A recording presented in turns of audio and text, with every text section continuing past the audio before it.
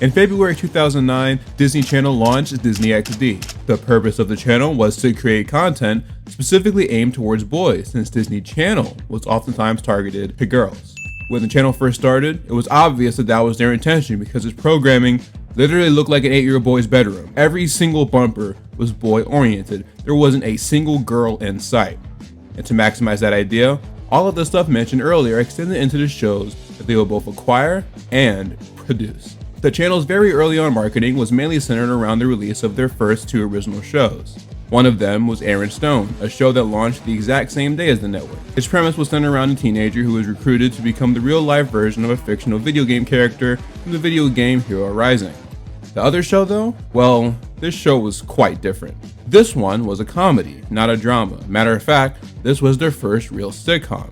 The series followed around 2 young skateboarders who also just so happened to be best friends. Their main goal was to become world famous with their skating talents, often mentioned to be idolizing the Michael Jordan of skateboarders, Tony Hawk. Throughout the show, they would be faced with many obstacles to reach this achievement, in forms of neighborhood bullies, antagonistic rivals, evil little sisters, and sometimes even serious injuries.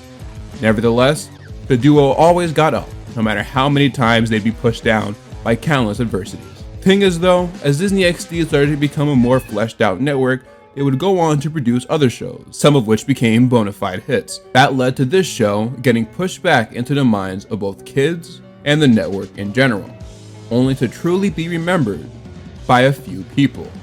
However, I am one of those people, and even rarer, I'm one of the few with a platform to talk about it. And after 2 years of teasing leading up to this very moment, I decided it was time. Time that I spoke upon, analyzed, and dissected the underappreciated genius of Disney XD's first sitcom, Zeke and Luther.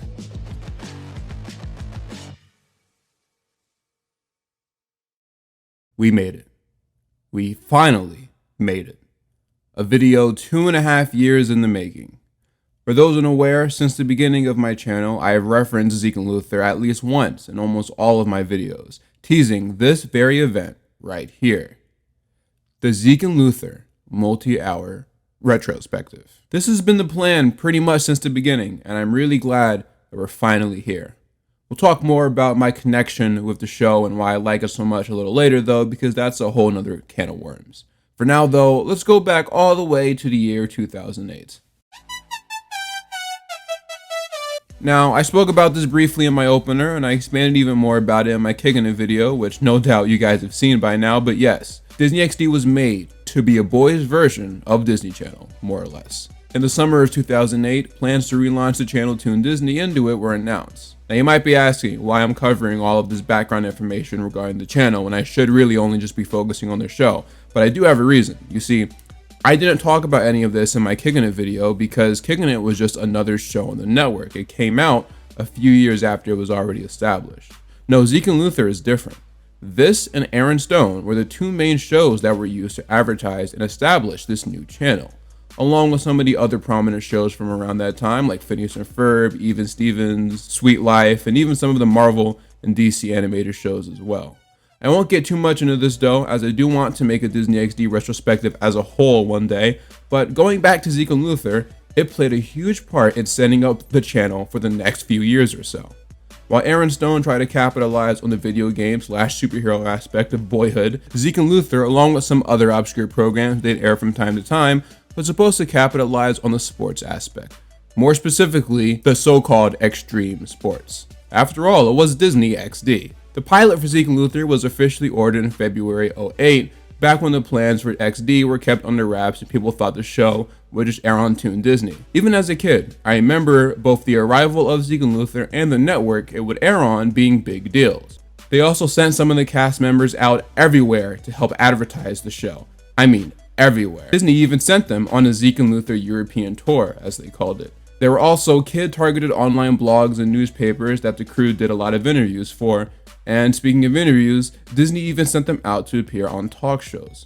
Some of these were pretty standard practices for a kids network, but XD made sure that their launch truly started with a bang, and a lot of this actually fell on Zeke and Luther, so for the show's pilot, they brought in some pretty top-tier talent. The series as a whole was created by Matt Dearborn, who some of you might know for creating Even Stevens, and they also enlisted Tom Burkhardt. You see, the both of them have a lot of experience with sitcom production though, as the two of them worked on shows like Full House, Hill of the Future, and The Secret World of Alex Mack. The pilot itself was directed by Fred Savage, brother of Ben Savage, who of course is known for running for Congress in 2023.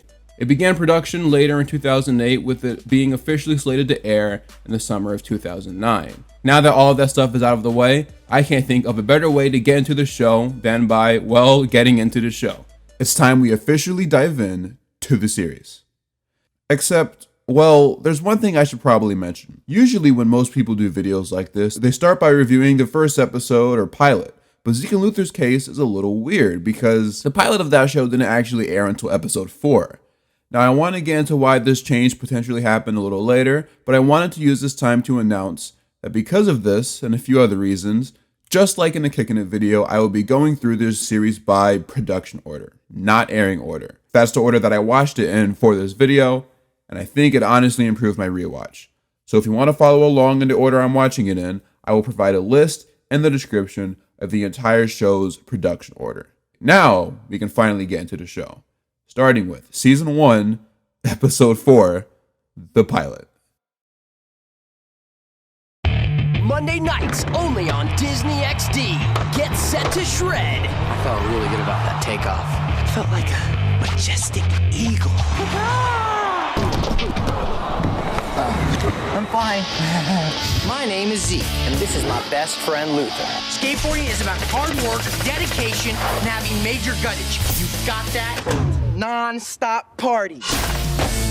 Let's get jiggy with it. Yo, some freaky's going on. Super freaky. Oh yeah, I'm feeling loose. All these bros want to do is go pro. Inside every kid beats the heart of a skater. It's also bones, guts, and chewed up tacos. Pop a tail harder. So get ready to flip it. Good job. Rip it. And grind it up with Zeke and Luther. Dude, why? I love the spray. Zeke and Luther, brand new Monday nights at 8:30, 7:30 Central. Only on Disney XD. The pilot for Zeke and Luther premiered on Disney XD on July 6, 2009. As mentioned, it was directed by Fred Savage and written by series creators Tom Burkhardt and Matt Dearborn. It starts off with our two protagonists skating through their neighborhood as they do every day. We're met with narration from Zeke, played by Hutch Dano. Usually when I talk about an actor for the first time in a retrospective like this, I go through some of their past projects, but literally, this was his first role. The only other thing he was in before this was an episode of Sweet Life on Deck, where he played Bailey's old love interest from Kettle Corn, Moose. But that episode only aired a month before Zeke and Luther came out, so we're not talking a long time here. In an early review of Zeke and Luther from 2009, the writer states that Disney was hoping Hutch would turn into their next big star, a la Zac Efron. And although it sounded a bit crazy at first, I don't think they were entirely wrong. Obviously, this isn't how things turned out, but you can't say that Disney didn't at least try to give Hutch a similar career path. After booking Zeke and Luther, they wasted no time putting him in other Disney projects like Sweet Life or even the French for Change initiative, which we'll talk more about later. They even gave him his own original movie only a year into being with the company. Hutch was certainly given the keys to be not only the face of Disney XD, but one of the bigger faces of Disney television in general. Why did things not work out? Well, stick around and find out. Despite Hutch not having much experience in acting around this time, performing was still in his family's blood though, because his grandfather was legendary movie and television actor Royal Dano, which is actually where Hutch gets his middle name. We're also introduced to Luther Jerome Waffles, played by Adam Hicks, whose pre-Zeke and Luther lore runs deeper than Hutch's. He had small roles in films like Down and Derby and Mostly Ghostly, but his most prominent pre-Disney XD role was no doubt the main bully from How to Eat Fried Worms, Joe. Check out my video on it. Zeke's narration mainly goes through what it feels like for him and Luther to skateboard. The wind on their face, the sound the board makes when skating on the pavement, there's nothing sweeter. I assume, at least. I've never skateboarded a day in my life. A bit ironic, isn't it? Despite this being such a grand feeling for them, it's not really anything new. I mean, this day started like any other day for the two skaters. But boy, were they about to get hit with something new. That's not what I meant, actually. No, they had something crazy coming for them. Crazier than jumping over babies or old dudes in jumpsuits turning the hose on them. As like any other pilot in television history, today's adventure would be the one to change everything. We're then hit with the intro, but I won't talk about it until after I introduce all the characters. Trust. In the scene after the intro, we get to know a little more about Zeke and Luther's characters, and they do this by having them literally talk to the audience. In a way, it's like Drake and Josh, but instead of just doing it in the intro, they do it throughout the entire episode. It's almost like a mockumentary, but not quite. I guess it's more like Just Jordan, but less gimmicky. I do think that it's a great way to learn more about the characters and how they feel about a situation. I think it makes for a more, personal relationship between us and them. Perhaps a little too personal of a relationship. While Zeke and Luther get ready for another skate run, they get interrupted by arguably the best character in the show, aka Cornelius Jonesworth, aka Kojo, aka Daniel Curtis Lee, aka Cookie from Ned's Classified School Survival Guide. Kojo is Zeke and Luther's neighbor / rival. While the show might currently paint the picture that these guys hate each other, it's really not that simple. I think we all kind of had that one neighborhood kid that we kind of had beef with, but it wasn't anything all that serious. Kojo never really does anything farther than pulling pranks with some light name calling and teasing. He's far from being a real bully. No, those guys come later in the season. He's got the ego the size of Nick Cannon's child support bill. I forgot I wrote that. He's got the ego the size of Nick Cannon's child support bill, and he's extremely cocky. But one thing is for sure, he is actually a good skater. Matter of fact, he's so good that he actually ends up getting what Zeke and Luther crave the most, a sponsor. Hence, the leather jacket and bike. A company named Dashley Skates gave Kojo a sponsor after he won a slalom contest, and considering he is Zeke and Luther's rivals, this makes them want to accelerate their hunt to find a sponsor of their own so they can one-up him, or at least get on his level, especially since their skateboards are starting to deteriorate. So they go to the one guy that they feel has the best chance in sponsoring them, Don from Don's Donuts. I know what many of you are probably thinking, but no, this is not the same place from Iron Man 2. Instead, this is another donut shop in California called Donut Prince. Then later they just stuck a giant donut on top. I can't really tell, but I'm pretty sure they did actually film inside the place too. It wasn't a separate set or anything. Don is played by David Uri. I'm not gonna go through his discography. Here's a picture of it though. The two skaters try to pitch the idea to him, but to no avail. Don's he's a little stupid, so the two end up going home. While in his room, Luther talks to the camera to show us some of his scars. This leads to him talking about the biggest scar of them all. One that, although isn't physical, still hurts him the most. We see a flashback from years ago when he and Zeke were just kids. They attempted to skate a drainage pipe that led them across town, but while checking it out, they came across a pack of angry dogs. Because of that, the two vowed to never set foot in that place again, and later dubbed it the Tunnel of Terror. Zeke talks to us too to give us a little bit more info on he and Luther's motives for wanting to become pro skaters. And like every skateboarder in the 2000s, it's all because of one man, Tony Hawk. Tony Hawk's influence on kids in the 2000s was significant. His video game series, Tony Hawk's Pro Skater, introduced skateboarding to a wide audience and helped popularize the sport. Hawk's skills and charisma made him a role model for young skaters, and his advocacy for skate parks helped create more opportunities for kids to participate in the sport. As a result of his efforts, skateboarding became more mainstream and accessible, inspiring a new generation of skaters. I mean, I'm not even into skateboarding, and even I'm aware of his impact. He's the Michael Jordan of skateboarding, plain and simple. To prepare for this video, I've been doing a lot more research on him and skateboarding culture in general. It's been very interesting to say the least, but I am enjoying it. I'll probably talk more on it later though. Speaking of talking, Zeke goes on about this poster that he has in his room, a company called Langley Olives. I hate olives, by the way. I don't think Zeke cares about olives either, but he sure does like the girl that's holding them. Are you talking to that poster again? Get out of here, fish breath. Just get a real girlfriend, please. You're scaring people. That is Ginger, Zeke's younger sister. I think she's like 10, if I'm not mistaken, something like that. She's played by Ryan Newman, who some of you might remember from the movie Zoom. She also played a young Miley in Hannah Montana. Hannah Montana's crazy. She also played a young Miley in Hannah Montana. Ginger is, she's Megan. Hate to say it, but there isn't really much that separates them as characters, with the only real thing being Ginger is a little sassier than her. They're more or less the same character though. And there we go, folks. That is every main character in Zeke and Luther. Yup, there's only 4. Anyway, Zeke decides that the only way to get a sponsor is to perform a trick that is so insane, sponsors will run to sign them. That's right, they're going to skate inside Don's giant donut. Don is confused as to why the two are up there, but they promptly explain their plan. At first, Don isn't too on board, no pun intended, but before they get a chance to really convince him, something happens.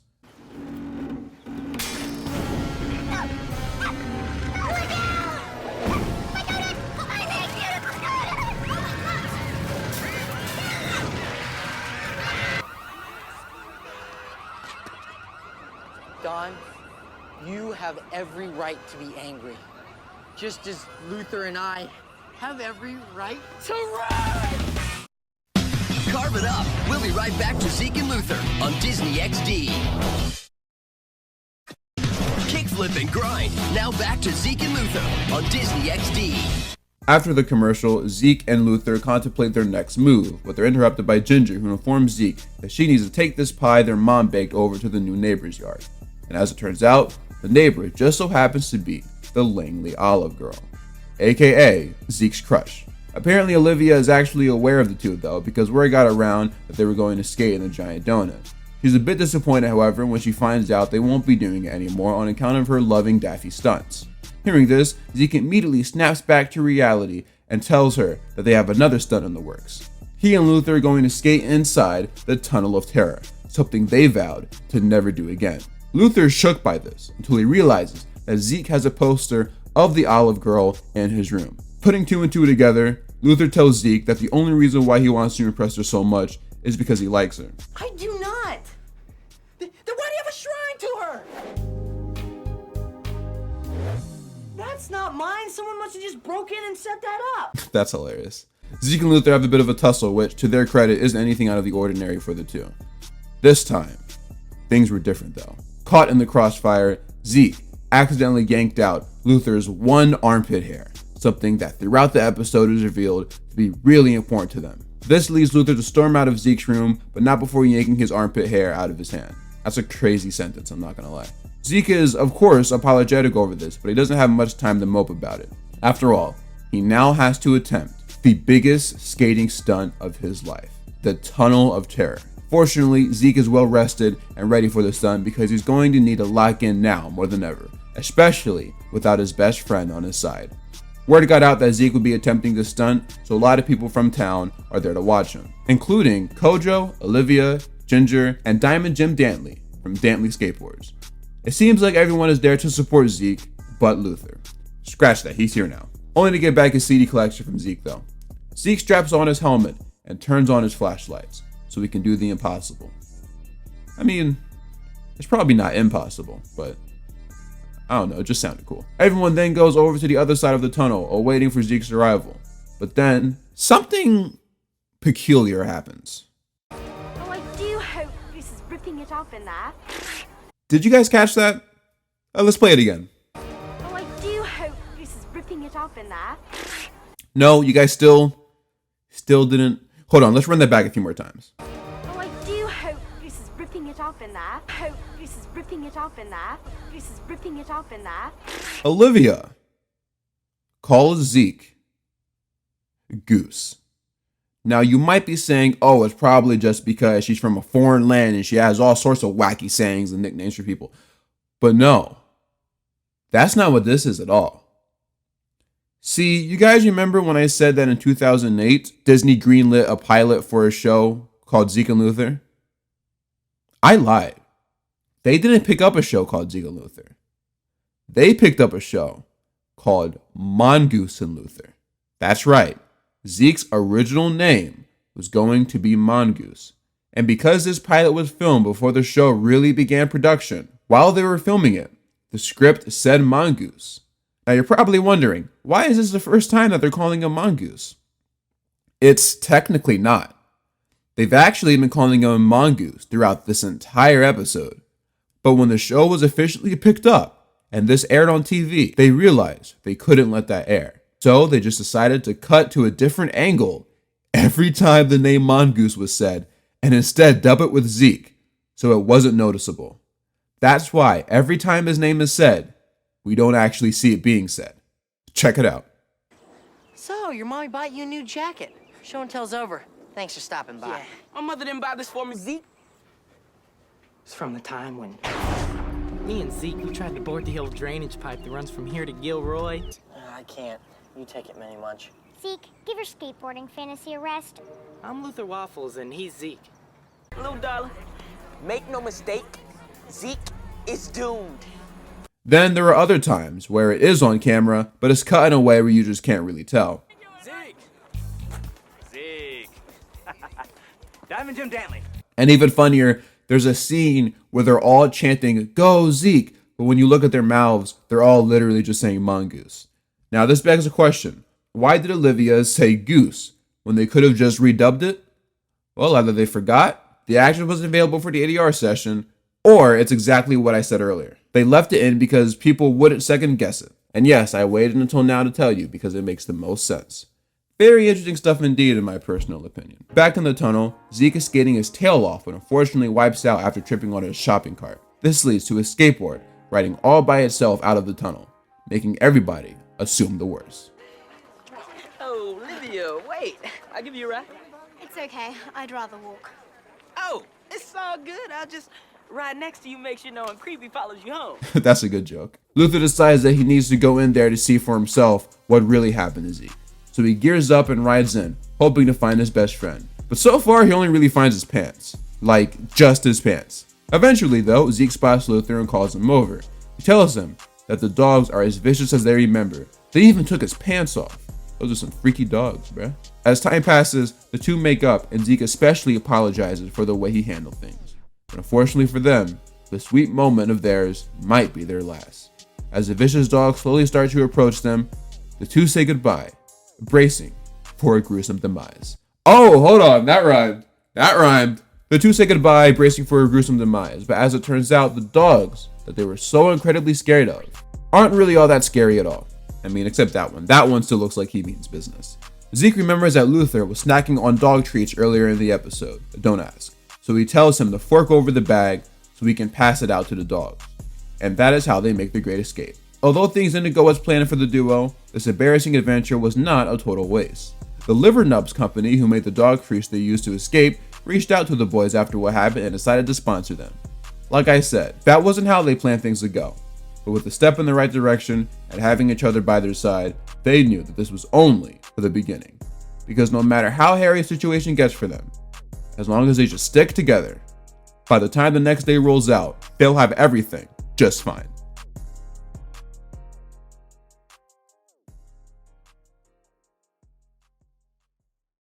That was the very first episode of Zeke and Luther. Before I talk about the episode's quality, let's talk about all the things that it set up for the future of the series, starting with the characters.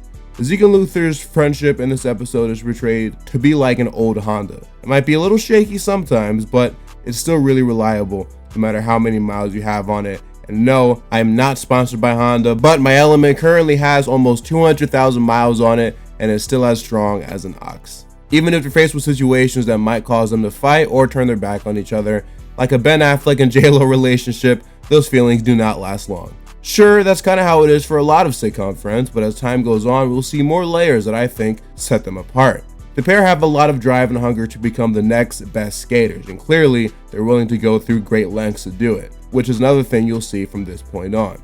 Zeke is portrayed as the leader and brains, though he certainly is far from being a genius. Truthfully, among Zeke and Luther, there isn't really a smart one, and especially in these early episodes, there isn't really a dumb one either. They're both kind of clueless in their own ways, though Zeke is definitely more responsible and overall just has his head screwed on a little more than Luther does. If Luther is anything, it's the weird one. Matter of fact, the word zany is used to describe him both in the show and in real life by the characters and actors. He's silly, he's goofy, which are two things Zeke just isn't. He's more of the straight man, which allows Adam Hicks to show off his comedic talents, which weren't super present in this episode, but he improves as time goes on. I already kind of explained Kojo earlier, so I'll wait until we've gone through some more episodes to visit his character again. Great character though. Same for Ginger, especially since she really is just Megan. She's not bad though. I think this show does a good job in setting up the character dynamics moving forward, even though throughout the show the three male lead characters do change ever so slightly, but we'll talk about that later as well. I do love to focus on friendship in this episode, as that will go on to be one of the main focuses of the series. It's really hard to not root for a couple of friends that are seemingly good people. Now, with this being a pilot episode, there are some differences. I think the overall tone and brand of humor takes a slight shift. I feel like they had an idea on how they wanted to do the show here, but it takes a few episodes for them to really hit their stride. Like the whole armpit hair thing is very season 1 Zeke and Luther. Don't expect a lot of stuff like that from the show moving forward. I think the show also just gets funnier once it figures out what it's trying to be. Shows in general are like inventions. You always work the kinks out, add in stuff that works, and take out the stuff that doesn't. The first model is rarely reminiscent of the final product, and while considering this show wasn't really like anything on Disney at the time, especially with it being the first XD sitcom, it takes a little bit to find its footing. Now, as for the biggest changes, the sets. This episode didn't really have any. This episode shot almost entirely on location, and while the show will continue to do that as time went on, basically every location you see in this episode never gets used again. The bedrooms are different, the exterior houses are different, Don's Donuts actually gets a set, which isn't at all unusual for shows with pilot episodes. But in this case, it's weird because this episode aired as the fourth one. As far as quality goes, this episode is far from my favorite, but is still enjoyable, and it gets the job done. I'll give it a mid to strong 7. It's not the best episode, but it is a taste for what's to come. Now, we are going to go on to talk about the rest of season 1, but if you're familiar with my Kicking It video, you know I do things a little differently on my channel. I won't be talking about every episode. I will be highlighting the ones that introduce important things to the show, focus on relevant aspects, or just happen to be one of my favorites. If I don't feel like I have a reason to talk about an episode, then I probably won't. Sorry. I'll also be going by production order, like I said. That's how we do things on the Mr. Nostalgia channel, and if you don't like it, then leave. Just kidding. Please don't leave. I worked really hard on this video. So, get comfortable, because we are about to dive into the world of Zeke and Luther, full throttle. I'm really excited, I'm not gonna lie. Up next, brand new Zeke and Luther on Disney XD. Yes, Ginger, I'm about to do something dumb. Extremely dumb. So here was the deal. She could squirt me anytime I did anything dumb. In return, I got her cupcake. I didn't think I was ever gonna do anything dumb again. I didn't even get to the dumb part yet. Shoot, hot guy. Bring it down. Zeke and Luther, brand new Monday night at 8:30, 7:30 Central on Disney XD. Yes! Luck Be a Rodent premiered on July 27, 2009, and it starts off with one of Zeke and Luther's common skating drills. The first person to make it around the block wins breakfast, which is a pie of pizza that is way too small to be in that box. What a waste of cardboard. The only thing holding them from starting, though, is Luther and his many pre-skate rituals and good luck charms. Luther is apparently really superstitious, and although Zeke will always respect him as a skater and friend, he does think he goes a little over the top sometimes. Regardless, the two get their skate on, and things are going pretty well for the both of them. Lots of kick flips, some of which kind of feel redundant, but hey, maybe it just feels cool to perform them, I don't know. Their skate is interrupted though by a big old glass window that some workers are moving into a house.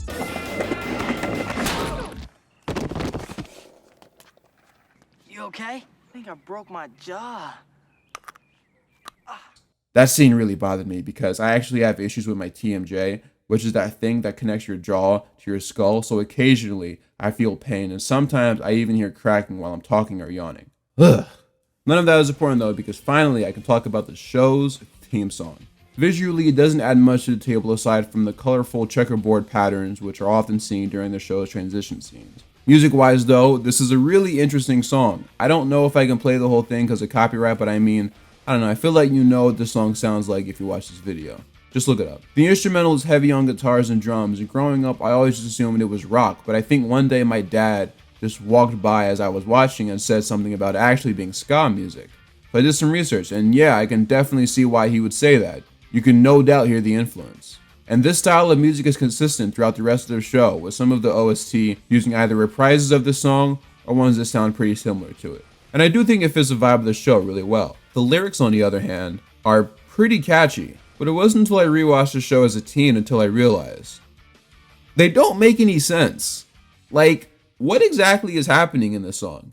Years ago, back when I first attempted to make a Zeke Luth review, I actually reached out to series producer and writer Devin Bungie via Twitter. I think I'm saying it right. And surprisingly, he gave me a very detailed answer. He says, "Yeah, Disney likes to outsource their theme songs to various composers to see who can come up with something catchy that fits the vibe of the show. The theme song that was picked was catchy and fit the vibe of two fun pals, but the lyrics were definitely all over the place. We all had the same reaction when we first heard it, but it was also the theme song everyone liked the best." And honestly, he's right. Shout out to Devin Bungie, man. He's the best. What he said is true though. The show itself can be pretty non sequitur, so the only way to have a theme song match that energy is to make it equally as non sequitur. From what I've been able to gather while looking at the lyrics, the song is pretty much summing up a normal day for Zeke and Luther. Luther approaches Zeke with some crazy situation that happened while Zeke tries to come up with a plan to solve it. Luther denies Zeke's initial request to solve it, claiming that anyone could be listening to them.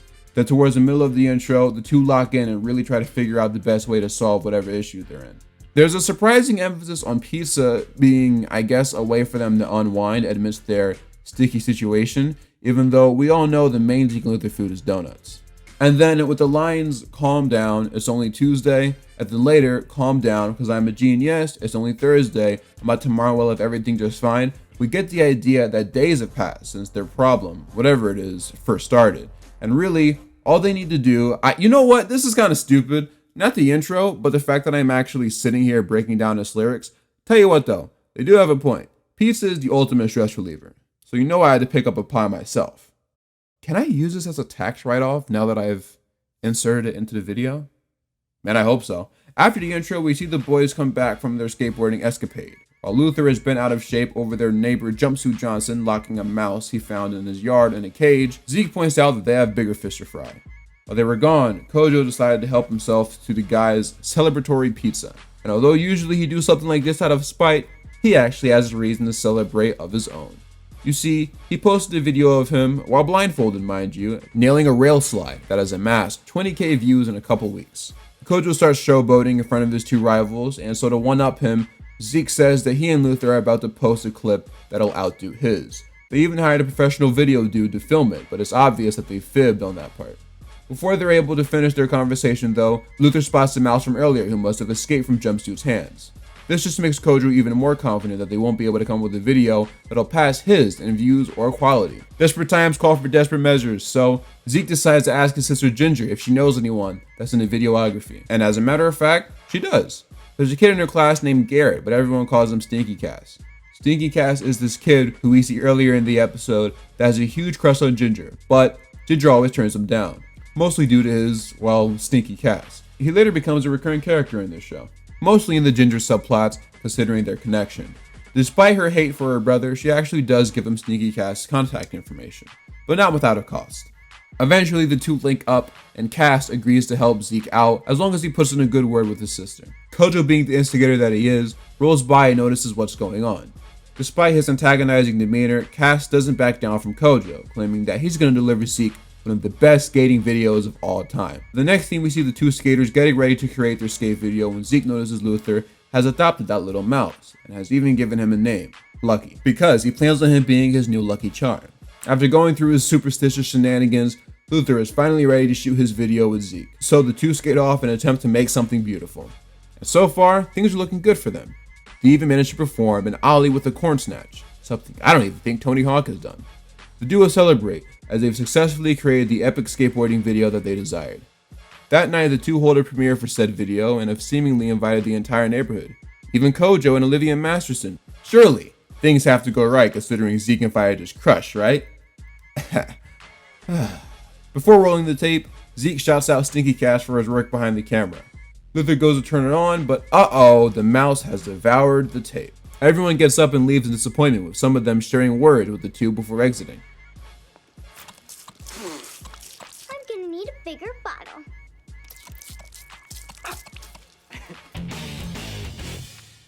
I should probably mention that Ginger has a bottle that she uses to spray Zeke with whenever he does something dumb. Okay, now we can go to commercial.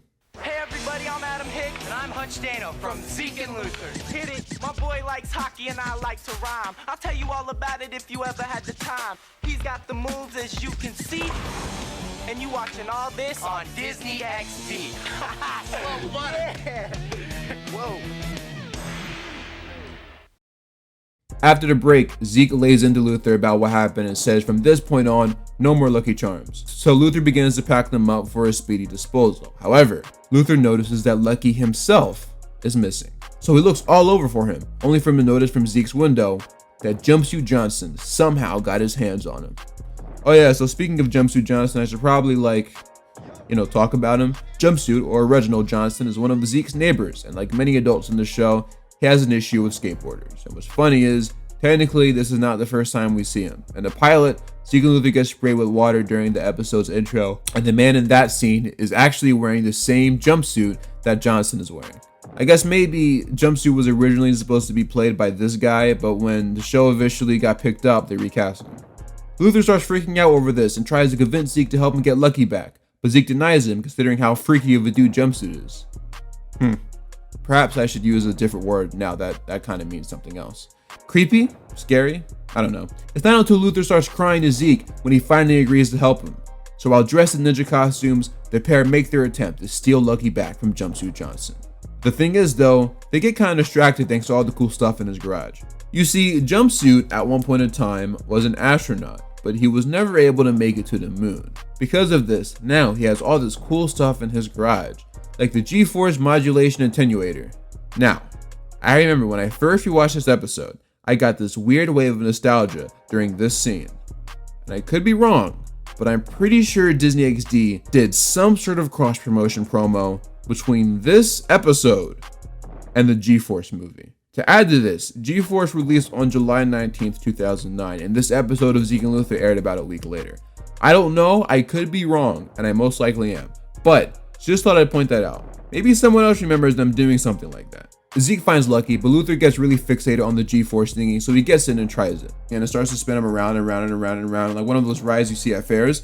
After he's done though, Zeke gets in and tries it for himself, and also has a great time. But their joy is cut short by Jumpsuit Johnson entering his garage, and instead of coming up with some elaborate scheme to escape, the two just make a run for it. And it's a good thing they did too, because in their escape came the epic skateboarding video they had desperately desired. But maybe Luther's right. Maybe luck comes into it every now and again. I mean, what else explains Stinky Cass pestering my little sister and dropping his camera in just the right spot? Or a kid leaving his hockey stick in the middle of the sidewalk, and all of it being captured on the coolest video ever.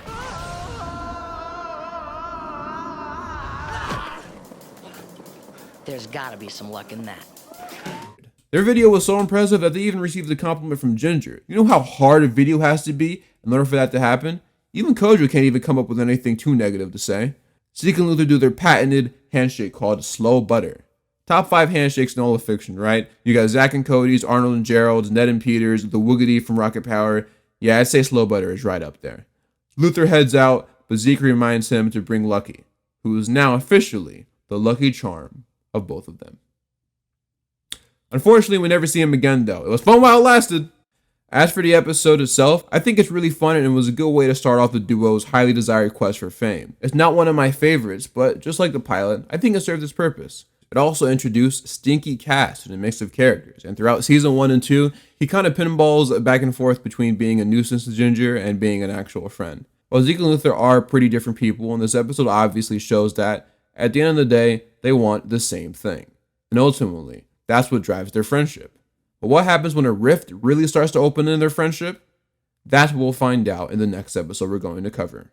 Road Trip. On the next brand new Zeke and Luther on Disney XD. Luther and I are going to the birthplace of Tony Hawk. Gather around, everybody. Look here. That's Tony Hawk's living room. Tony Hawk's cereal bowl. This is Tony Hawk's personal toothbrush. Breathe it in. Breathe it in. Not in your mouth. Are these Tony's undies? You'll keep the boxers on Tuesdays, Thursdays, and Saturdays. You're wearing the undies. Zeke and Luther, brand new tomorrow night at 7:30, 6:30 Central on Disney XD. Yes! Road Trip premiered on October 19th, 2009, and it starts off with Zeke informing us that he and Luther will be going to the birthplace of Tony Hawk. He and Luther had been planning this trip for weeks, but apparently there's one thing that they didn't think about: how they would actually plan on getting there. As both Zeke and Luther assumed that the other's mom would be taking them, so no means of transportation was actually set in stone.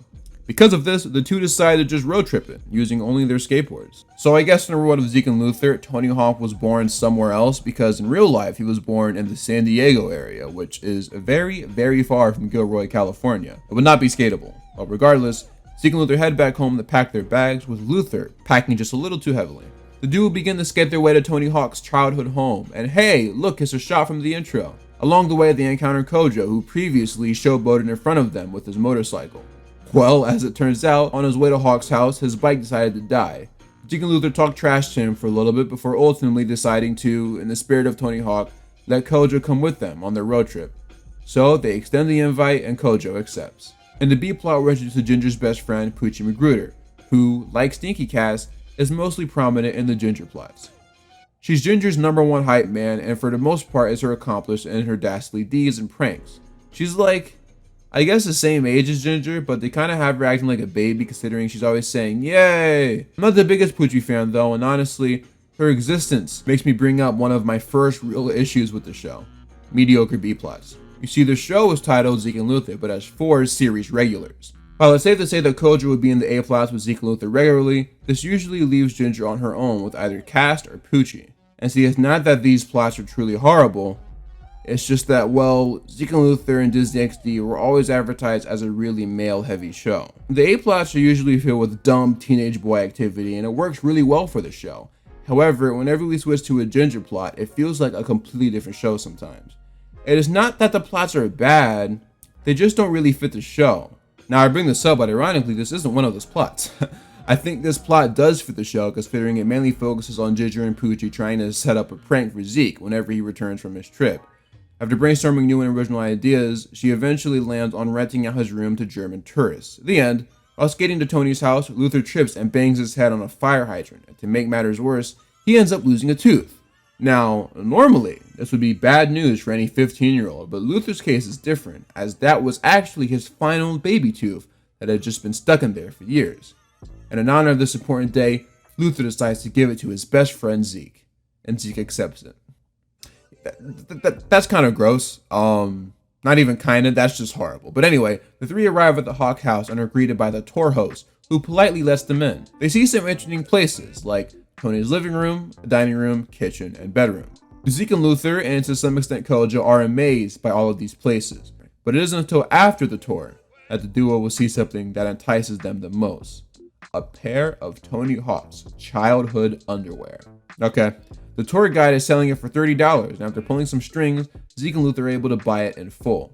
They come up with a schedule for who gets the boxers on which day, since it's the only fair way for them to share something as valuable as this. As you can imagine though, things start to get a little hairy. Luther is taking his schedule very seriously by nabbing the underwear at 12:01 sharp. A turn that starts off normal, but eventually Luther breaks one of the most important rules, which was to keep the boxers in the frame.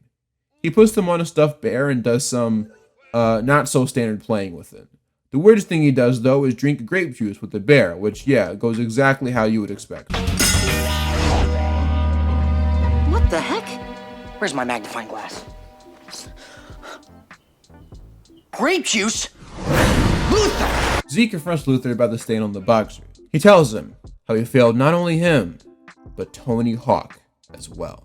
But then while doing that, this dude is literally wearing the underwear himself. This hypocrite. Luther somehow takes the underwear straight off of Luther without even ripping them. Because of their clear struggles in sharing the boxers, the two decide to go to Kojo, someone who dislikes them both equally, to choose who gets to keep them permanently. Zeke and Luther plead their individual cases to Kojo, with Luther even attempting to bribe him with a sandwich. And Zeke does the same, but with some pie. A fight breaks out between the two before Kojo breaks it up using his plastic gavel. Eventually, he decides that they're both equally weirdos, but since Zeke paid more, he gets to keep the boxers. His excitement over his newfound custody of Tony Hawk's underwear doesn't last very long though, because while he was hanging them up, he finds something: the tooth that Luther gave him. It's then when he realizes what he has to do.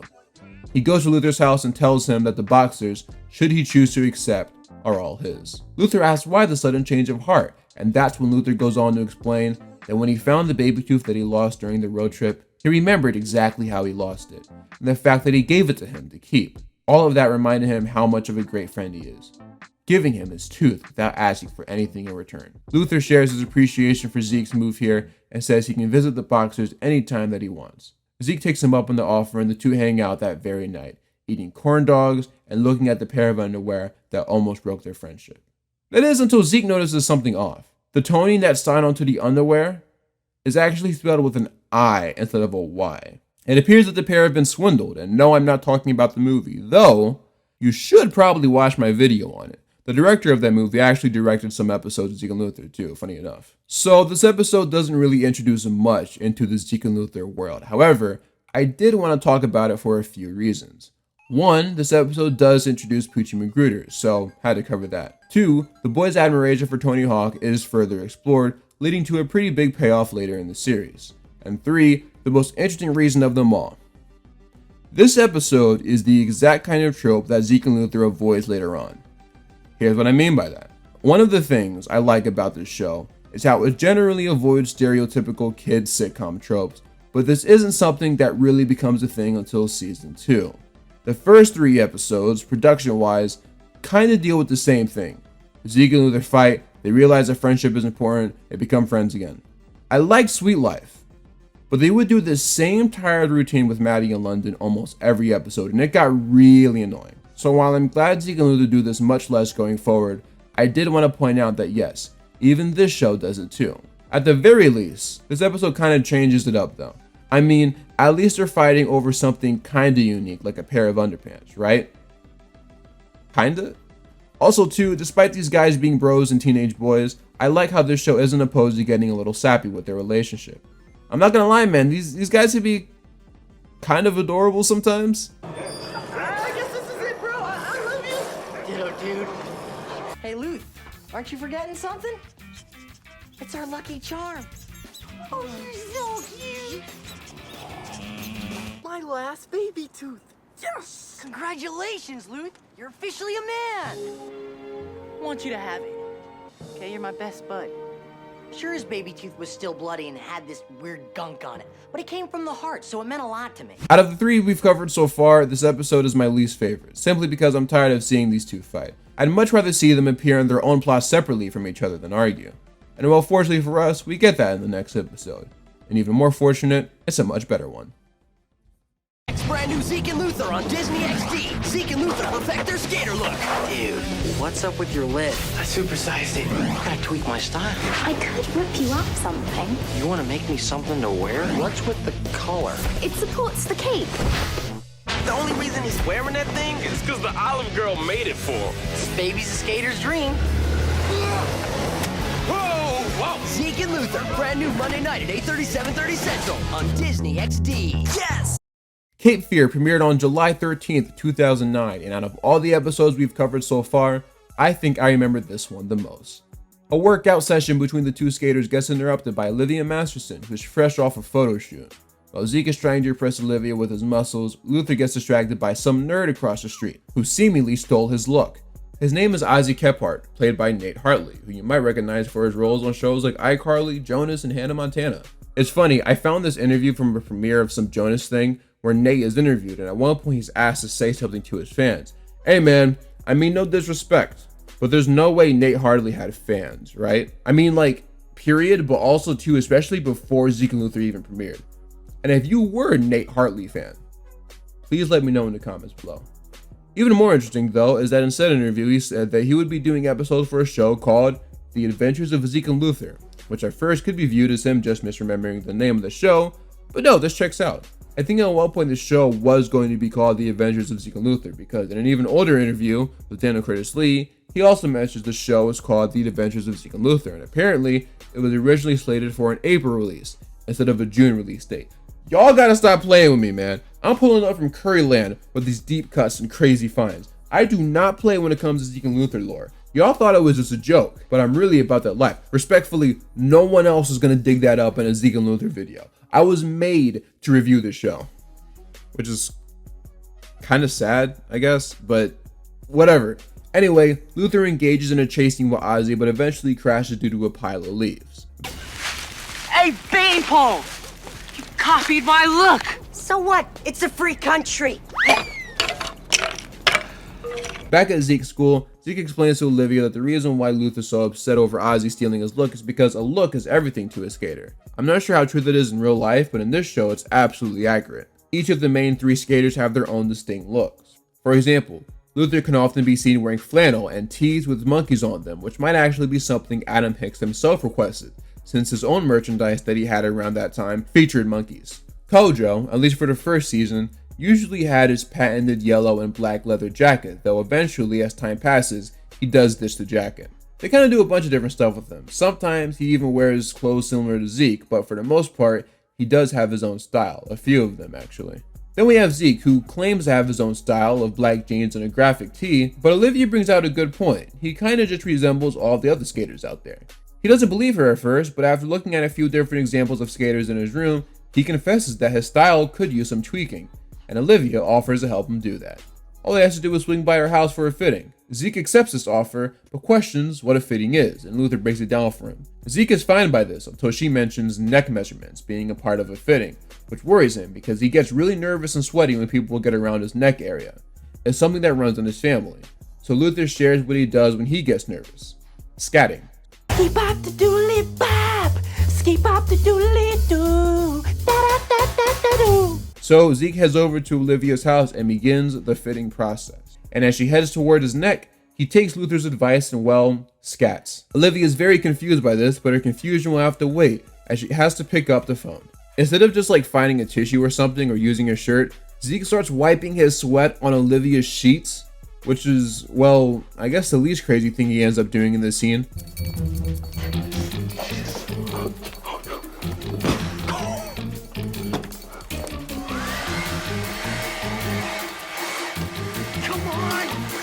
To make the situation worse, Zeke accidentally breaks one of Liv's figurines, so he stuffs it in his pocket to fix later as she enters the room again to continue with the fitting. Fortunately for Zeke, she doesn't notice the missing elephant, or the baby powder on his shoulder.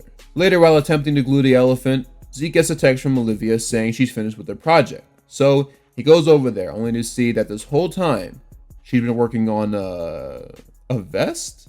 Just a vest? Gotta say, I'm a little underwhelmed. Sweet baby rays, it's a cape! It's obvious that Zeke is not a fan of the cape, but after looking into Olivia's eyes, he realizes that he kind of just has to roll with it anyway. So, for whatever reason, he chooses to wear it to ramps, where obviously he gets clowned for it.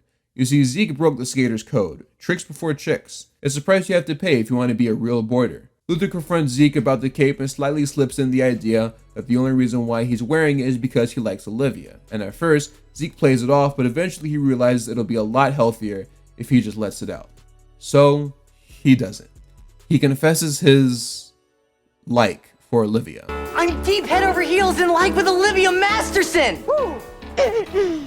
I don't know how or when, but this juicy tidbit is gonna bite you in the butt. So although Zeke doesn't want to disappoint her, especially since now he's confessed his like for her, he has to tell her that he can't wear the cape anymore. He meets up with her at the park to deliver the bad news, but of course, Olivia starts inadvertently guilt-tripping Zeke by saying since she's shy and hasn't made a lot of friends since moving from England, making the cape for him was the most fun she'd had so far. Because of this, he once again feels bad and lies about having issues with the cape. And just as he's saying the cape hasn't become a hazard for him, this happens.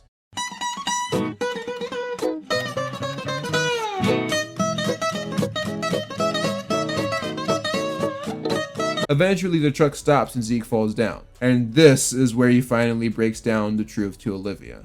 Olivia questions why he didn't just tell her about the issues with the cape to begin with. Well, Because he likes you. cork it, you little runt! That's not what he told her, obviously. He tells her the harsh truth and vows from this point on to be honest about everything. And he means everything. He shows her the elephant that he accidentally broke, but to his credit, he does make a point in saying he attempted to fix it with super glue. Oh, you got some ice cream, right? Oh, ew. Yeah, I never understood why she says ew. Like, bruh, it's ice cream. You made it seem like it was glue or something. Okay. Oh, you nasty. See, that's why you just say ew. Come on now. Olivia helps Zeke up and the two walk off into the...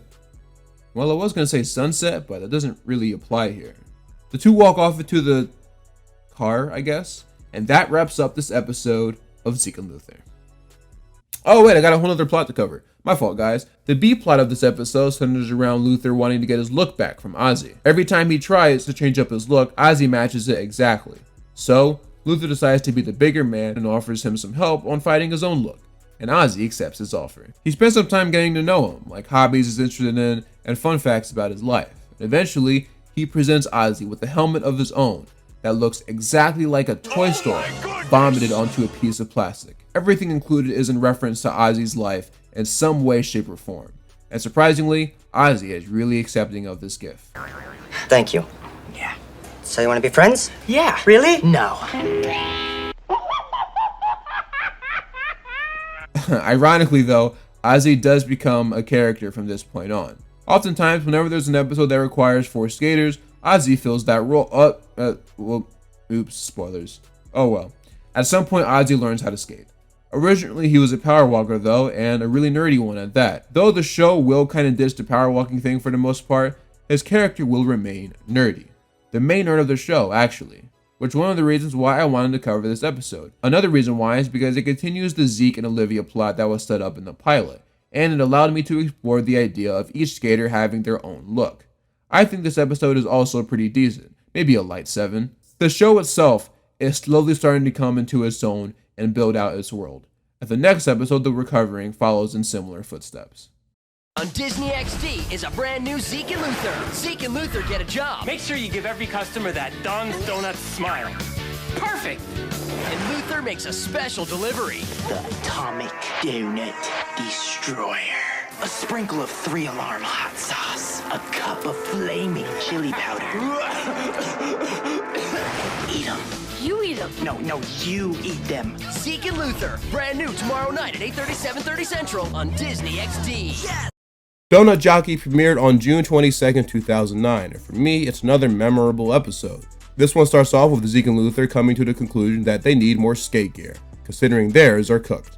Only issue is, skating can be expensive, and they kinda lack the bread necessary to make serious upgrades.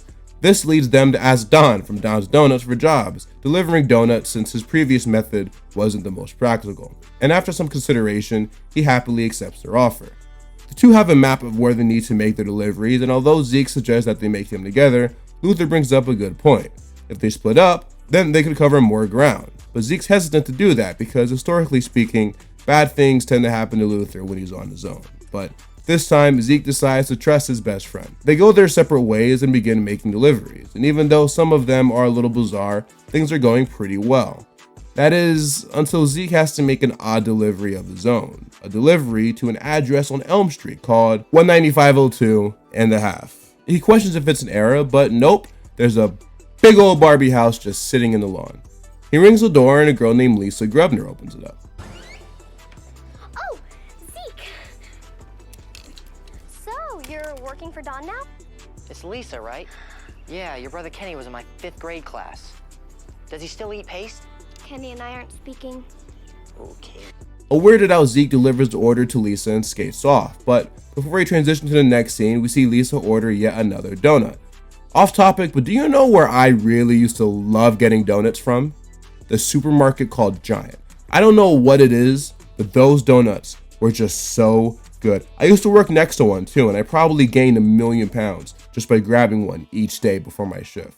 I've since then moved to an area where there are no Giants, and instead we have a bunch of Food Lions. Definitely does not hit the same. Giant clears. ShopRite slaps too. Meanwhile, Luther encounters a group of kids roughhousing in an empty parking lot, who claim to have lost their kitten. He shares his condolences with the kids before going on to explain what he and Zeke have been doing.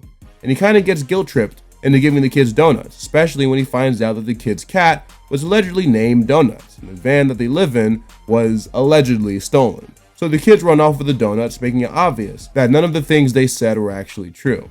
But Luther's kind of stupid, so he doesn't really put 2 and 2 together. Back in the A-plot, Zeke expresses his concerns for Luther, but ultimately locks in on his own deliveries. And as you'd expect, he has to go back to the Grubner household. I mean, it's only really her technically, so it's not necessarily a household, but you get what I mean. He heads back there and notices her house is in the midst of being painted brown, which is a response to Zeke saying that's his favorite donut frosting color. Zeke starts to become wise to what's going on here. This is obviously about more than just donuts. So the next time he has to make another delivery there, he tries to show a little sympathy towards Lisa before ultimately letting her down. And surprisingly, things go well. I actually really liked the way that Zeke handled this whole situation. It was pretty mature. He broke it down by acknowledging his own first big crush, and although it was a skateboard, still tried to use that to show that he understood how Lisa was feeling.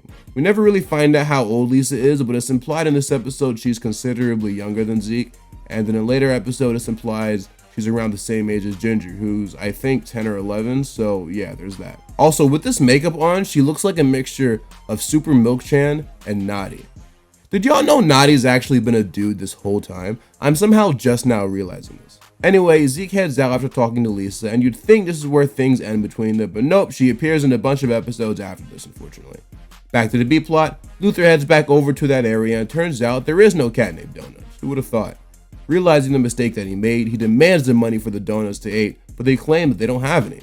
They do, however, offer him their RC truck, which, I mean, hey, it is kind of cool. You might as well take it. I mean, you're going to lose your job, but at least you'll have a cool truck. Luther scoffs at this idea, though, but then eventually the kids say that it's actually worth over $100, and that wouldn't even be a fair trade. So, Luther does this. Wait, hold on. What if I gave you some more donuts? Would that make it fair? Luther, I am so glad they make you smarter as the show goes on. Well, kinda, at least. Luther tries out his new truck, but the kids once again swindled him. It's a lot of swindling going on in these first few episodes of Zeke and Luther. You should check out my review of them. You know what? I already plugged that. Hey man, Kicking It video has 2 million views. I'm trying to plug every video I can in case this happens again. Ben 10, Rugrats, jump in, good luck Charlie. Luther heads back to Don's and claims that the donuts were caught in a mini tornado, which is why he doesn't have the money for them, but he will in fact get his money. Don's an idiot though, so he believes him. Zeke on the other hand isn't so dumb, so he immediately knows that Luther is lying. But Luther swears up and down, left and right, that he will in fact handle his, as he put it, business. So in the next scene, we see how he plans on doing so. In the kitchen of Don's, he starts injecting a bunch of donuts with hot sauce and chili powder, creating the spiciest donuts known to man. So, being locked and loaded with the explosive pastries, he heads back to the parking lot to take care of those street punks once and for all. The kids immediately suspect something is up though, so they demand that Luther eats them instead. He says no, but they say yes, but he says no, but they say yes. And then an entire minute-long A-plot scene passes by, and they're still going back and forth until finally the fat kid, who's been silent this whole time, finally speaks. We said eat 'em. Golly, bro, this dude sound like from Tom and Jerry. Luther remembers though that spicy foods don't agree with him, so he decides to get revenge on the kids in one of the weirdest but somehow one of the most fitting ways a character in Zeke and Luther could handle a situation like this. He doesn't come up with some elaborate scheme to trick the kids into giving him money. He doesn't sneak into their house and take the money himself. No. This is a Disney XD show, and they do things differently. So he burps in their face for like 20 seconds.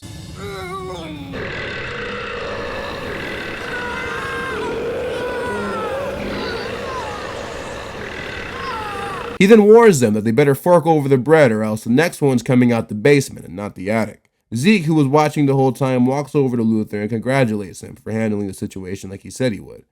That man stood on his business. In the final scene of the episode, Zeke and Luther look over their new skating gear, and Luther asks if Zeke was really proud of him for his actions back at the parking lot. And as you'd expect, he is.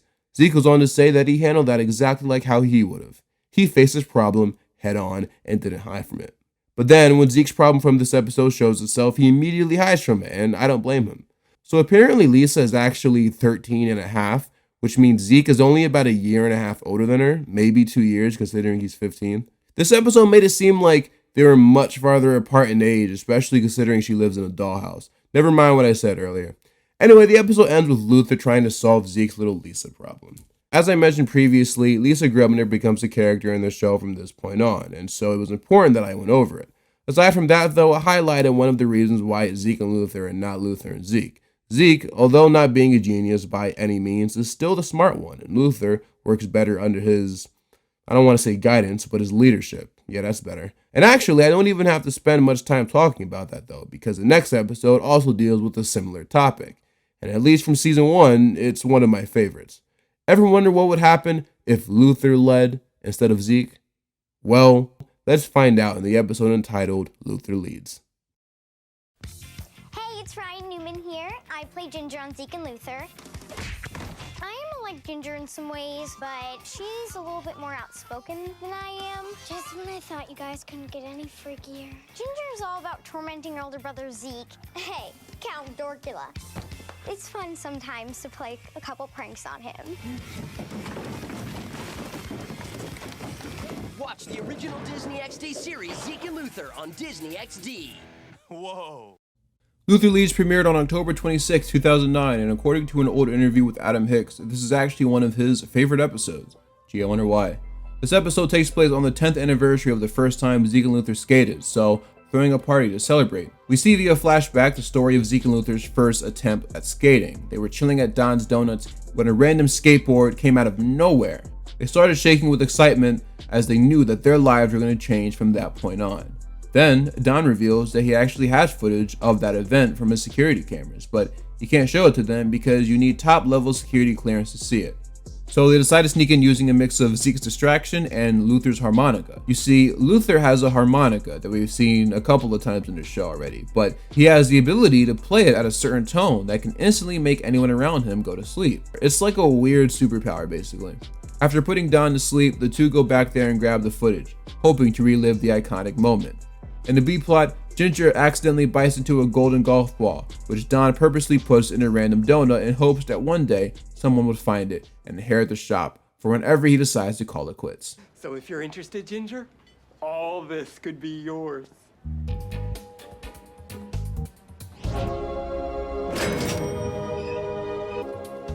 Don Donaldson, I say, let's get jiggy with it. The boys are watching the security footage only to discover something shocking. All this time, they had been thinking it was Zeke who went on the board first, which has led to him always taking the lead when they skate. And the two have very different reactions to this news. But between you and me, it's really not a big deal. I'm starting to think it's a huge deal. Matter of fact, Luther's so puffed up by this news that he wants to be lead board for today. You see, being lead board is more than just skating first. It's about making sure your partner has enough distance from you, making snappy decisions based on any potential hazards, and even making sure that they have all the snacks they need. Zeke doesn't think Luther is ready for all those responsibilities, but eventually caves in and lets him be the lead this time around. Luther's first decision as a leader is to let Kojo ride with them. I love this right here. I didn't notice it on my first rewatch. Anyway, the three of them take off, and considering this is one of the only scenes in season 1 where all three are skating, I figured I'd actually talk about the skating aspect of the show. So, as you would imagine, Disney went through the process of teaching the main three leads how to skate, so they didn't have to constantly use stunt doubles. That being said, for any skating that requires anything other than just riding the board, generally doubles were used. Kickflips, grinding, or any jumps were naturally done by a professional. What is interesting though is that apparently, while Daniel and Adam were all for learning how to skate, Hutch Dano ironically was the one that didn't want to learn, which is kind of funny considering he's Zeke. But there were some times where Daniel and Adam would be skating in a scene and Zeke would be played by a stunt guy. If I can find an example, I'll put it up on the screen, but if not, I apologize. His main reasoning was that at the end of the day, the stunt guys are going to make it look better than he ever could. And so since Zeke is supposed to be the skater in the show, he should be portrayed by someone who knows how to skate. He was also a teenager at the time and just had some defiance to him, as many did around that age. It's not the most professional mentality, let's be real, but it was also his first acting job, so it is what it is. Luther's leadership skills are clearly not very good, as he mistakenly leads the trio into a flight of stairs, a lifeguard eating a pudding pop, and a bunch of sand. Zeke and Kojo talk about his questionable lead boarding as Luther plans the next move. He suggests that they do some grinding on the rail that leads directly into the ocean. Zeke, rightfully so, is very skeptical of that idea and instead suggests that they head back to prepare for the party. Yeah, man, because I got to shower up and talc them down. Guys. I love this line. There are some things that Kojo says that I genuinely feel like are exclusive to this show and this show only. Anyway, the three head out to begin their new move, but Luther backs out last minute, followed by Kojo. Unfortunately though, Zeke didn't stop in time and actually attempted the trick, which leads to him tripping and falling over the rail directly into the ocean. Zeke! Zeke! If you see a shark, run! Hey, yo, what up? It's Daniel Curtis Lee from Zeke and Luther. Hey, go long! They ain't ready, and you watching Disney XD.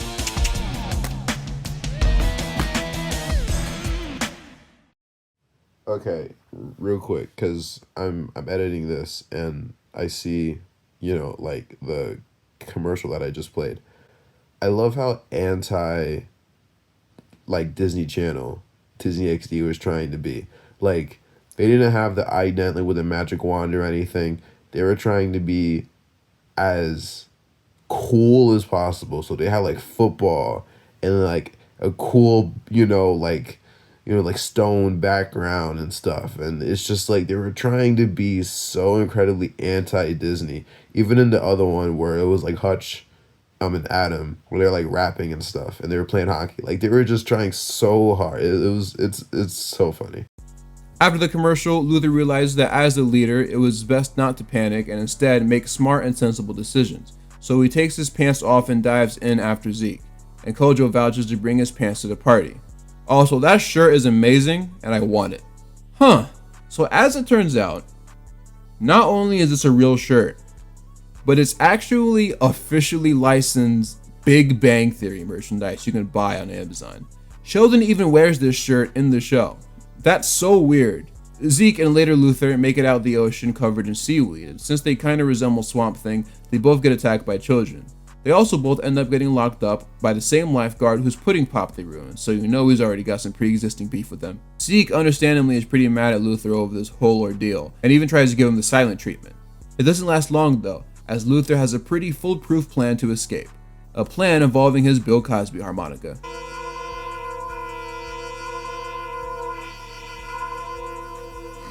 I could make a Dan Schneider joke here, but a Cosby and Schneider joke back to back would just be kind of nasty. Get them to right. I can't reach them. What are we gonna do now? Take your shoes off. Okay, well now I kind of have to make a Dan Schneider joke. Luther explains that after years of skating, Zeke's feet... You know what? I'm just going to fast forward the scene. Zeke and Luther escape, do a slow butter, and hit the dash to go to their party. Zeke realizes that on the 10th anniversary of their skating adventure, the only thing that mattered was he and Luther's friendship, no matter who's the lead board. At the party, Zeke commends Luther for his actions to get them out of the beach jail. He even says that he should still lead every once in a while. And Luther gladly accepts. Man, do I want a donut now. And if you're wondering how the B-plot unfolded, even though Ginger was at first really excited to have her own restaurant one day, after going through all the training from Dawn, she realized that maybe it's not as easy or enjoyable as she had hoped. So when she finds yet another golden golf ball in her donut at the party, she immediately hands it off to Kojo. And yeah, the whole thing presumably starts all over again. I actually really like this episode. It's probably my favorite so far. Mostly because it added more depth and lore to Zeke and Luther's friendship, which is one of my favorites in all of TV. And carrying on from the last episode, it continues the theme of Zeke and Luther's roles. As talented of a skater Luther is, he doesn't have the same amount of awareness as Zeke, which at this point is pretty clear. This was a good episode all around though. It focused on the two main aspects of the series, skating and friendships. There is another aspect of the series though that hasn't really been touched on yet, and that's Zeke and Luther's quest to become professional skaters. And well, lucky for us, the next episode is all about that. Monday nights only on Disney XD. What? Get on board with Zeke and Luther. Us? Gotcha. That's hilarious. Zeke and Luther, brand new Monday nights at 8:30, 7:30 Central, only on Disney XD. Bros Go Pro premiered on June 15, 2009, and yeah, in case you were wondering, this is technically the first episode of this series, chronologically at least. This was the premiere episode of Zeke and Luther, even though it was the 8th to be produced. Anywho, as for the episode, it starts off with Zeke, Luther, and Kojo playing a skating game where they have to do a bunch of tricks until they find one that the other can't do. Also in the mix of this scene is Kenny Coffey, played by Jake Short, you should recognize from shows like Ant Farm and Mighty Med. He's a kid that thinks skaters are cool, especially Zeke and Luther. All of this gets interrupted by this angry bald dude who aggressively calls the two over. Considering most guys that do this are generally trying to tell the two off for skating in public, Z and L do the dash, but thanks to Kojo doxing Zeke's address, the bald guy is able to catch up with them to give them a piece of his mind. The duo run inside the house only for Ginger to let him in. Man, Zeke and Luther have ops everywhere, bruh. As it turns out though, he's not really a bad guy. Instead, he's the owner of a mattress company who wants to hire them to put on a show at his new store opening. Zeke and Luther are thrilled to hear this news and immediately start to celebrate their first paying skate gig. But Ginger quickly kicks Discount Dave out of the house after she hears about his $20 offer.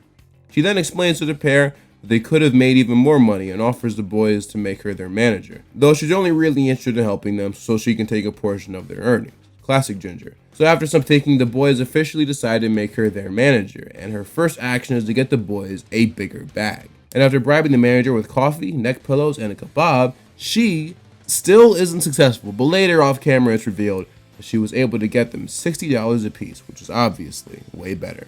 Also included is their very own hotel room, or motel room. It's implied that this is Zeke and Luther's first time in a motel because they are dumbfounded by the most basic accommodations. It is kind of funny though. A free Dude, hit me with some of that. That sound effect is amazing. The one thing that I've never had at a hotel though, even at the really nice ones, is a video game collection. So that's pretty unrealistic. I'm ending my review here. This show's trash. I'm kidding. On the TV, they see a local commercial advertising their big show, but as it turns out, they might have gotten themselves into something bigger than they thought. Their big show was actually a big jump, over 4 king-size mattresses. I did the math, that's like 27 feet, so that's like 3 Victor Wembanyamas and like a pencil, I think. The boys have found themselves in quite the pickle, especially since their new #1 fan is counting on them. They go to Ginger and ask what the big idea is, but they're quickly persuaded by more money, meaning that they're gonna have to commit to doing the jump.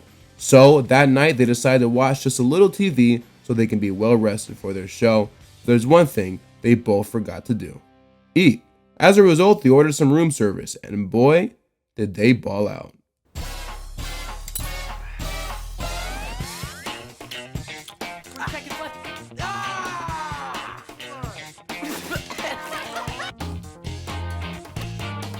I'm gonna leave that one alone. After they're done eating, Luther goes to play some video games while Zeke takes a bubble bath. But when Zeke sees a sign that says, "Do not stick toe in faucet," of course, naturally, he sticks his toe in the faucet, which causes it to get stuck. Now, many of you young kids out there might be like, "Oh, this is an iCarly reference." No, it's not. While iCarly did have a plot exactly like this, it wasn't until its 4th season, which aired in 2012. Instead, both shows are actually referencing The Dick Van Dyke Show, a classic sitcom from the 50s that I've seen a surprising amount of, thanks to my parents. I don't know about you guys, but I've actually tried this on numerous occasions as a kid, and I've never actually succeeded. But Zeke, on the other hand, is very successful in doing this, so he immediately panics and calls Luther over, who unfortunately is very locked in on his video games right now. Also, Zeke is bathing with his bathroom door open, which is very weird. He's successfully able to drag his phone towards him and calls the hotel for assistance. Luther, on the other hand, fell asleep playing games in the same position as Gwen Stacy when she died. And just like Gwen Stacy, he's having some serious neck issues. What is wrong with me? Sid, the hotel employee, knocks on their door to help Zeke and successfully is able to cut through the faucet so he can be free for his jump. Meanwhile, at the mattress store, Ginger and Discount Dave are impatiently waiting for the arrival of Zeke and Luther, while Kojo tries to convince Kenny to become a supporter of him, not them. If anyone can actually find me this merchandise, I will make whatever video you want. Fun fact, this picture right here is actually from a real Daniel Curtis Lee photo shoot. This is not a picture of Kojo. Zeke and Luther arrive at the store, but in worse condition than the Golden State Warriors in the 2019 finals. Luther can't turn his neck, channeling his inner Michael Keaton Batman, and Zeke has a faucet stuck to his toe. They break it down to Ginger and Dave that it's impossible for them to do the jump considering their situation. But when Zeke looks into Fletcher's eyes, he realizes that being a pro is more than just making money and goofing off in hotels. It's about the fans. Or, in their case, fan. See, Kenny camped out all night to watch them do the jump, and they just can't let him down, especially since it's on his shirt. So, Zeke makes an announcement that they will in fact still be doing the jump, and Ginger starts counting down as the duo look down at the jump they have in front of them. Not sure exactly how this would end. They dive into the ramp and launch off of it. Yeah, they don't end up making it. Like, they weren't even close.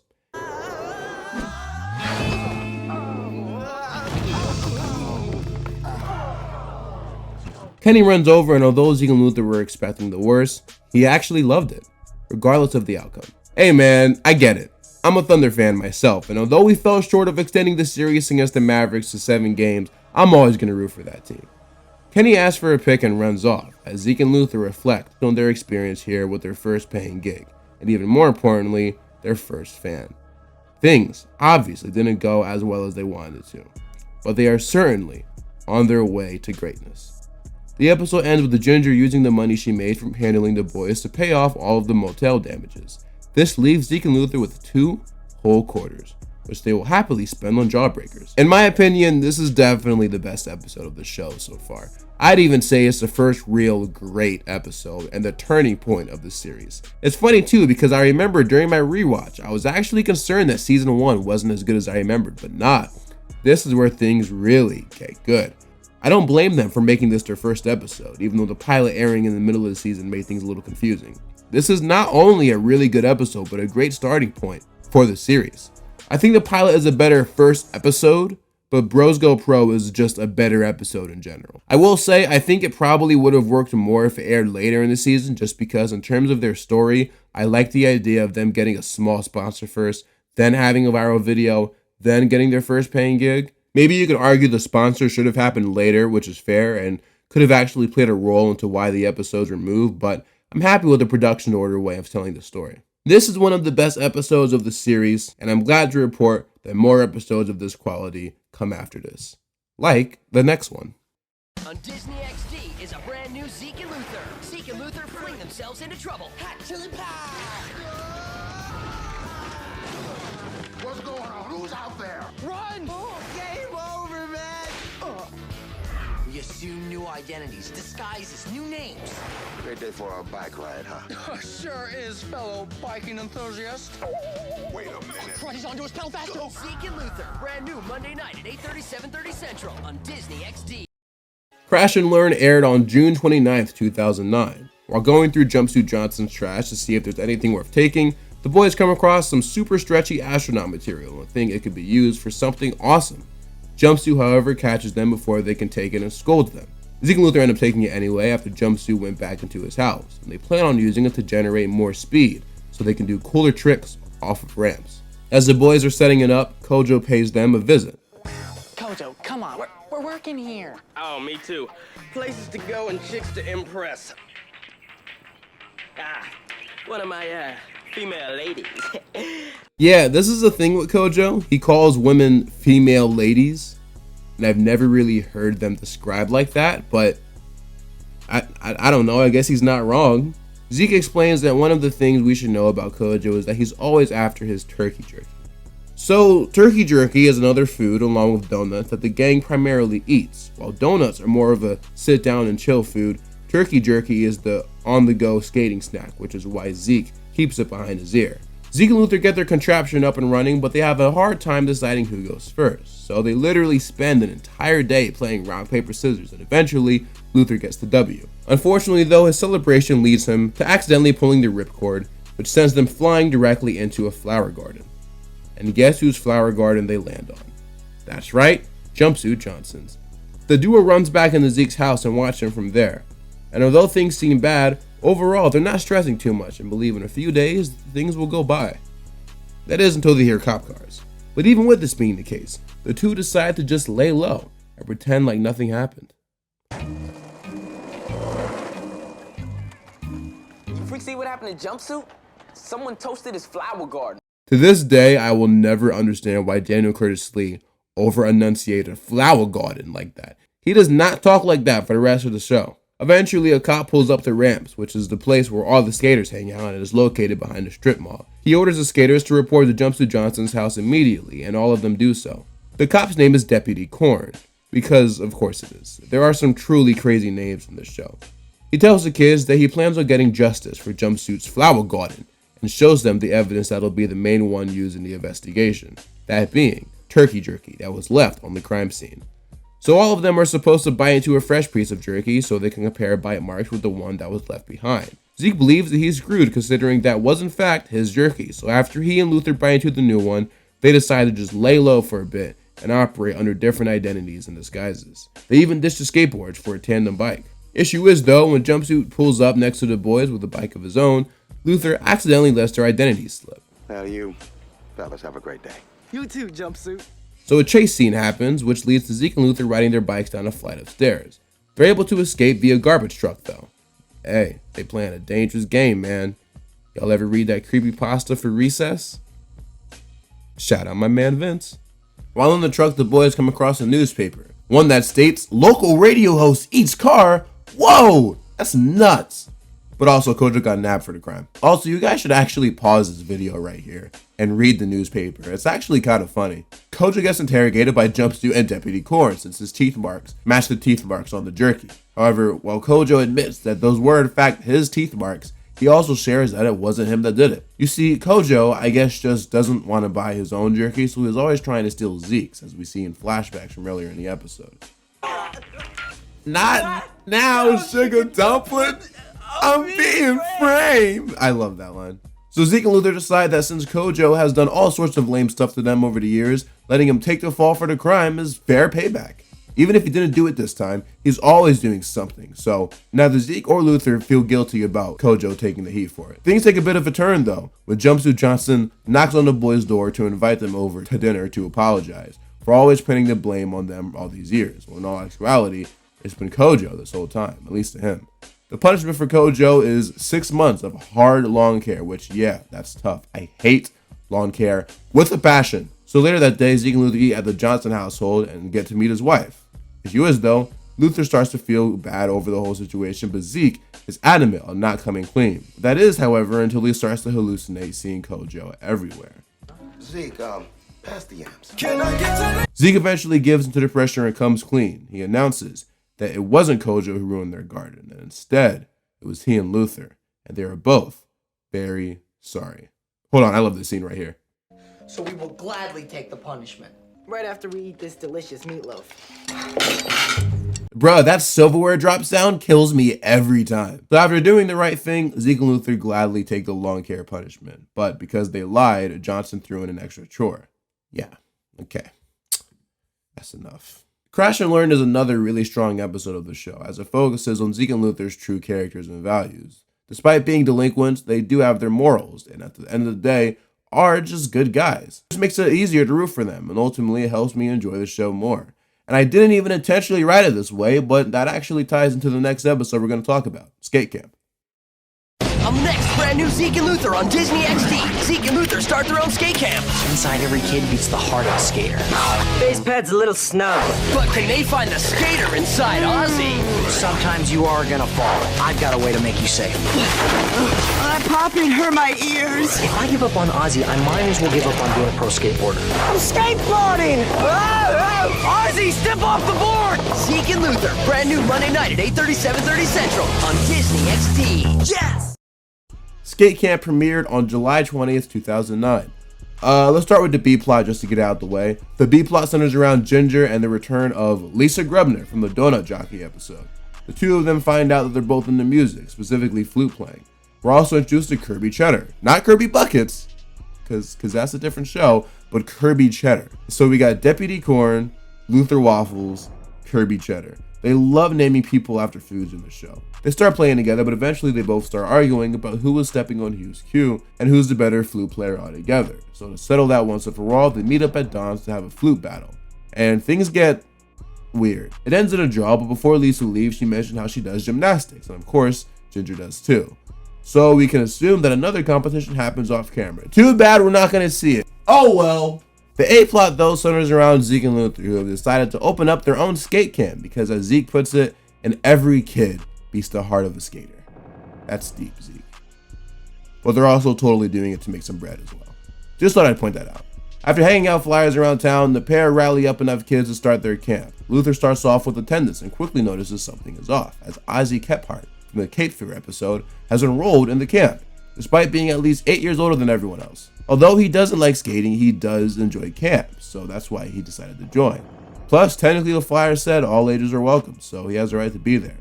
Zeke and Luther start handing out cool nicknames to the class, like Grind Monkey and Fish Feet. When they get to Ozzy though, they kind of just struggle coming up with a name for him, though he mentions that his online name is Fuzzybug37 since he's in the Caterpillars. The training starts by Zeke and Luther detailing basic skating knowledge like the parts of a skateboard or how to pop it up, and during all these drills, Ozzy is seen sitting them out as he deals with what he thought at least was a pebble in his shoe. All right, we'll just pick it up after lunch, right?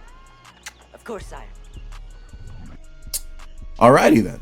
One thing I like about Zeke and Luther is how its aesthetic is consistent throughout all the facets of the show. The series is just so extreme teenage boy in every aspect, at least within the constraints of a TVY7 rating.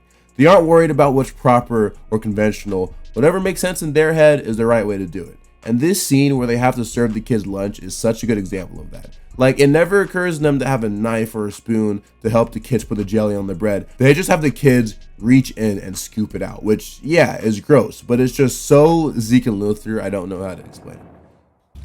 Ozzy, what are you doing? Oh, I lost my calculator watch. Oh, there it is.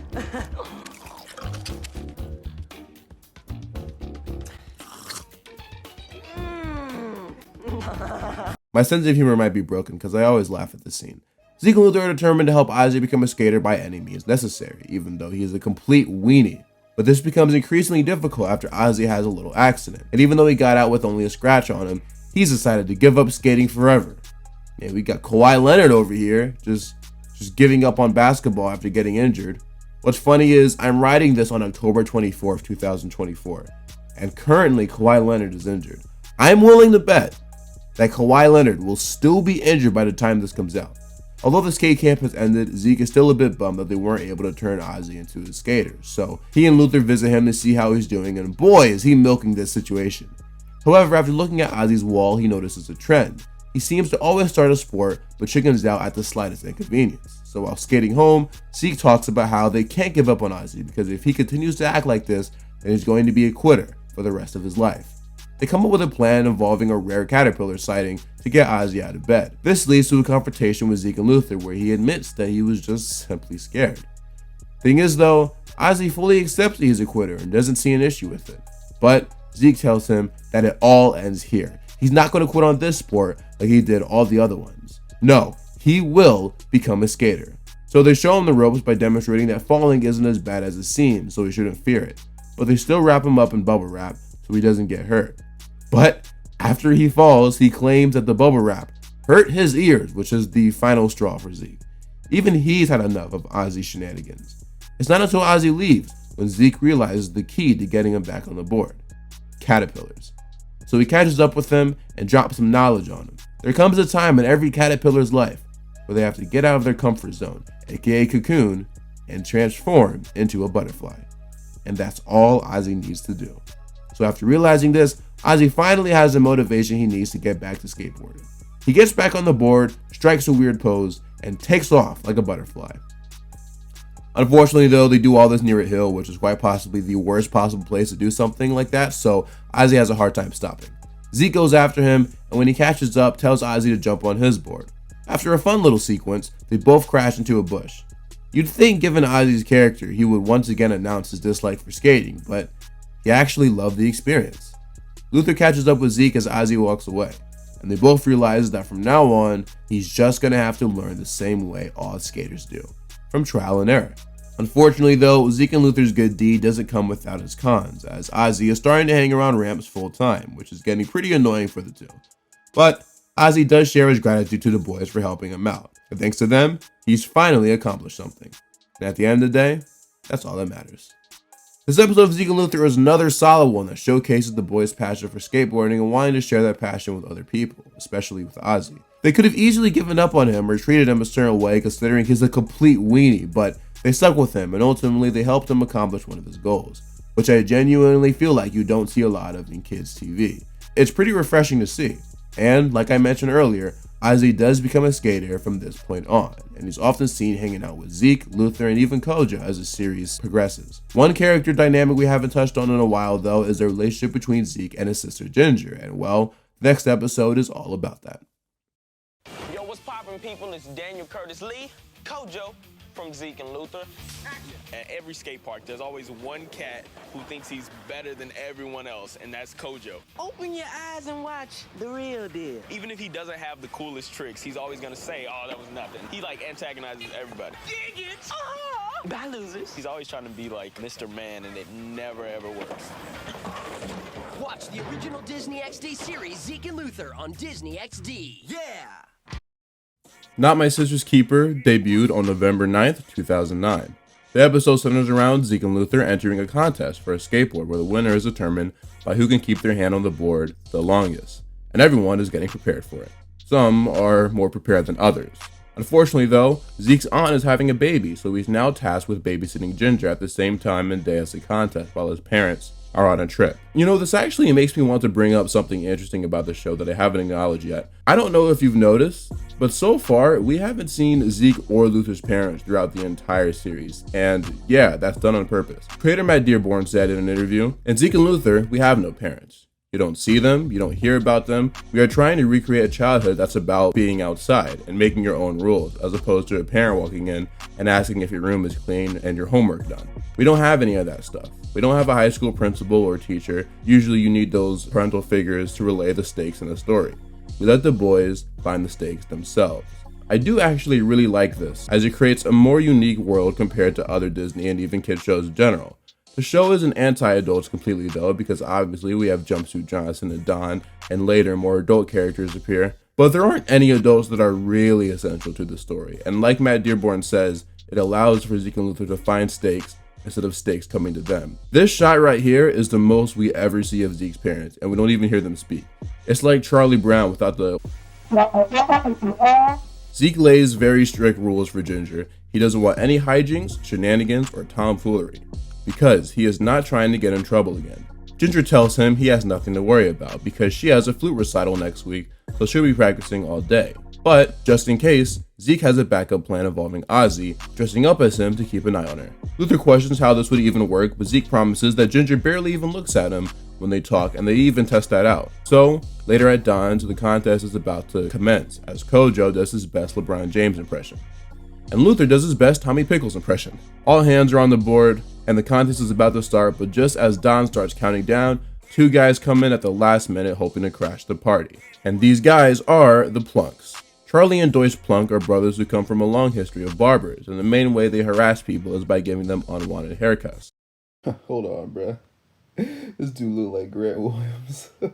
Although these guys might be scary, they're also quite dumb, so Zeke takes advantage of that by offering Charlie a high five.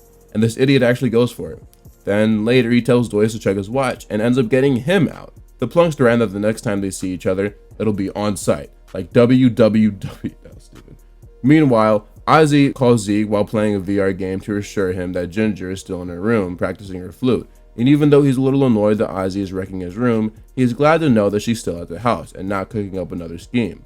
Unfortunately though, Kojo is cooking up a scheme, one to get Luther out of the contest. His scheme involves a tarantula, and although it probably should be, it's not actually against the rules, so he puts it on Luther's arm, and Kojo gets the exact result he was looking for.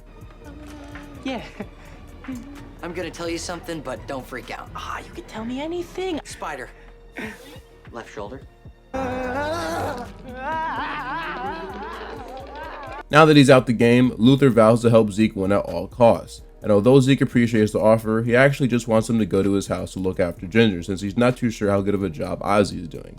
This turned out to be the right call because Ozzy is totally wiped out after his intense video game match. So, having no other option, Luther has to check on Ginger himself. And this dude just barges into her room without knocking, which is kind of nuts. But in this case, it was necessary because as it turns out, she hired some random flute player to pose as her. And to make matters worse, she ends up going to Don's Donuts and flexes right in front of him that he can't actually get her since he's committed to keeping his hand on the board. Hello, sir? But you can! Whoa, that is some serious ass. Watch out. Bon voyage, sucker. Hi, I'm Ryan Newman from Zeke and Luther. And you're watching Disney XD. After the commercial, Kojo tries to convince Zeke to go look for his sister since after all, being an older brother is a huge responsibility. But really, he's just trying to trick Zeke into leaving and Zeke does not fall for it. While walking from Zeke's house to presumably look for Ginger, Ozzy and Luther come across the Plunks, and after they break Ozzy's lightsaber, the two run away from them, but unfortunately Ozzy gets caught. Luther on the other hand had a skateboard, so he was able to escape easily. He heads to Don's with a chicken in his hand? Who's that? I don't know his name. Wait. Her name. Sorry. Luther explains to Zeke that while running from the Plunks, he ended up in a chicken farm, and because of that, he doesn't want to go out and look for Ginger since they're still out there. Zeke explains to the camera that Ginger is smart and resilient, and there's a big chance that she's fine. But at the end of the day, that is still his little sister, and he needs to make sure she's okay. So I can wring her neck. Oh, alright. Because of all this taking place, Kojo ends up winning the skateboard. He then proceeds to thank everyone, and I mean everyone, from his parents, his agent, and every single one of his female ladies. Zeke and Luther go off to find Ginger but run into the Plunks, and as you can expect, a chase scene ensues. At some point, Zeke separates from Luther and Luther tries to find him. Just then, a hand grabs him by the mouth and brings him into an elevator. But in case there is any doubt, that hand belonged to Zeke. The two slow butter, but right before the elevator door closes all the way, the Plunks catch up to the boys. They get ready to non-consensually give Luther a haircut, but after Zeke explains the situation with his sister, they start to feel a little sympathy because they actually have a sister of their own named Carmen. Understanding the situation that the two are in, they agree to do a rain check on the haircuts and help them out, especially since they actually saw Ginger earlier walking up Crescent Road, the same road where her friend Poochie lives. With this knowledge in mind, Charlie or Doyce, I forgot which one this is, gives Zeke his phone so he can call Poochie's house. The timing couldn't have been any worse though, because while Zeke only hears a bunch of screaming, in actuality, Ginger and Poochie are just watching a scary movie. Without having that context in mind though, Zeke, Luther, and even the Plunks rush over to Poochie's house. After arriving, they try to come up with an idea to enter it. We can use Charlie as a battering ram. I'm Charlie. The "I'm Charlie" bit kills me every time. Zeke says that idea is ridiculous, but when they hear Ginger shout, "A chainsaw! A chainsaw!" they realize they have no other choice. For the record, Ginger and Poochie turned off the movie out of boredom and instead are playing charades, which explains why Ginger is screaming "chainsaw!" But the gang doesn't know this, so they barge straight into Poochie's house, ready to fight anyone harming the two girls. Except there isn't anyone in there harming them. And Ginger explains what the two of them are really doing. Well, can't say an attempt wasn't made. The next day, Zeke's parents come home from their trip and the two kids smile and wave at them. During this, Ginger asks why Zeke even came to look for her in the first place. And although he tries to play it off like it was only so he didn't get in trouble, deep down, it's really because he cares about her. I know it, he knows it, and I feel like Ginger knows it too. Then they share this little exchange, which I kind of just want to play instead of recapping since it's like the only time these two are even remotely nice to each other. Or remembering each other's birthdays. You're March 6th. April 7th. But I'm touched you came that close. Of course, it has to end with Ginger removing Zeke's arm from her shoulder because, you got to keep that sweet, sweet status quo. But I do like this scene, and it's a shame we don't get anything like this ever again, at least not from my memory. This is like the Zeke and Luther equivalent to that one scene from Drake and Josh where Megan thanks the two for sticking up for her. No matter how many stunts or pranks are pulled, both girls still care and love for their older brothers, which might be a generic trope, but it's also accurate to real life. I assume, at least. I've never had a younger sister, so. The episode ends with Kojo still shouting out his female ladies. And of course Mercedes, can't forget her, Moesha, Nancy, Narnia, Nathaniel. This is another strong episode of Zeke and Luther. Introduce the Plunks, who appear in more episodes after this, focus on Zeke and Ginger's relationship, and overall has some strongly written jokes. Also feature one of the best utilizations of Kojo so far. My brain is fried right now, I'm not gonna lie. I'm writing this at 11:02 p.m. There's not much else left to say at this point, so we're just gonna move on to the next episode. And yeah, it's another banger. On the next brand new Zeke and Luther on Disney XD. I hear something. The repulsive thumping of a disco beat. They're back. The Rollerdorks. We've had a turf battle with the Rollerdorks as far back as I can remember. Tell me this, macho man, can you do this? I'll try. No one's gonna try the goofy move. Zeke and Luther, brand new tomorrow night at 7:30 Central on Disney XD. Yes! Rollerdorks premiered on November 16th, 2009. Starts off with Zeke getting a call from Luther, Kojo, and Ozzy that something is going down at ramps. And it's not until Zeke arrives when he finds out what exactly is happening. Oh no, it's the Jared McCain fan club! That's a great joke if you know what I'm talking about. Nah, but in all actuality, Ramps has been invaded by a group of roller skaters called the Rollerdorks. The skaters and Rollerdorks have had beef for years. Every 6 months they swing by Ramps in order to take control of it, but of course always fail. They are led by a dude named Ramon, and when Zeke tries to ask him and his group to leave, he gets denied. This leads to the boys whipping out their contingency plan for the Rollerdorks. Some contingency plans involve kryptonite, others involve stale waffles. So they attack the Rollerdorks with them, and after all that is over with, one Rollerdork in particular catches Luther's eye. Marlene. Charlene. That's what I said. Charlene wrote her number on a piece of taffy and gave it to Luther, and Luther actually ends up calling her to set up a little meetup at Don's. This whole conversation is kind of stupid, but we do find out that Charlene's nickname for Luther is the Big Red Bunny. Things take a turn though when Ozzy walks into Don's, and considering skaters and Rollerdorks can't be seen together, the two immediately hide. Luther explains to her that the two can't be seen together for the reasons I just explained earlier, and Charlene is even aware of the name that they commonly get called, Rollerdorks. I have a stage 5 foot fungus. Alright, moving on to the B plot. We get some good old classic Ginger and Poochie shenanigans. Earlier in the episode, Zeke ruined Ginger's lunch, so now she's trying to get back at him. She gets an idea though after finding out that Poochie's bird is trained to go potty whenever it sees a target. So Ginger put a target on Zeke's helmet so the bird poops on him whenever he puts it on. Yeah, that's about it. Moving forward with the A plot, the boys engage in a Rollerdorkless skate session at ramps, but it's not long until they realize that the whole place is oiled up with lotion. And yeah, as you could assume, the Rollerdorks are responsible. This leads to Zeke calling a meeting at his house with all the skaters to decide what to do with the dorks, and eventually they agree to fill up some balloons with corn syrup and chili con carne. Today I learned that con carne is a real thing and not just the name of a Cartoon Network show. Kojo comes back from ramps to let them know that the Rollerdorks are there. Just then, Ozzy comes in riding something called a Rollerdork crusher, but he ends up crushing basically everything besides the Rollerdorks. Meanwhile, Luther is at ramps to warn the dorks about the attack coming their way. Bruh, this guy really switching sides over a girl. What are you? I don't have a reference. Huh. Luther at first is rejected Freddy from that one episode of iCarly where the girl he liked asked him to be the tech guy for her live stream, so then he left iCarly. There we go. Luther's able to get through to Charlene about the attack, and before he can tell her to not yell it out to everyone, she yells it out to everyone. They all scatter before the skaters get to them, but Ozzy is able to pick up the sound of dance music playing not too far out. So they head over there and see the disgusting sight of Luther dancing with the Rollerdorks. Zeke confronts him over this, and obviously he's not very happy. He also warns Ramon and the other dorks that the next time they step foot on ramps, they're gonna get hit with the chili balloon. You think you are so macho? Yeah. But tell me this, can you do this? No, I can't. And I'm not going to try. I'll try. You can't dance, Ozzy? I'll try. No one's gonna try the goofy move. Back at Zeke's house, Luther tries to defend himself before he gets potentially voted out of ramps.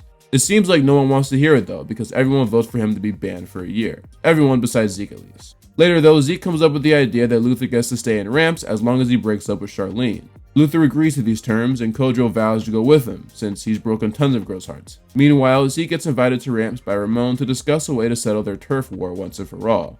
They are going to compete in a slalom contest. Winner gets to keep ramps for good, and Zeke agrees. In the meantime, Luther and Kojo arrive at Don's to initiate the breakup with Charlene. Anytime, BRB. That's short for Big Red Bunny. No one cares. Love that scene. Luther keeps stalling, so Kojo has to interrupt and break the news for him. And it goes about as well as you'd think. Toast this! Back in the Zeke plot, the race officially commences. It's pretty close for the most part, but Zeke gets the win and immediately wipes out on Ozzy's Rollerdork crusher. I guess it's more like a skater crush. I don't know. Instead of helping Zeke up, Luther decides to talk to Charlene, and while watching that, Zeke realizes that if they could get along so well, why can't all skaters and dorks? So, as the winner, he decides that they all share ramps from now on, and Ramon plus the Rollerdorks agree. Luther and What's-Her-Face hold hands and celebrate this groundbreaking settlement, but we never see any of the Rollerdorks ever again, so oh well. Rollerdorks is another good episode of Zeke and Luther. One thing that I highlighted was how even though Zeke and Luther might have issues with Ozzy, and Kojo definitely has issues with Zeke and Luther, when it comes to skating, they always put their differences aside and let their powers combine, like Captain Planet. And honestly, some of the best episodes come from when all the characters are involved and helping out each other instead of being separated in other plots. There's another episode like this called Law and Border, where Ginger and Jumpsuit manage to pass a law that prohibits not necessarily skateboarding as a whole, but more so all the important and fun parts of it. However, Jumpsuit becomes mad with power and starts passing a whole bunch of other laws. So many laws that Ginger has to team up with Zeke, Luther, and even Kojo to make things back to normal. That's another good episode that, at this point, would feel redundant to cover, but I love when all the characters are together. Those usually end up being good episodes. The Rollerdorks episode focused a lot on Luther's crush on Charlene, which is a great segue into our next episode, which will focus on Zeke's crush, Olivia Masterson. Disney Channel's special presentation of the original comedy series Zeke and Luther is grabbing some big air next. Adventure Boy premiered on November 30th, 2009. The episode focuses on the arrival of TV action star Rutger Murdoch, who's currently in Don's Donuts. Hey look, it's Elvis! Yeah, Austin Butler was in a lot of these kids' sitcoms before his career truly popped off. Hannah Montana, Ned's, iCarly, Zoe 101, just to name a few. Zeke and Luther introduced themselves, and Rutger revealed the reason why he's in town is to reconnect with the girl he used to know in Australia. And of course, that girl is revealed to be Olivia Masterson. which as you could expect makes things really complicated for Zeke. So his main goal now is to make sure he makes Olivia his girl before Rutger does. In the B plot, Luther gets a job dog sitting, but he mistakenly takes the instructions meant for the elderly owner and not the dog. Uh-oh. You took your instructions, Bernie, not the dog's. Oh well. He's got common sense. He'll figure it out. What a great transition. Anyway, it goes about as well as you could expect. We do actually get some pretty funny scenes from this plot. 4-letter word for the top of a house. Roof! Roof? Okay, 3 down. Famous baseball player. Babe. Roof! Roof? But ultimately, the only thing I have to point out is that towards the end of the episode, as he's about to feed the dog pie, he realizes the dog's name is Rufus and not Bernie, which is the name of the owner. The dog starts tweaking though when he sees the pie and attacks Luther in order to get it. After getting a taste of it, thanks to it falling all over Luther's face, he goes on a sugar kick and tries going after every piece of dessert he sees. I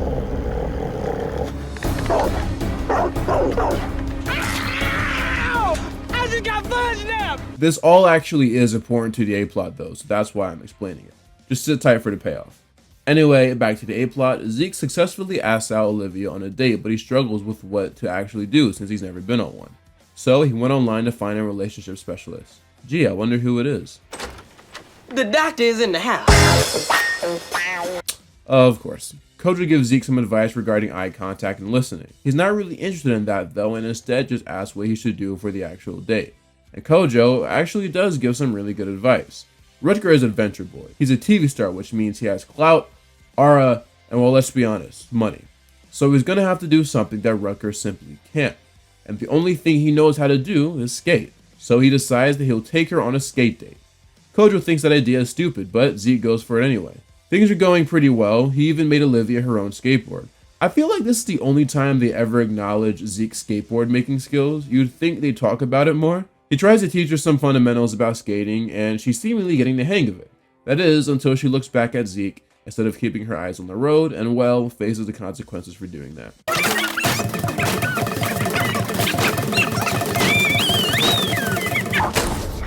Zeke rushes to check on her, but unfortunately, Rutger does as well. He carries her into his car and pats Zeke on the shoulder for at least trying to compete with him.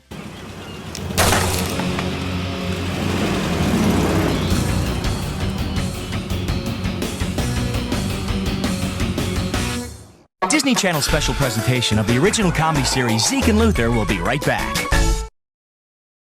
Now back to Disney Channel's special presentation of the original comedy series Zeke and Luther. Zeke feels like there's something going on with Rutger, like he's fake or something. So he does some spying on him to see what's going on, and it turns out to be time well spent. See, in his show, he can be seen climbing mountains, but in real life, apparently he was having issues with a flight of stairs. Then later, Zeke shows a clip of Rutger exploring a live volcano, but even though he allegedly can handle that, he can't, however, handle a sip of hot chocolate. Man, I don't even blame him, bro. Hot chocolate be piping for no reason. I mean, I guess not for no reason. It is called hot chocolate. But, like, I feel like hot chocolate... No, seriously, like, let's talk about this. I feel like hot chocolate, at times, can be the hottest drink out of all the hot drinks. And I don't know why. So Zeke takes all this new information to Olivia while she's on a date with Rutger. Excuse me. Olivia, we need to talk. Excuse me, Sporto. We're on a picnic. And unfortunately, I only baked enough cherry cobbler for 2. That's not true at all. You got a whole pan, bruh. Zeke starts dumping all of his dirt on Rutger, but he combats him by giving some phony excuse. And Olivia, and to some extent even Zeke, believes him. Remember that dog from earlier in the episode though?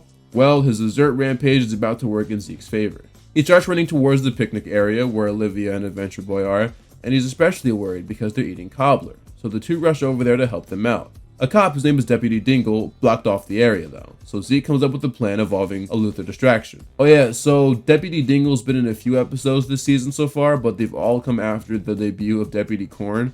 I don't see the reason to have 2 deputies in this show. I'm pretty sure the actor for Korn wasn't available anymore, so they just made a new one. They're basically the same, though I guess Dingle was a little more goofy. Luther starts chanting, "Go Luther!" which starts to get the crowd watching the scene hyped up. So they all start chanting it as well, and he starts dancing to entertain them. Meanwhile, Olivia and Adventure Boy are getting pressed by the dog, and Olivia is confused as to why he's up there with her instead of handling the dog like how he's handled other animals on his show. That's when he confesses that he's not actually a real adventure boy.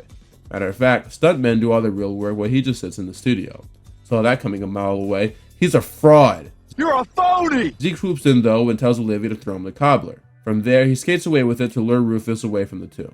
Dingle and Luther open up the backseat doors to the cop car, which allows Zeke to slide right through, but as soon as Rufus goes in there, they lock him in. Luther commends Zeke on his work, but he's a little sidetracked by Olivia, who's there to check on him. Zeke assures her though that he's okay, and when she says that she is as well, they talk about Rutger being a phony. She apologizes for not believing him and asks if he wants to go on another skate day someday. And as if things couldn't get any better for Zeke, Olivia kisses him on the cheek. Bars! Y'all don't know about that. She walks away, and Zeke just kind of stands there, staring at his crush, who might just turn into something more. It appears that Zeke is finally making progress with the girl he's been crushing on since the beginning of the season. And it certainly looks like things are headed in the right direction. But like, we never see Olivia again after this. Huh? I'm serious, like this is the last episode that she appears in. Not only do we not see her, we don't even hear about her anymore. It's like she doesn't exist. They literally treated her like Eddie, though at least she was just a minor character, so it's not as big of a deal. The real reason why they got rid of her character is completely unknown, though I do have an idea. Before I get to that though, fun fact, Hutch Dana went on a TMZ podcast a little while ago, and the interviewer asked him who was his least favorite guest star on the show. There was a girl that was on in the first few episodes of the show. I'm not going to say her name, but anyone that knows the show will know probably who I'm talking about. Fact checkers? Fact checkers, so go check it out. I'm pretty sure you'll know who this is. I know it for sure. And she was just, you know, she was kind of full of herself from the get-go. Yeah. And there was like no reason for it. Now, technically, it's never confirmed that this is Juliet. But like, come on. And in case any of you have any doubts, I dug up this old Reddit thread from almost 10 years ago where people were asking Hutch questions, and he flat out said that the girl hated him, and for seemingly no reason. Now, is this why they got rid of her though? I kind of doubt it. It's not impossible, but I think I have a better reasoning. You see, Disney XD was the anti-Disney Channel, right? One of the things that Disney Channel did a lot, especially around this time period, was romance subplots. And a lot of them were overarching. I think the people at Disney XD knew that Zeke could never really be in a full relationship with Olivia, or else it would take away from the show. And I gotta say, I agree. Zeke and Luther is a dude show. Like, I don't know how else to explain it. They were trying to commit to make it the most male kid sitcom ever, with only boys in mind for the audience. And most 7 to 12-year-old boys did not care about that stuff. It also would have meant taking more screen time away from the Zeke and Luther duo, which just is not a good idea. And so, for the entirety of Zeke and Luther's run, they both have their crushes here and there, but none of them have any real relationships.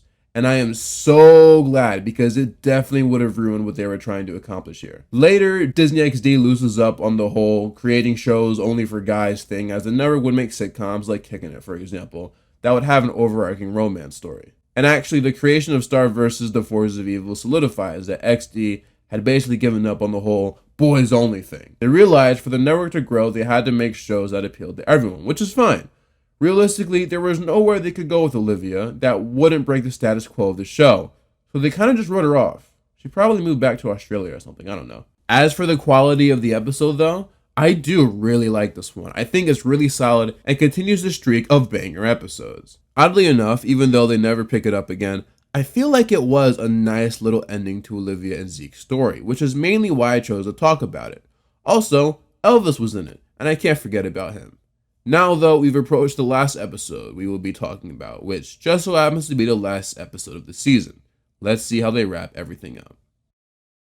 Send it on and on. Just one that can heal another. Friends for Change, we did it. Our first big global project was a success. You know what that means? Look, get ready. We're getting psyched for our next project. We're all gonna come together to save some water. You think one drop doesn't count? How about 1,000,000 drops? 1,000,000,000 drops? A gazillion drops? So log on to Disney.com/friends4change and learn about more projects you can do every day to help make a difference. And then stay tuned, because you'll want to be a part of the big Friends for Change global project planned for September 12th. Join Friends for Change and take the pledge. Then help us save the planet, one drop at a time. Send it on. One drop at a time. Just one that can heal Skate Squad premiered on February 1st, 2010, and as mentioned earlier, is the season 1 finale. And honestly, it kinda does feel like one. Basically, Zeke and Luther are having a rough time in gym class and are envious of the guys who don't have to partake in it, which is everyone that's on the varsity sports teams. This leads Zeke to come up with the idea to form a skateboarding team in their school in order to get out of class. You know, if you notice, Zeke and Luther are hardly ever in school in this show. Most of the series takes place either on weekends or during the summer, and I personally love that choice because it helps to stand apart from the other Disney shows. I think it allows for more freedom when it comes to writing plots. But they do in fact go to a school, and this actually isn't the first time we've seen it technically. There's an earlier episode called Summer School that I didn't really feel the need to talk about, I guess until now. This is actually the first time we see the school that they go to, but even then, it takes place during summer school, not during the school year.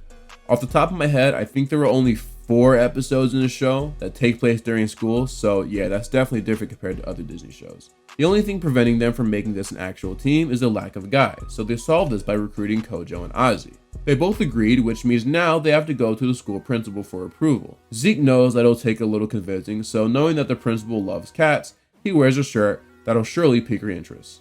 The principal's biggest concern right now is who's going to be the coach, which is a role that Zeke happily plans on filling. She's a little leery on that, but ultimately lets him form the team. But before Zeke leaves, he's reminded to pick up his check that each team gets for any equipment needed for the sport. And of course, considering they don't plan on this being a real team, they just spend all of the money on food. Real. As if things couldn't get any better, the boys meet the cheerleader that's been assigned to them, whose name is Monica. Monica is played by Tristan Mays, and if you remember from my Kickin' It video, me and my brother call her Sitcom Girl because she always seems to pop up in sitcoms. This show, Kickin' It, Big Time Rush, Everybody Hates Chris, Victorious, just to name a few. The boys are enjoying not only their time off from gym, but their newfound fame in being the school's skate team. Part of the appeal of the idea of the skate team is that, well, no school actually has a skate team. Because of this, although the team is official, they don't really ever compete, which truly means they're living the good life. However, Zeke gets called into the principal's office, and what do you know, there is actually another skate team in the area, and they want to have a match. Unfortunately for Zeke, these guys look really good too. At first, Zeke is pretty hesitant to accept the match, but when the principal mentions that the only other option is to disband the team, which means giving back the $400 plus attending PE, he agrees to have his team compete. Zeke explains to the camera all the rules of the race, which essentially can be summed up to 2 skaters skating 50 yards up and back. Zeke is aware that Ozzy is a huge liability, but that's why he plans to have Luther serve as an anchor skater so he can make up for any time lost by Ozzy. The reason why Luther is skating last is because he has a crazy pushing leg, which should give him a speed boost. So, all 4 guys try hard for their upcoming match, and when they're done, Zeke decides it would be a good idea as coach to invite them over for a sleepover. Things start to go awry though, as Luther reveals he's starting to feel the pressure of being anchor skater, and it's making his style wobbly. Zeke finds out that Ozzy planned on cheating in the match, since obviously he isn't a very good skater. And then, things go even more downhill for the team when Ginger informs Zeke that Kojo is in the garage crying. Monica, the girl from earlier, apparently was in a relationship with Kojo for a little bit. Keywords being was and little bit. K-O-J-O, you're the creep who's gotta go. Way too needy, I have to say. You text me 60 times a day. Mr. Cocky, get a clue. I'm the one who's dumping you. Kojo claims he doesn't care about the race, which makes Ozzy reveal that if he can't cheat, he doesn't care either. And considering Luther is feeling the pressure of skating last, he's totally fine with forfeiting. So this all leads to Zeke reluctantly delivering the bad news to Miss A, the principal. He goes on to explain that they were never really a real skate team. Matter of fact, they only formed so they can get out of PE. And the truth is, the guys on the team simply just aren't inspired to compete. Miss A reminds him though that he is the coach. His job is to inspire. So with this in mind, he goes back to his team to instill some fight into them. He tells Kojo that girls like winners, so the only way to win her back is to show her that he is one. Then he repeats a quote from Thomas Jefferson about honesty to Ozzy, using that to explain why he shouldn't cheat. And lastly, Zeke tells Luther that he'll skate the anchor himself instead of having him do it. With all of these pep talks done and out the way, the team is energized now more than ever to compete. So they rushed out there, hyped up for their big match. But it's actually not until tomorrow, so they did all of that for nothing. The next day arrives, as do the 4 skaters, and it looks like the school is there to cheer them on. Zeke checks up on Luther and comments on how loose he looks. Luther replies, saying that him not having to skate the last spot definitely helped him. But Zeke uses a little reverse psychology to make Luther want to use his anchor leg. especially with the opposing team watching. The match begins with Kojo starting first, and he holds his own. Then Zeke skates, and although his opponent was faster than him, he was able to use his street smarts to gain the lead during the turn. Zeke built up a nice lead, which meant all Ozzy had to do was stay on his board and push. And yeah, he's Ozzy, so the good news is, though, it was officially Luther's turn to take them home, using his Thunder Thigh. Well, it was a thing of beauty.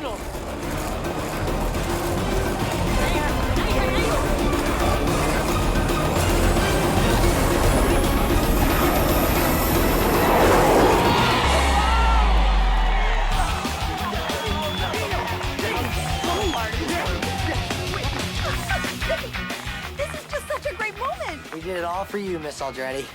The truth is, we didn't just do it for Miss Aldretti. We did it for each other. Because that's what real teams do.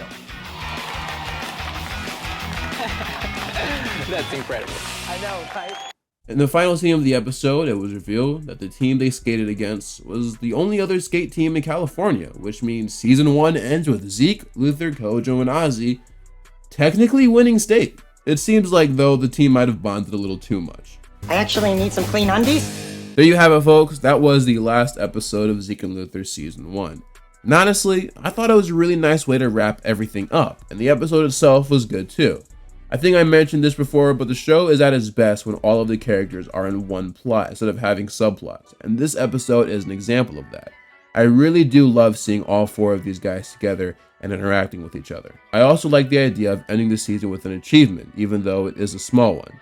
But at the same time, it's only season 1 of the series, so it kind of had to be a small one. And the show kind of does this for season 2 as well.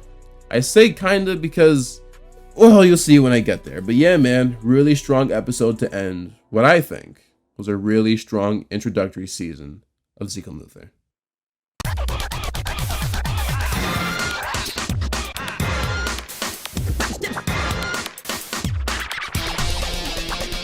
Yes. Overall, season 1 of Zeke and Luther I think was a great way to start out the show. Unbiased, of course. Just speaking from an objective standpoint, I think it did a great job in setting up the characters and the main story of the show, which is Zeke and Luther's quest to become pro skaters. Even the first few episodes of the show, despite not being the best in quality, introduced all of the main facets of it appropriately. I think maybe one complaint I would have is having the boys get their first sponsor in the first episode. I kind of feel like that should have happened towards the middle or end of the season. At the same time though, I did undercover Reddit research, and apparently it's pretty common for non-famous skaters to get their own sponsors. Matter of fact, a good amount of them don't even become famous. Still, for narrative's sake, I probably would have wanted them getting sponsors to be the main quest for season 1, and that goal finally being achieved in the last few episodes. But the guys did technically win state for skating, so it's not like they didn't end the season with an achievement. The first few episodes we covered focused on Zeke and Luther's friendship, which I won't get too into detail about until a bit later. It also highlighted their love for skating and skate culture, whether it be posting tricks on the internet or even just trying to build your own skating look. We met the other characters of the show as well, most of which will continue to be in the series, besides Olivia, but womp womp. Kicking It I feel like took a little longer to set up the main dynamics of the show, but Zeke and Luther established everything in its pilot. Another thing established in this season is the overall vibe and humor of the show. I've said this a few times, but the whole show is just about 2 teenage boys hanging out, and so because of that, a lot of the humor is silly, non sequitur, zany, and honestly stupid, but like a good stupid, a fun stupid, if you will. The humor in the show isn't really like anything else from Disney, in my opinion. I'm not saying it's like objectively better, but I certainly think it's less cliche, especially with the show not having a laugh track. Lots of physical comedy or slapstick, if you want to call it. There are legitimately good jokes in almost every episode, but considering the show's premise and format, I completely understand why this wouldn't be someone's cup of tea. Another way the show stands out is that it's more or less a live-action cartoon. Now, it's not the first kids sitcom to do things that break the laws of physics or bend reality. After all, Nessie Classified to this day is probably the most cartoony live-action show ever made. But when comparing it to other Disney sitcoms that don't contain any fantasy elements, Zeke and Luther is pretty animated. There's a hint of surreal randomness in it, but in that world, it's all just kind of normal. Like, no one ever questions why Luther's last name is Waffles, or the fact that there's a character named Kirby Cheddar. Okay, one thing that I really love about the show though is that it is single camera, and a lot of the time they actually film on location and outside instead of on a soundstage trying to mimic outdoors. It gives the show a lot more of a natural feel. I love an Adventure Boy, for example. You can just see how windy it was while they were filming. It makes the show look so real. It looks especially nice when they're at the beach. And I see why they chose to go the single camera route. With a show that has as much movement as Zeke and Luther, considering skating and whatnot, you need to be able to have flexibility with the camera. Luther Leads and Luck Be a Rodent are both episodes that feature a lot of skating, and I always liked watching them because of how open everything looks. Don't get me wrong, I like a lot of multicam shows, but I will always prefer single camera shows. It's just a superior way to film a sitcom, especially if you actually take time to film outdoors. It's more pleasant on the eyes. Ultimately, I think Zeke and Luther's first season is really good. Despite a slow start, it introduced a lot of the proper story beats and character dynamics that a debut season needs to. But on top of that, the quality was relatively consistent, and it only got better as time went on. The season isn't perfect though, there are definitely flaws. Sometimes the plots just aren't interesting even when they're trying to accomplish something relatively large scale, at least for the show's standards. Then other times, while the main story might be solid, the B plots, which generally focus on Ginger, were complete shifts in tone and were pretty forgettable. In Crash Dummies, Zeke and Luther tried to create an epic skate video to win some TV show, and in the process of this, fill their clothes with helium, which sends them up into the air. But their zippers get stuck, which causes them to remain in the sky. Just stupid, silly teenage boy stuff, right? The B plot of that episode centers around Ginger wanting to make herself appear taller in order to impress her crush, Jack, from Kickin' It. It's not a bad plot, I just don't think it fits the show. But overall, this season of Zeke and Luther is really solid. Unbiasedly, because you know I love this show, I'd say it's about a 7.8 out of 10. Production order wise, the first few episodes aren't great, but everything after Bros Go Pro, minus a few mid episodes, is at least decent. I don't think there are any bad episodes, and I'm very glad to report that season 2 is bigger and better than season 1 in basically every way. But before we touch on that, it's time we take a break from recapping the show to talk about some other things pertaining to it, starting with the characters. So, Zeke and Luther has only 4 series regulars, which is a little low compared to other Disney shows. Drake and Josh had 5, Zach and Cody had 6, Victorious had 7, Zoe 101 had 8 at one point, which is just insane. And there was also Stuck in the Middle, which had a really large amount as well. The only other shows I can think of from around this era that had 4 are iCarly and Austin and Ally. The difference between those two shows, though, is that at least Sam, Freddie, Spencer, Trish, and Dez appear in every episode. For the most part, I know Sam was missing in that one episode, but just let me say what I have to say. In Zeke and Luther Season 1, there are 5 episodes that Kojo isn't in, 5 episodes that Ginger isn't in, and 2 episodes where both are missing. My headcanon is that they did this to save money since they were likely spending more on this show than others thanks to having stunt doubles, trainers, and other skating related expenses. Not to mention, single camera shows are more expensive to produce than multi-camera shows in general. But really, when you watch those episodes, you don't really miss them. Not because they're bad or forgettable characters, just because the plot is generally something that Kojo or Ginger don't really need to be a part of. The episode Soul Bucket, for example, is about Zeke and Luther forming a fake band for Luther's Nana, and the B-plot centered around Ginger holding auditions for a new best friend. Kojo isn't necessary in any of those plots, and I'd rather him not be in them instead of shoehorning him in some stupid way. Sometimes the show is simply about Zeke and Luther. But anyway, moving on, the character that we will first be talking about is of course Zeke. Zeke is what you call a straight man, and in a show as zany and wacky as this, it's definitely needed. What's interesting about Zeke though is that although he isn't given the funniest lines, he is actually what makes the show funny. I mean, think about it, if Zeke acted like Kojo and Luther, then Kojo and Luther wouldn't be Kojo and Luther. You have to have a character that stays cool, calm, and collected in response to the other characters' absurdities. If everyone in the show is funny, then nobody is funny. Not only is Zeke a straight man, but he's also a leader. He's got an answer or a solution for almost everything and generally knows how to handle tough situations, which is why he's typically lead board whenever he's skating with Luther. We see his leadership in episodes like Rollerdorks, where basically everyone at ramps follows his word. What he says goes, but fortunately he's not a dictator or anything. He's responsible, quick on his feet, and just a good guy. He's still a teenager though. At times he can be a little reckless and rebellious, but for the most part, his morals are intact. My favorite thing about Zeke is probably how he's always down to help people, like Ozzy for example. He could have just given up on him, but he didn't. Zeke actually reminds me a lot of Kendall from Big Time Rush. In some ways they are the same character and in retrospect would probably be good friends with each other. He's also clearly a great skater and is very ambitious, always hungry for the next opportunity when it comes to advancing his skate career. Overall, Zeke is what makes Zeke and Luther work. The writers did a good job in making his character relatively consistent throughout the series, rarely ever making him act out of character, and his personality works great with a guy like Luther, who we'll be talking about next.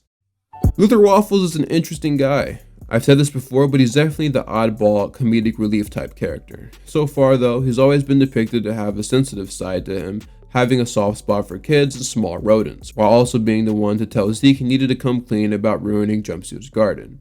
Luther can be a little clueless sometimes as well, not really picking up on the surroundings or social cues, being a little slow to situations, but it's okay for the most part because he's pretty nice. He's almost like a wild card character, and I've noticed that they kind of use him for a lot of plots because of that. What I mean by that is there's very few things you can't do with his character, and we even see this even more so later on.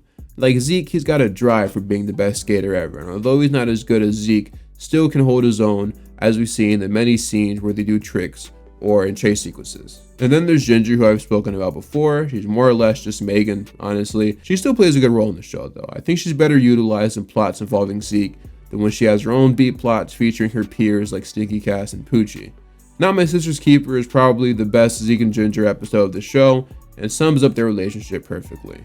They're not fond of each other. They're always going to look at ways to pull pranks to get on each other's nerves, but that's just kind of a sibling thing, though they do kind of take it to the extreme sometimes. Lastly, at least when it comes to the main characters, we have Cornelius Jonesworth, aka Kojo. Kojo is mainly portrayed to be Zeke's rival for the crown of best skater in Gilroy. Because of this, they always seem to butt heads. Kojo is always trying to find ways to mess with Zeke and Luther as well, though it's a bit different from the stuff that Ginger does, obviously. He's super cocky and is totally full of himself.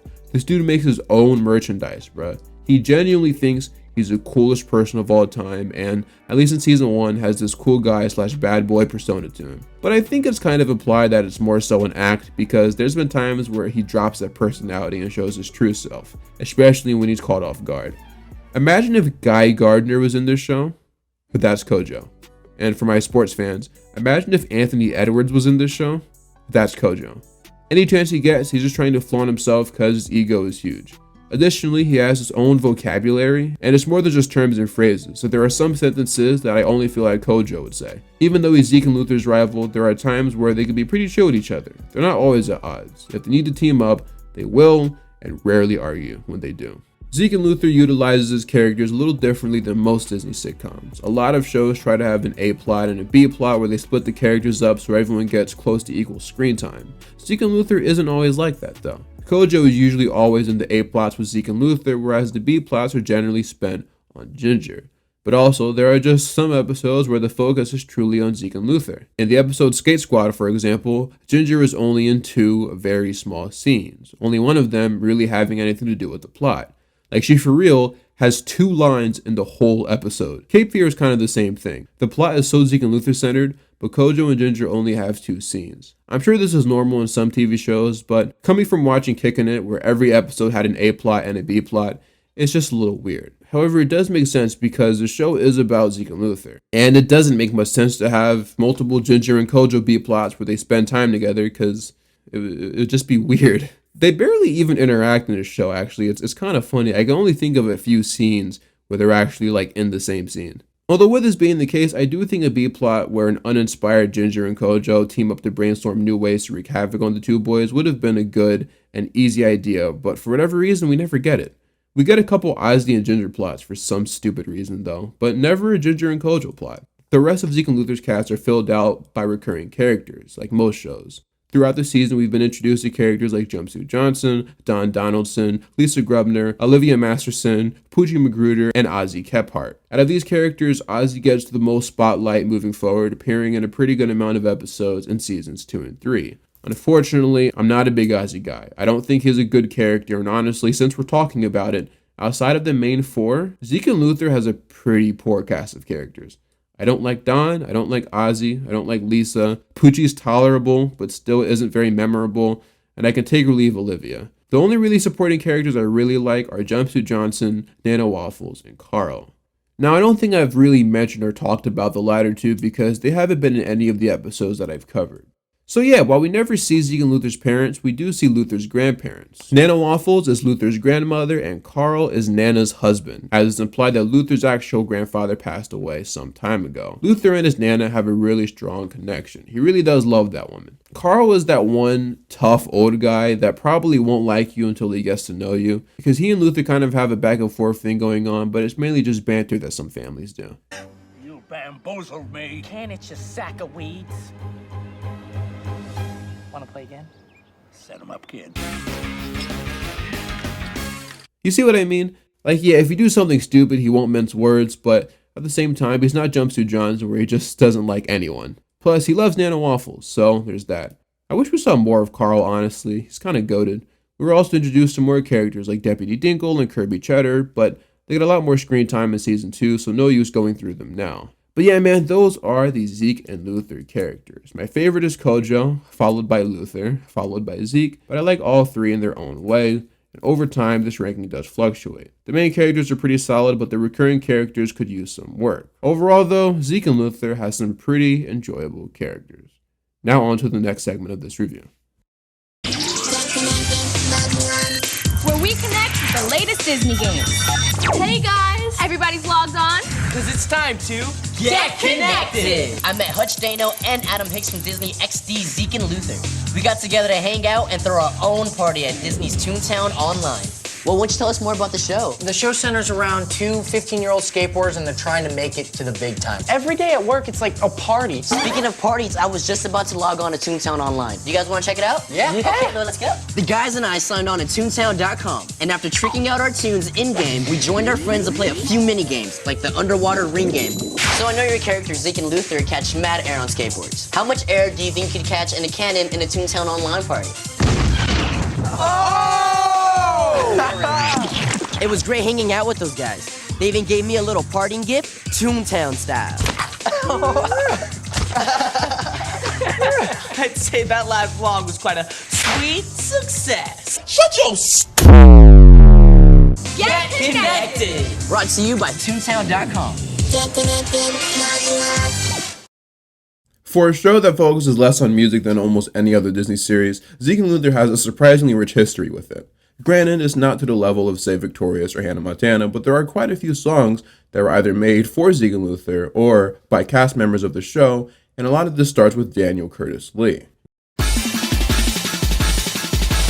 Growing up, Daniel always had an interest in music. He stated this multiple times in podcasts and interviews. So when the time came for Zeke and Luther, he thought being with Disney would have been the perfect opportunity to finally get into the music world and officially release stuff. He started by making an intro to Zeke and Luther that would have been more hip-hop styled, but Disney didn't want that to be the intro for the show, and obviously we ended up getting the one that we got.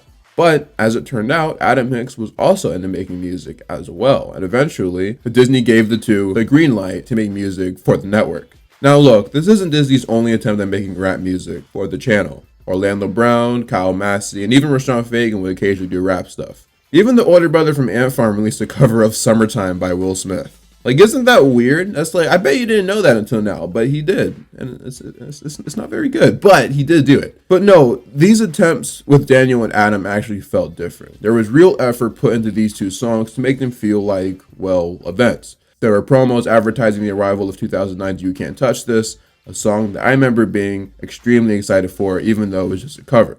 Adam Hicks and Daniel Curtis Lee. From the Disney XD original series, Zeke and Luther are busting out onto the music scene.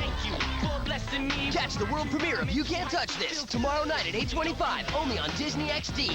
Yes! Believe it or not, this song is still officially released somewhere, so I can't really play much of it considering, you know, copyright and whatnot.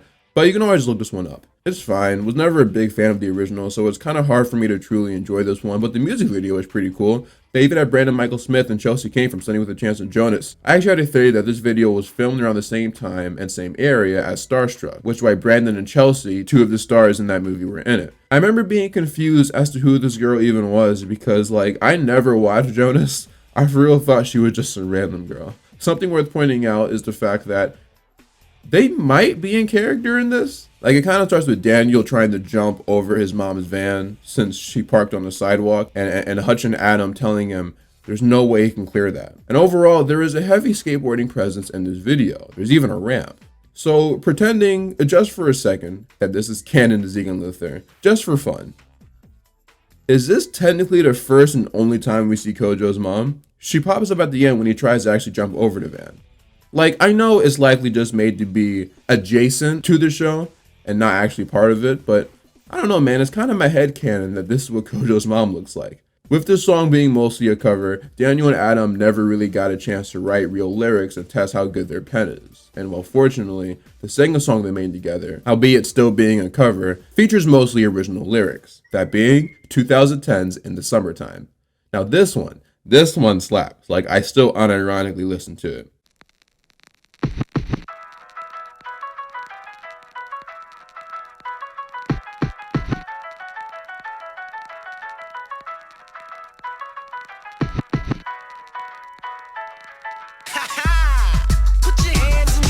Now, this one was actually the official theme of Disney XD's 2010 summer campaign called Phineas and Ferb's Summer Vacation. Every promo and bumper that they aired during this summer featured this song to some capacity. I have a video that I kind of want to do that'll likely explain this event more in full, but they actually kind of went all out for this one.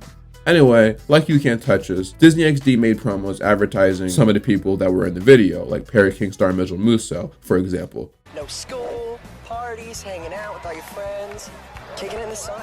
It's not winter, it's summer. See Mitchell Musso in the Summertime, premiering Saturday, May 29th on Disney XD. And yeah, since I'm talking about the people in this video, this one is kind of stacked with cameos. We got Ryan Newman from Zeke and Luther, obviously, Doc Shaw and Mitchell Musso for Perry Kings, David Lambert from Aaron Stone, Logan Miller, and I think that's Caitlin Taylor Love from I'm in the Band. Sure does look like her. I think the weirdest part of this music video is when Hutch, Adam, and Daniel are sitting down, and after a mirror is put over them, Cole and Dylan Sprouse, yes, Zach and Cody kind of just appear. And it's so funny too, because like the look on their face just gives, oh wait, are we on the wrong channel? I mean, look, the music video in general is weird, but it's also pretty creative. It was actually made by Syndrome Studios, who made the T-Pain video Chopped and Screwed. And for whatever reason, mirrors and reflections played a big part of it. Sometimes they were used to transition into the next scene. Other times they were used, like how I mentioned earlier, where it would display other people's faces. Look, I don't know whose idea this was, but it was definitely cool. Looking at this video as an adult and a video editor, I really do appreciate how well put together this thing is. I even like how they included Logan Miller from I'm in the Band to do a guitar solo, even though I highly doubt that was actually him. It was a nice way to make the video feel more like a Disney XD thing instead of a Zeke and Luther thing. Or should I say Kojo and Luther thing, since Hush Daniel didn't really do anything. Even in the last video, he was kind of just like standing awkwardly and dancing around, which I get because he wasn't making music at this time, but he still gets top billing in the show, so it makes sense they'd want him to be in it anyway. Now on a song standpoint, this one slaps, bro. Like the beat is a little wacky, but I mean, it is sampling a 70s song and, you know, making it modern, so that's to be expected. Although I was no stranger to 70s music as a kid, I actually didn't even know that this was a cover, and even though it might make some people mad, this will always be what I think of when I hear the words In the Summertime. Enough about the beat though. Daniel and Adam killed this track. Like even nostalgia bias aside, I think aside from like Class of 3000, this is pretty much the best example of a children's rap song. Not only do I not find it corny like another song that shall not be named, but there are legitimately good bars and rhyme schemes in this, dude. You see, this one I don't think is released anywhere, so I can probably use as much as I want.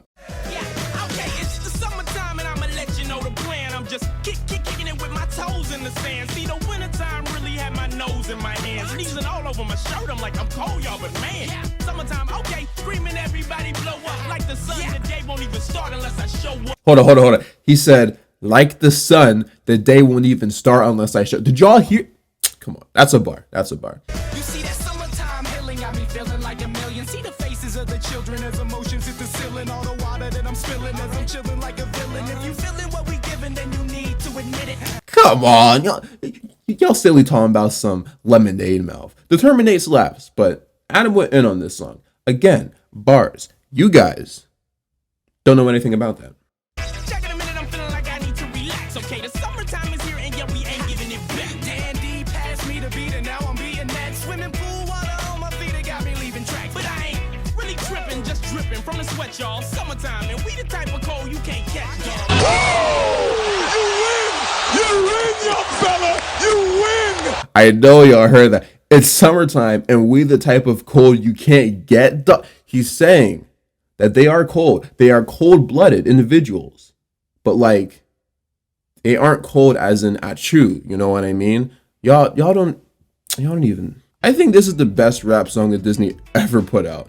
And, like, some people might bring up Let It Shine, but if you think about it, there aren't many rap songs on the soundtrack. A lot of the songs are taken from scenes in the movie. Like, Moment of Truth is just a final rap battle. I don't really count that as a song. Adam and Daniel put up Shaq and Kobe numbers on these two songs. And like Shaq and Kobe, they would have had a three-peat, but unfortunately, this was the last song that Daniel would do with Disney, as far as I know. Adam, on the other hand, did quite a lot of stuff with the network after this song. Later that year, he did a holiday theme song with Ryan Newman that was meant to be attached to Zeke and Luther. No, we're good. We don't need to hear that. Another thing he did was the song We Burnin' Up. It aired on Disney XD, and I actually really like it. I'm pretty sure it's meant to be another like summertime type song, especially since they used it in this one promo that was meant to advertise all the stuff that Disney XD had planned for the summer of 2011. Unfortunately, I can't really play this one because it is officially released on streaming platforms, but it's solid. I think Disney XD kind of peaked within the summertime. We Burnin' Up, although listenable, kind of feels like a step back, especially with Chris Brochu's mediocre chorus. I don't think I mentioned this in the script, but Chris was in Lemonade Mouth, so that's, I think, why they made the song, because the two of them were in Lemonade Mouth. So I just wanted to add that in. Adam's flow is great on the song, but the lyrics are kind of They don't really make any sense. They just kind of sound cool. I guess he was ahead of his time, because that describes a lot of rap nowadays. We gon' need some water, cause the roof's on fire. I stay cool. Alright, this kind of bangs. A year later, Disney XD enlisted Adam Mix again for a new summer anthem. A lot of you probably remember Nonstop Summer. This was around the time that Disney XD was hitting its stride and becoming more mainstream. It was in the era of Lab Rats and Kickin' It, stuff like that. It's definitely my least favorite of the three like summer songs he made, but it's fine. Disney XD, like he did in 2010, made a huge campaign using Nonstop Summer. The entire summer was filled with these special edition bumpers featuring the cast of all their shows, dancing and having a good time at the beach. I'll probably talk about this event in full at some point, but they ended up actually reusing it a year later for all of their bumpers in the summer. And they kind of had the same vibe with all of the actors just riding their bikes in the summer and doing all that stuff. It was basically the same thing, but they just weren't at the beach this time. And there was a remix with the puppet from Crash and Bernstein for some reason. Yeah, they kind of ruined that.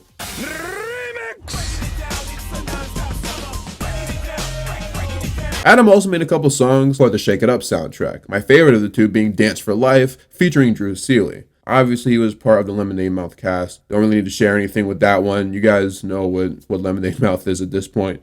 And interesting enough, he actually did the Mighty Med intro, which is something I didn't even know until a few years ago. There was also the song that he made in I think 2011 that he made and released on his own, named after the place he grew up in, Las Vegas. On a rapping standpoint, to me, this is honestly Adam's best song, at least during this era. Now, when it comes to solo music, Daniel had quite a lot of his own from around this time, too. It just wasn't being used in Disney stuff for the most part. No, instead, especially for Zeke and Luther's early days, he was a pretty frequent uploader on YouTube, where he would post songs and freestyles that he made, usually having beats that were made by his brother Nate. Matter of fact, for a little bit, I'm pretty sure his producer name was actually My Brother Nate Made This Beat. My brother Nate made this beat.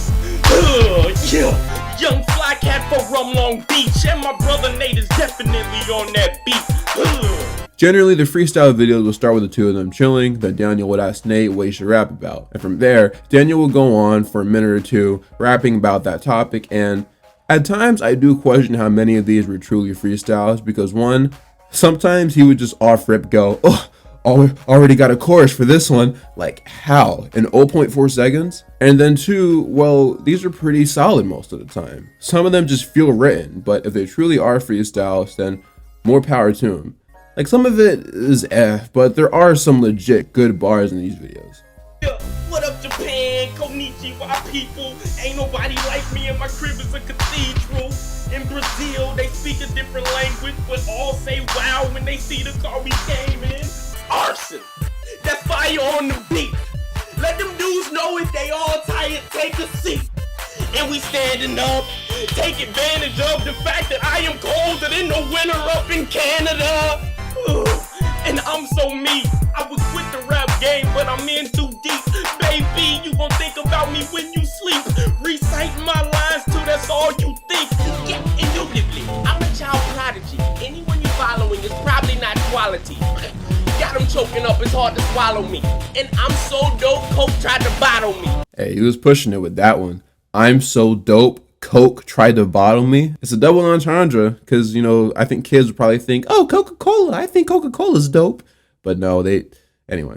Eventually, they even had Adam Hicks to join the freestyles as well, and they created this little group. It was called the Cool Table. Daniel at the time went by the name of Dan D, and Adam Hicks went by A+. And yeah, A+ had some bars on there too. Wait a minute, you didn't know that right now, girl, I don't need you no more. And since that time, as far as that ring go, keep me like my phone. It's officially single. Blur, and there ain't no cure. Said I'm swag out, baby. I'm the man of the year. And I live life fast, that's why life's a blur. Because I came with you, but I leave with her. A+, and I'm known as the best. Dressed to the limit, so I'm known to impress. And they guess that I'm finished, but I'm literally possessed. And seriously, they fear of me, because lyrically I'm blessed. Seriously, they fear of me because lyrically come on. Y'all know what I'm going to say. Bars. And you guys, yes, you don't know anything about that. The Cool Table, although not doing much, left a big impression on me back then. I used to watch these videos all the time, dude. It was really cool to see these guys rap on YouTube and then actually take like some of that to the TV. Even having Brother Nate appear in the Summertime music video. It was so cool seeing all of this happen in real time. Also, if either Adam or Daniel are watching this, please release a song that's going down tonight. It used to be on Adam's website, and I used to listen to it religiously. Release it, please. And then Daniel will continue to upload music around this time too, but instead of doing freestyles, he was doing actual songs, and I liked a lot of them. I even had some of them on my iPod Shuffle, because it was 2010, and we couldn't afford an iPod Touch. There were some genuinely good songs, like Thank You. Light year, no buzz, know what? I'm out. Click clack, sit back. Schedule is flexible. I'm finna put my beat back in over my head. Why hate y'all dead? Scarabs and Beatles. Flyer, better, I'm a header. All these other rappers wanna holler, I'm a letter. Got a collar, but a neck, a veteran is out for cheddar. Public Announcement. So on my grind, lyrics hit your ear and vibrate down your spine. All my life I've been waiting to shine, but see now I'm on top, so I'm taking my time. And of course, Earth to Mars. How you love Earth, never been to Mars. How you love Earth, never been to Mars. Heard their music, never heard ours. How you love Earth, never been to Mars. That's your boyfriend, he ain't that hard. Around this time, he kind of dropped the whole like Dan D name and started going by Saint Maurice instead. And once you start going further down into that era, you can kind of tell when his Disney contract inspired. But I figured before I move on, there was one song that I'd play from him, and I'm not going to explain why. But if you've been a Mr. Nostalgia fan for years, especially like before COVID, you'll know exactly why I'm playing this. I know my day will come, but it ain't happened yet. And when they ask me am I broke, I say I haven't yet. But it's getting harder every day. Real ones know why I played that one. Shout out to my day wonders. But yeah, there's tons of other Daniel Curtis Lee music out there that you can find on YouTube if you, for whatever reason, wanted to. I think you'd find that Daniel genuinely is really talented. And if you go back and watch any of these, make sure you leave a comment saying that Mr. Nostalgia sent you, okay? The energy he brought to playing Kojo or even Cookie was definitely present in his music. He rapped extremely lively, and eventually he developed his own unique sound with the help of My Brother Nate Made This Beat. I was definitely a big fan of his around this time. Anything that he posted, music related or not, I was there for, and there's still stuff that I haven't even named yet. He's actually probably the first YouTuber I ever really kept up with, for real, now that I think about it. And to have this full circle moment where I get to now talk about his channel on my channel while reviewing Zeke and Luther, well, let's just say that me from 14 years ago would have been pretty thrilled to hear that. To circle things back to Zeke and Luther, I think the music aspect of things was certainly solidified Adam, Daniel, and Hutch as the faces of Disney XD, albeit only being for a couple years or so. And the Cool Table specifically, making rap music, certainly set them apart from Disney Channel, which is ultimately what they were trying to do. I know I kind of went off topic with the second half of this music intermission, but I feel like there were things that I needed to address as a Zeke and Luther fan. I now have this weird feeling of closure that I wouldn't have gotten had I not mentioned them. And well, I would be doing my younger self a disservice by not dumping all of these random tidbits of stuff that I've gathered for 15 years now. And now, I feel good. We can go back to talking about Zeke and Luther. For those who actually watched this portion, thank you. And that came from both adult me and child me. Get ready for Zeke and Luther on Disney XD. It's cool and weird at the same time. With bigger jumps, bigger laughs, and bigger Luther. I'm not a monster. I'm just super duper tall. Watch Zeke and Luther on Disney XD. Yes. I know a lot of second seasons of shows promise to be bigger and better than the first one, but Zeke and Luther Season 2 really does execute well on that idea. This season is just full of banger episodes that are not only written well, but also attempt some of the biggest stunts of the series. And it starts at episode 1, Zeke Jumps the Shark, which premiered on March 15th, 2010. The episode starts off with the boys chilling on a boat in the ocean, doing an activity that they like to do to unwind from skating, shrimping. No, not fishing, that would be too normal for Zeke and Luther. But yeah, shrimping. Unfortunately, all they catch are a bunch of random items, like a pizza box, a message in a bottle, and an old math book, which just so happens to belong to Luther. However, things take a turn when they feel a bump from beneath them that causes the boat to shake. And while trying to throw the anchor over in case it's a rock, Luther and later Zeke fall into the water. They promptly swim to shore to recover from what just happened. Both of them are pretty spooked, but Zeke assures Luther that it was probably nothing. But boy, is he wrong. We're then hit with the new intro for season 2, which is basically just the same as season 1, but with new footage. You know how TV shows do. The next day, Luther runs into Zeke's room to hand him a newspaper which states that not only was a shark captured in Gilroy Bay, but he even attacked a kid. That kid being Kirby Cheddar. This is the first real episode that Kirby Cheddar gets a role in. He appeared in a couple episodes in season 1, but with no real significance. In season 2, he gets an expanded role though, sometimes even playing important parts in episodes. Unfortunately, they get rid of his character in season 3 though. But his actor, David Gore, does appear in my other favorite show, Psych, where he plays a young Freddie Prinze Jr. Yeah, I don't really get that one either. I like Kirby Cheddar though, he's a fun little wimp. Zeke and Luther rush to the hospital to see how messed up he is. You are a family of friends, right? We don't hate him? Cheddar isn't doing too hot, as he has an abrasion on his... Yeah. After arguing over seeing said abrasion, the boys get kicked out, but before leaving, Luther notices some chocolates, which were obviously meant for Kirby, but the two start eating them anyway, and Kirby wakes up just in time to see it. Instead of telling them to stop though, he calls Luther over to deliver him a message, one that we don't find out until they leave the hospital room and are interviewed by local reporter Dale Davis. He said, jump the shark. Jump the shark. Jump the shark! Dale asks which of the two will do the honors, and Luther immediately declines it, leaving only Zeke. So, Dale asks, will he be the one to honor Kirby's request? And I mean, y'all know the title of the episode, so I shouldn't even have to say his answer. He says yes, though. Zeke will officially be jumping the shark. So this episode is kind of a reference to the phrase in the TV industry called jumping the shark, a phrase that originated all the way in the 70s on a TV show called Happy Days, where a character named Fonzie literally jumps a shark. This phrase usually, well, no, he jumps over the shark. He doesn't like go into the water with his buddies and start beating up the shark.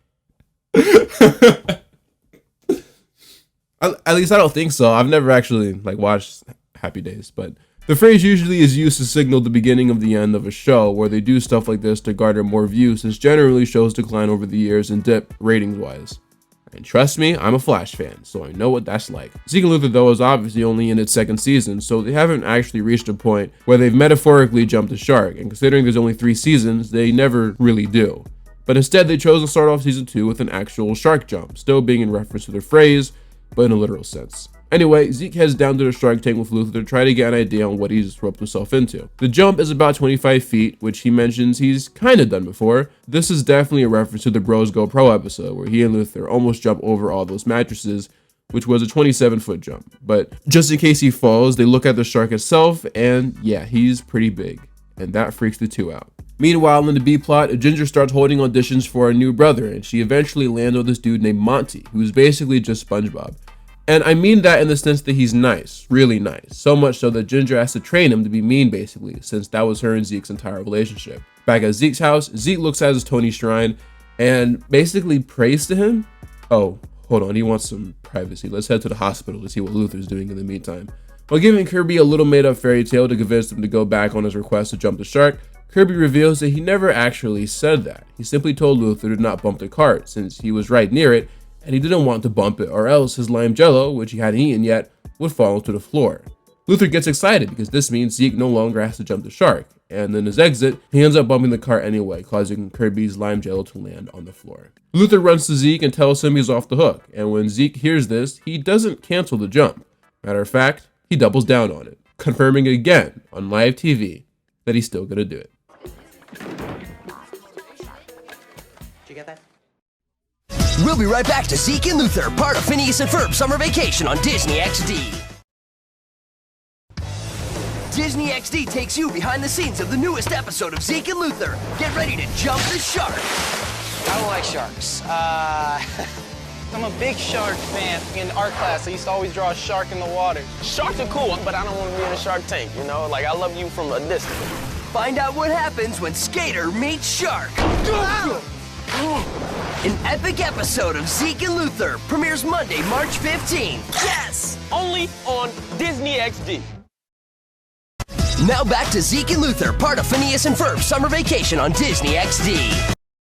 Zeke and Luther argue over this back home, and Luther gets surprisingly serious. While Zeke wants this to be his defining moment like Tony Hawk nailing the 900 of the X Games, Luther counters this by saying Hawk didn't nail the 900 on his first try. Meanwhile, he only has one chance to jump this shark, and Zeke says that that's all he needs. Luther has confidence in Zeke, but in case things go wrong, his plan is to just turn the shark into a vegetarian. He then talks to the audience about eating veggies to remain healthy. Thanks, Luther!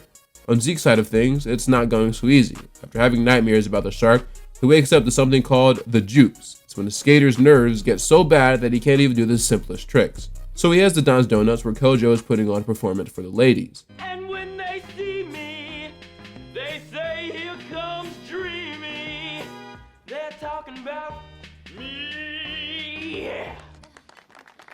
Zeke sits down with some milk and Kojo notices him, so he dedicates the next song to him. I will remember Zeke. Shark's gonna rip him apart.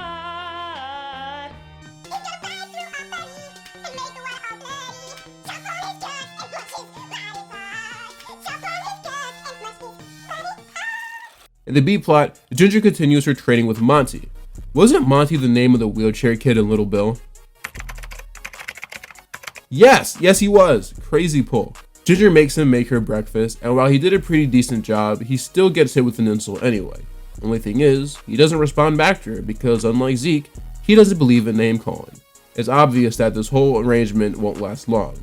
Meanwhile, Zeke's dupes are getting worse. It's even affecting his non-skating life. But it's too late, because he can't back out now. Too many people are there watching him to just bail. He has to deliver. So he tells Luther, who will be driving the golf cart, that no matter what he says, he has to keep driving it, and under no circumstances should he stop.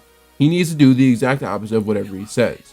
But then, Zeke notices his shoe is untied and tells Luther not to go. Like, for real.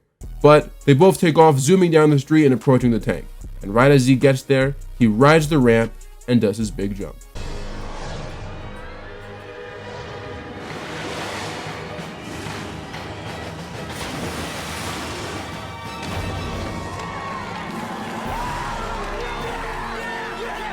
I love seeing these two guys genuinely happy, bruh. Hard not to smile.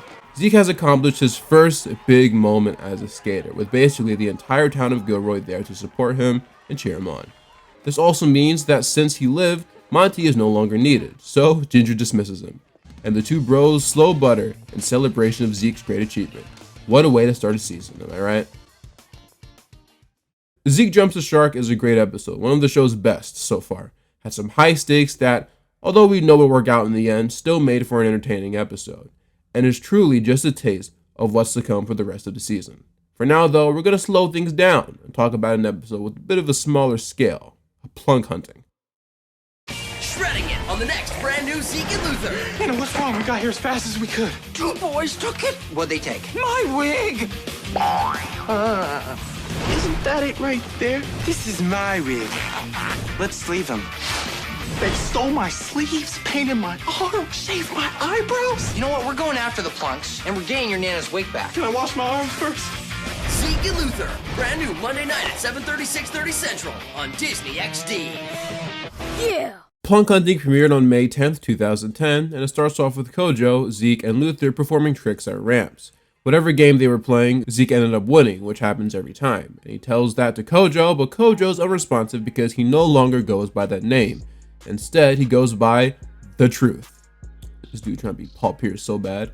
And while the boys make fun of him for that, Luther gets this weird feeling that something is up with his Nana. You know how twins have that thing where they can kind of feel when something is up with their sibling?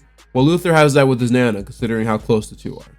So the boys rush over there to find out what happened, and as it turns out, two boys snatched her wig. And I mean, again, judging by the name of this episode, I don't feel like I need to explain who the culprits were. So once Nana Waffles paints them a picture of the two, the boys get to work to find them. Luther spots them cutting some kid's hair and asks them if they've seen a wig anywhere. And even though they literally have it behind them, Charlie says that it's actually his wig. They then rip the sleeves off of Luther's shirt, and when he goes back to Zeke's house, it's revealed that they also shaved his eyebrows and painted his arms. Luther says that it's game over, Plunks win. But see, if the Plunks win, then that means that Zeke lost, which can't happen because like LeVar Ball, Zeke never loses. So he decides to rally up a group of guys to not only get Nana's wig back, but also take the Plunks down permanently. Kojo, The Truth, agrees on account of his cat being shaved by the Plunks last summer. So Zeke, Luther, The Truth, and some random dude track down the Plunks and politely ask them for the wig. But when they say no, just like the last episode with the Plunks, a chase scene ensues. I gotta say, this one is a lot cooler. They kind of go all over Gilroy and even end up in a warehouse. Who doesn't love a good warehouse scene? Y'all know how I feel about the one for Batman vs Superman. Oh wait, turns out it's an abandoned store. Point still stands though. That scene from BVS slapped. After losing them for a bit, Kojo spots them, so they start their chase scene again, but this time it results in a casualty.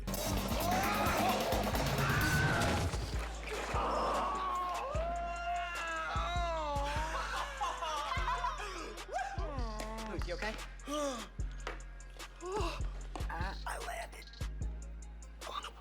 So with the bolt stuck in Luther's bottom, Zeke heads out there to rally up the guys so they can look for the wig again, but Luther says it's pointless. The Plunks won, and he can always just get her a new wig from the store.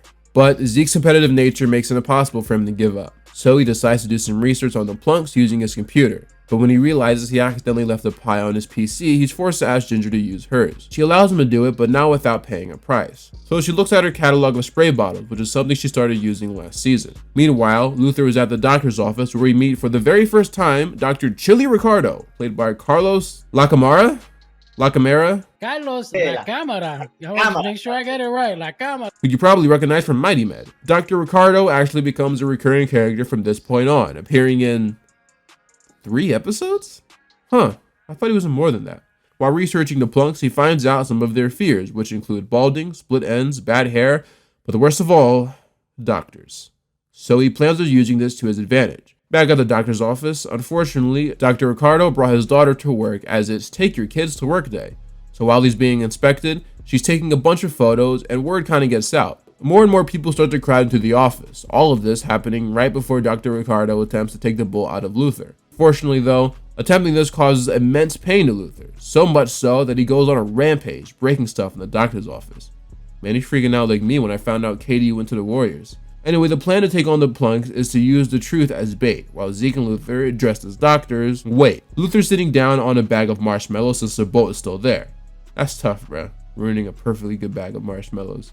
The Plunks arrive to cut Truth's hair. Hold on, wait a minute. Y'all got guards on for what? His hair is already short. What is that, an 8 guard? You ain't cutting none with that, bruh. Z and L come out but immediately get recognized by the Plunks. Truth runs away, but like, bro, they got 8 guards on the Clippers, fam. They ain't cutting anything, man, whatever. The incident does, however, spook Truth into going by the name Kojo again, so there's that.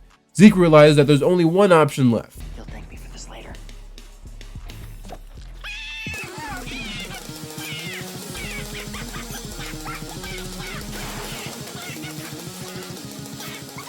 This dude's freaking out like me when I found out DeMarcus Cousins went to the Warriors, but fortunately that one didn't work out. The Plunks get scared, so they hand over the wig and run away. And we actually don't see them until the rest of season 2, so I guess this little plan worked out. Scratch that, they do actually appear in an episode after this in season 2, sorry. Zeke and Luther are able to return Nana's wig back, and on top of that, have managed to convince the Plunks to throw in a free wig styling. Shut up and mute me. Although not as large scale as the first episode we covered in this season, Plunk Hunting managed to still be a really solid episode that focuses on the relationship between Luther and his Nana. I kind of skipped over her in the first season, so I knew I had to cover her in this one. Plus, this episode introduces the GOAT, Dr. Ricardo. Not much else left to say. It's time we move on to the next episode of the season, which is another Luther-focused one. But this time, he finally gets his moment to shine as a skater. On the next brand new Zeke and Luther on Disney XD. I'm afraid I have some bad news. You're going to be quite tall. Really? This, by far, is the biggest obstacle that either of us have ever faced. Luther is going to have size 24 feet. Size 24. It started. I'm growing. I'm a gigante. I'm not a monster. I'm just super duper tall. Zeke and Luther, brand new tomorrow night at 7:30, 6:30 Central on Disney XD. Yeah. Tall Stack of Waffles premiered on March 22nd, 2010. After getting a physical at Dr. Ricardo's office, Luther finds out that given his current height and his family history with long height, there's a really solid chance that he's going to be quite tall, perhaps even 7 feet. At first, both Luther and Zeke are really excited by this news, but then after mulling over it, Zeke realizes something. There aren't many tall skateboarders. Skating is all about dexterity and footwork, all of which can be made challenging if you're tall, more specifically 7 feet.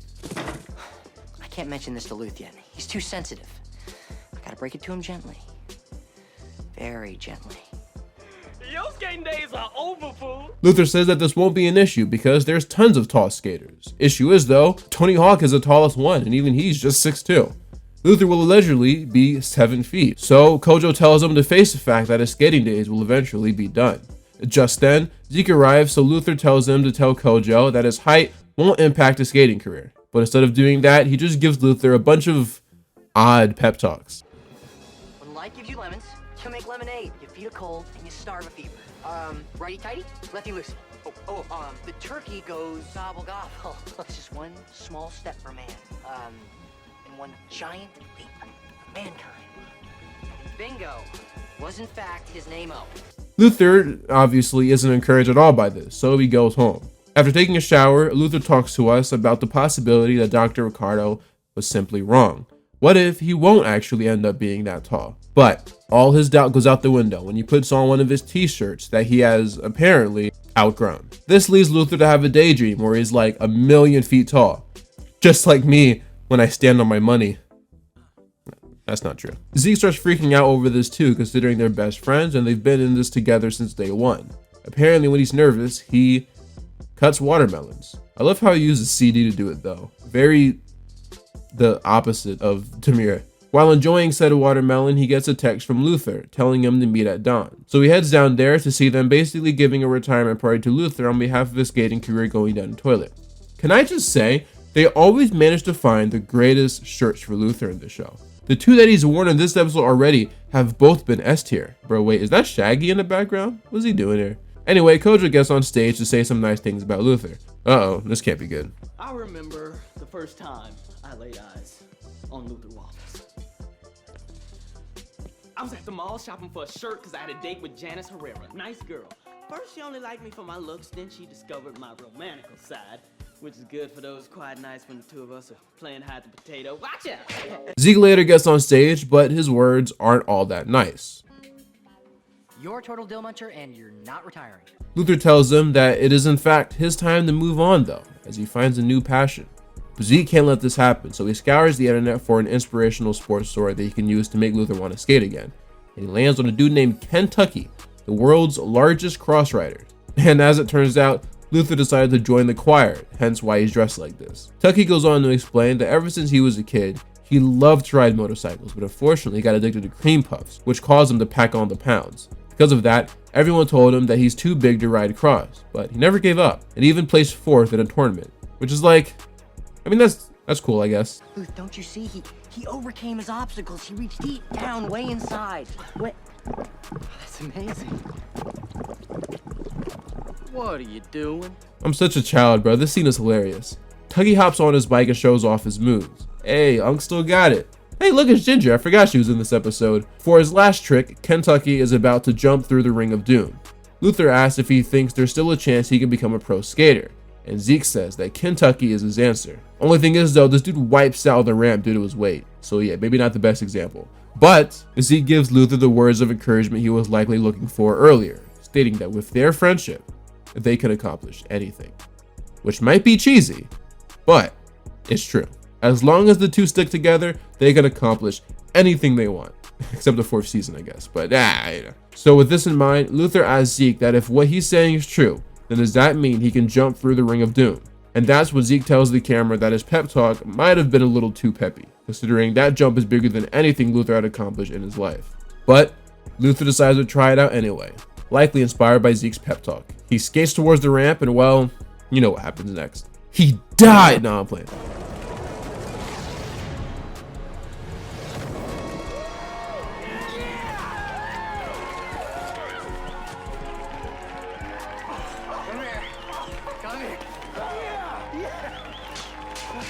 I love how excited Zeke was for Luther. Hutch Dano expressed this perfectly. It's like when you see your friend who has no game actually pull a girl for once, or when you're playing basketball with your trash friend and he actually hits a game-winning 3. Honestly, those are crazy comparisons in retrospect. Luther isn't a bad skater or anything, but you get what I mean. The two walk off, celebrating the success of not only Luther's jump, but the resurrection of his skating dreams as well. In the final scene of the episode, Dr. Ricardo goes to Zeke's house to tell Luther that it appears he'll actually be normal size, which is funny because in real life, Adam Hicks is 6'2", which isn't exactly normal size. He's still taller than most males. Not me though! I'm kidding, I'm 6'1". He's taller than me. Luther shares that he's already been growing, but in all actuality, it's just been Ginger shrinking Luther's clothes, because she's Ginger. Instead, it appears that Luther will actually have something called gluteus humunculus. What's that? A big bottom.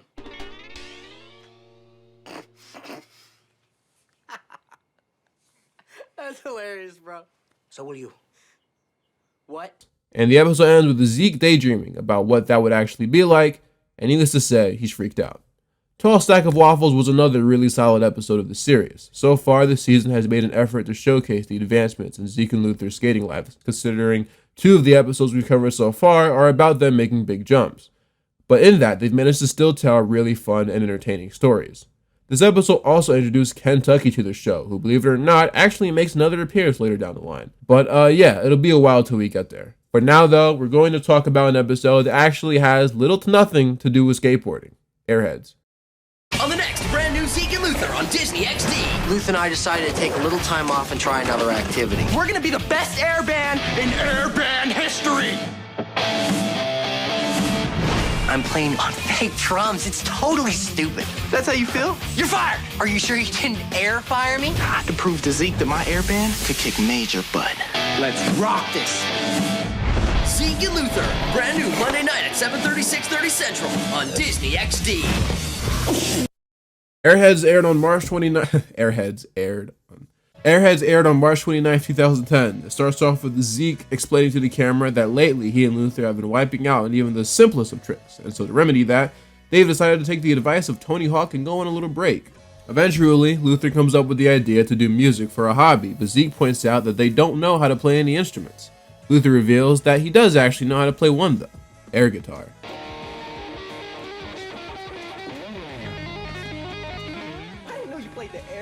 This is by far one of the wackiest things the show has ever done, and even 14 years later, I still don't understand this. Like, do they actually hear the instruments? Like, is any actual, like, sound being produced?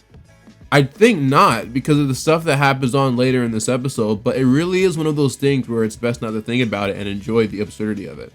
Luther asks Kojo if he wants to join his air band since apparently he plays air bass. He then asks Zeke if he wants to play the air drums, and he agrees. So the 3 hold auditions for a 4th member, and all of them are kind of mid.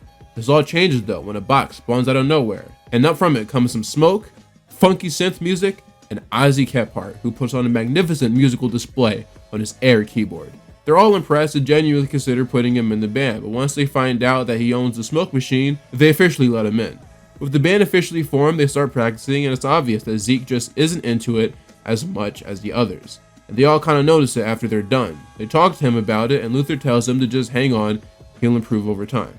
But Zeke isn't having it, considering, they aren't a real band. At the next practice, Luther reveals that he got them a gig at the county fair, so to prepare for it, he suggests that they pull an all-nighter. Zeke believes this to be ridiculous, which causes Luther to pull him aside so they can talk. And all of that leads to Luther firing Zeke from the band, because he called it stupid, not once, but twice. And Zeke is perfectly fine with that.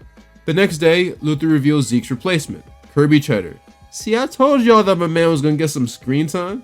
Zeke comes in to disrupt the flow of the band by doing laundry, since they're still practicing in his garage. This guy is so petty, bruh. You gotta respect it. Next day rolls around as Kojo, Ozzy, Luther, and Kirby get ready for their gig at the county fair. These guys are swagged out, man, especially Kirby, bro, look at him. Luther's preparing himself and the band for their performance, but things start to go awry. He gets mad at Kojo for wanting to wear sunglasses on stage, even though that wasn't part of the plan, Kirby for eating right before they go on stage, and Ozzy for bringing in his girlfriend Kamiko. What is she doing here? Kamiko's our new tambourine player, toy. Is that a real tambourine? Yeah. Well, you don't use a real tambourine in an airbag! Something about the way Adam Hicks delivered this line kills me. Like, the way he gradually but steadily makes his voice louder, it's perfect. Luther tells them to get it all together because they're freaking out, but it's obvious the only person doing that is him. I think it's worth pointing out that Luther's character has changed a little bit since season 1. It's not that he becomes a jerk or anything, but he can definitely be more intense. Like, season 1 Luther even said that he's a sensitive one out of the two. And that was definitely true. He's the one that gave those kids donuts when he thought that they were homeless, the one who fell in love with a Rollerdork, the one who wanted to adopt a little mouse. It's a little hard to imagine season 2 Luther doing at least 2 of those things. Like, there's even an episode where he wants to fight Ozzy because of all the annoying stuff he'd be doing. Like, literally a full-on boxing match. Season 1 Luther wouldn't have done that in my opinion. But with this change come some of the best Luther episodes in line, so I'm not mad at it. Because of how he treated everyone in the band, they all decided to quit, which makes Luther panic even more, especially since his band was just called up to stage. So he heads out there, and instead of doing anything music related, he brings out his sock puppet, Commander Fuzz Fuzz. I don't know, man, I think this is still kind of entertaining. But clearly the crowd doesn't feel the same way. Zeke says he thought it would feel good seeing Luther crash and burn on stage, but it just doesn't. So to get the ball rolling to save Luther, he hops on stage and starts playing the air drums. He then points at Kojo and Ozzy to follow suit. And the 4 of them come together to deliver what is probably the greatest air band performance of all time.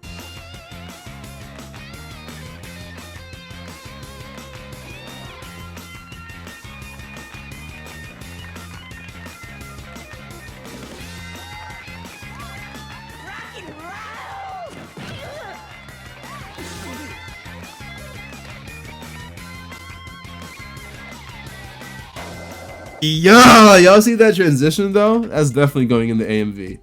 Zeke realized that though things didn't go as smoothly as they wanted, the airband hobby definitely worked because they were back to skating better than ever. Unfortunately, some people though haven't moved on. Good old Kirby Cheddar, man. Although this episode doesn't really add much new to the table, I wanted to talk about it because it's truly one of my favorites, even with this lack of skating.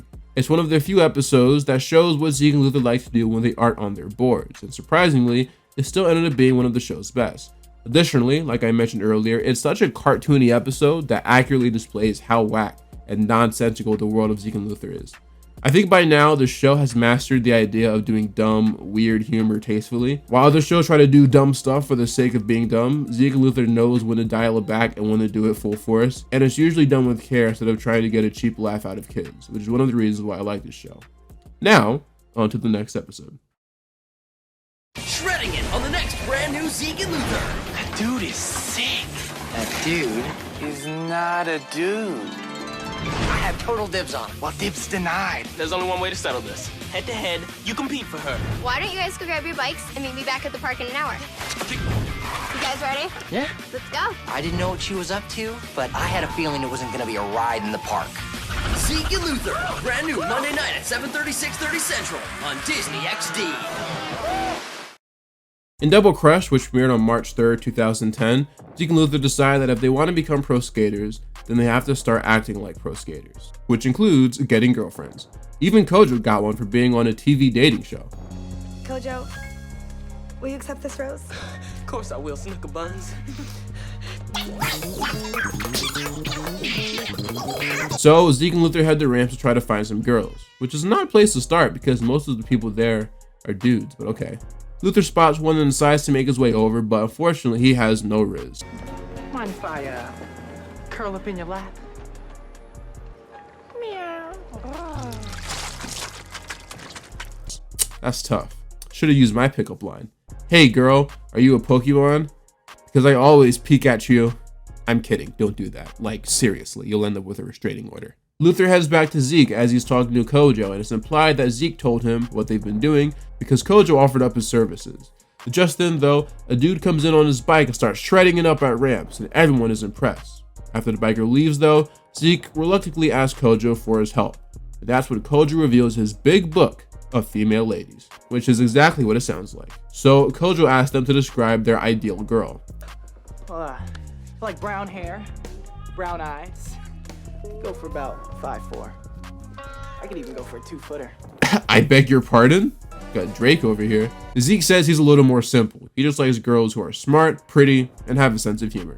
And I mean, he's right. Those are like the 3 most basic preferences, but okay. Kojo says that as soon as he received his processing fee, the two will have their perfect girl. So the next day, they head to Don's to see what Kojo cooked up. Zeke sees the girl that Kojo paired him up with, and he seems to be pretty pleased with the results. There's just one small problem though. Must be Allie. Why, hello, Allie. Alligator. Just kidding. Oh man, she's like the Ariana Grande of laughing. Luther on the other hand seems to be just fine. Oh, never mind. The pair and their dates go to the photo booth to take pictures, and it goes about as well as you'd expect 4 people in one photo booth to go.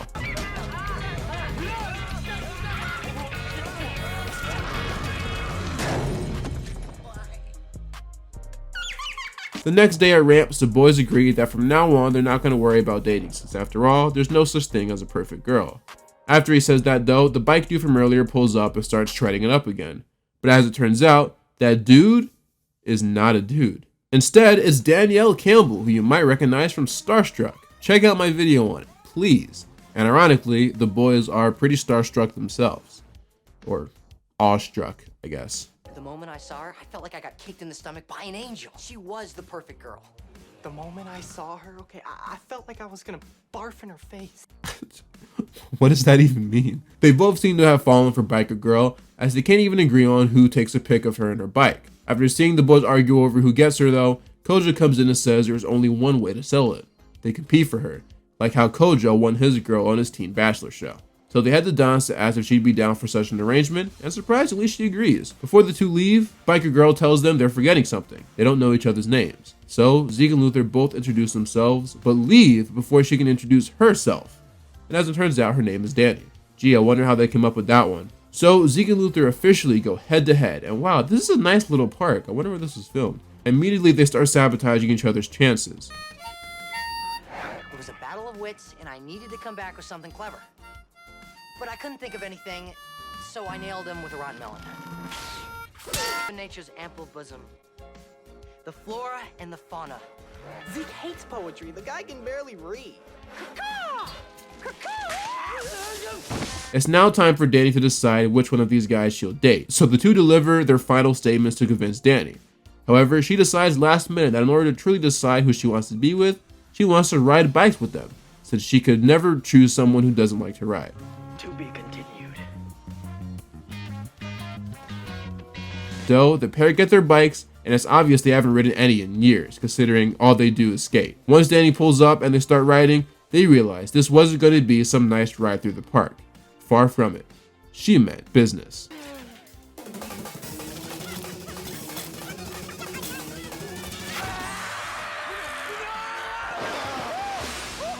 Luther asks who won, and that's when Danny says that the two are hopeless. They have no idea how to get girls. They didn't even ask for her name. And when she says that, the two realize that she's right. They really don't have a clue about getting girlfriends. Remember, Zeke never actually did date Olivia.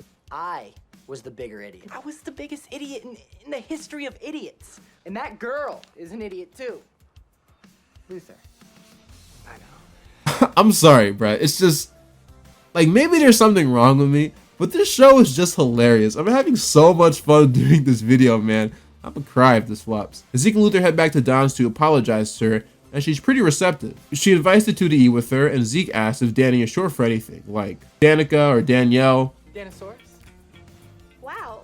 Actually, my name really is Danosaurus. I told you. So I know it's kind of obvious that she was joking. But I mean, we got Kirby Cheddar, Luther Waffles, Deputy Dingle, a dude from season 1 named Johnny Lee Onion.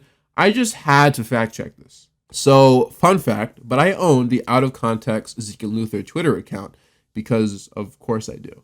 And after posting this clip, I asked Devin Bungie, a writer from the show, if her name was actually Danosaurus. And he said, "We never called her anything but Danny on the page. So I think the intention was that she was just messing with Luth. But if we ever show her actual birth certificate, it would definitely read Danosaurus Rex."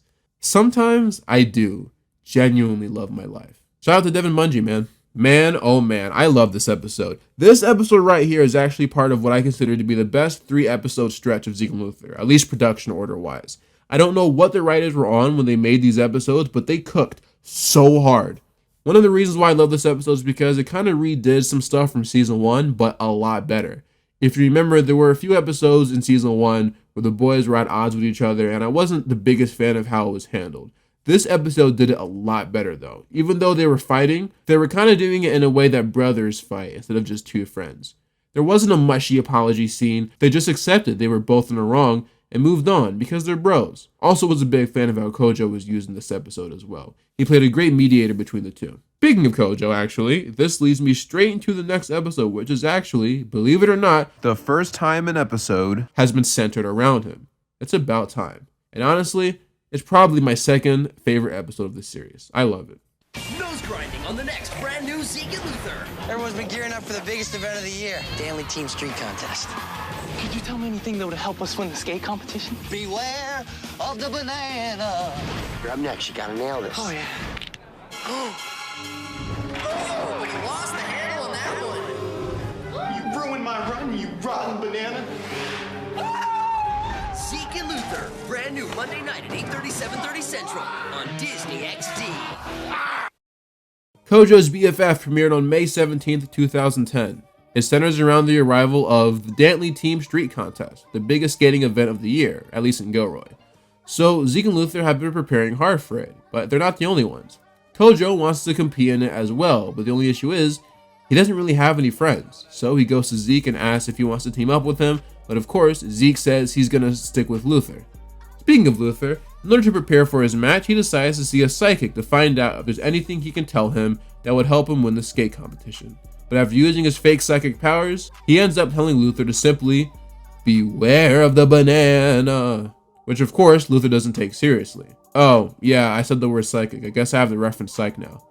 So, psych.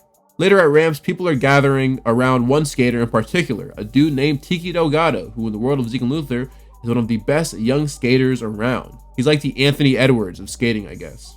Meanwhile at Don's, while Luther is ironically eating a banana, he actually sees a man in a banana suit and gets totally freaked out by it. Not a big fan of this subplot, not gonna lie. Spoiler alert, it's just a psychic dude from earlier in the suit. There we go. As it turns out, Tiki Delgado is in town to partner up with Kojo because apparently the two go way back. Luther arrives at ramps to tell Zeke about the banana man. Banana? I don't know. Zeke tells Luther that they have bigger problems though, as he points toward Tiki Delgado and his supposedly best friend, Kojo. Zeke and Luther decide that in order to beat Kojo and Tiki, who is a pro, they're gonna need to bring their A game, but later they notice something interesting. As you could guess, the two aren't actually best friends. They're not even friends at all. Kojo has been paying Tiki to be his friend and partner in the competition. Tiki even says that from now on, anytime Kojo wants him to do one of his watch out things, he's going to charge an additional $10, which upsets Kojo considering he's already spent a lot of his money just to get Tiki there to begin with.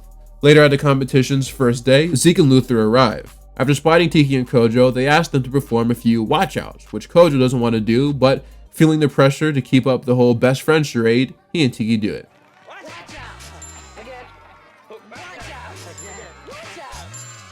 Tiki starts skating, and as you could expect from a pro, starts shredding it up, flawlessly. He gets a 9.75 score. Zeke compliments him on his good run, and instead of saying anything in response, Tiki just bumps into him, which rubs Kojo the wrong way. No time for Zeke to take it personally though. he now has to try to outdo him in his next run. And although he does a really good job, he gets a score slightly under Tiki, which is fine though, there's still plenty of time to catch up.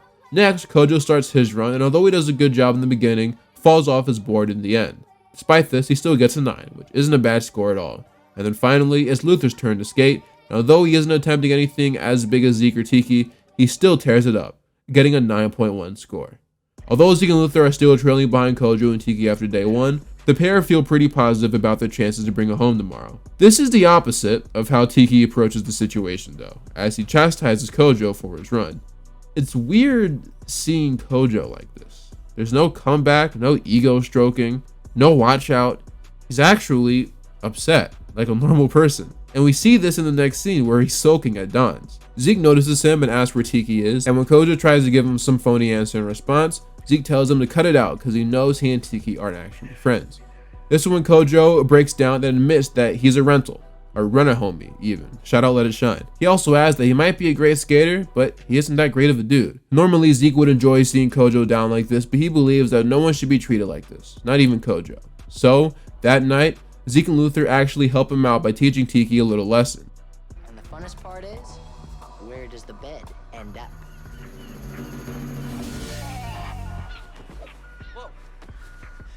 Day 2 of the skating competition comes around and Tiki goes right up to Zeke and Luther, saying that he knows it was them who pranked them, so they better be prepared for payback.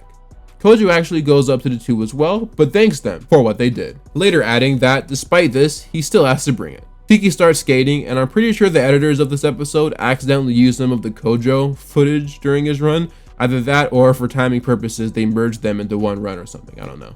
Luther's up next, but once again gets spooked by the banana before his run. This affects his performance as he wipes out on stuff that he normally would have nailed. Zeke doesn't believe that the banana is real, but later, after Luther confronts it in the bathroom and well, beats it up, Zeke sees the truth that it was actually just a psychic.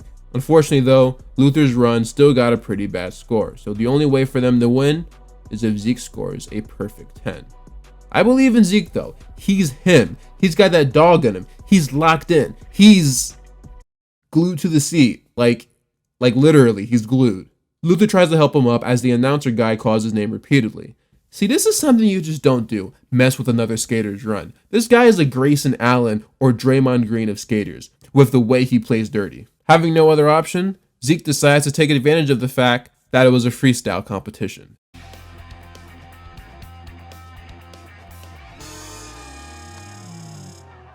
Wow, really? Zeke is wearing cotton candy underpants? Okay, well, this looks to be a skating race. Despite his lack of pants, Zeke starts cooking, hitting trick after trick. No pants, no problem. I mean, he does kind of look like a skating ballerina, but hey, a win is a win. Even Kojo is cheering for him, and rightfully so. Because like Zeke said in the episode Plunk Hunting, he doesn't lose.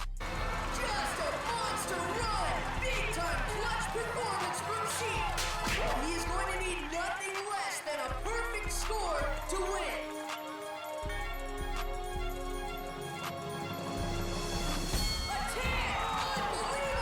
Yeah, on that fraud, Zeke. Nobody cared about Tiki Delgado. Speaking of Tiki, he hands Kojo the hotel bill. Kojo, in return, hands him a smushed up sandwich, which appropriately finishes their deal. The episode ends with Zeke and Luther celebrating the W, and during this comes one of my favorite scenes from the show. Once Zeke spots Kojo in the crowd, he actually invites him up to celebrate with him.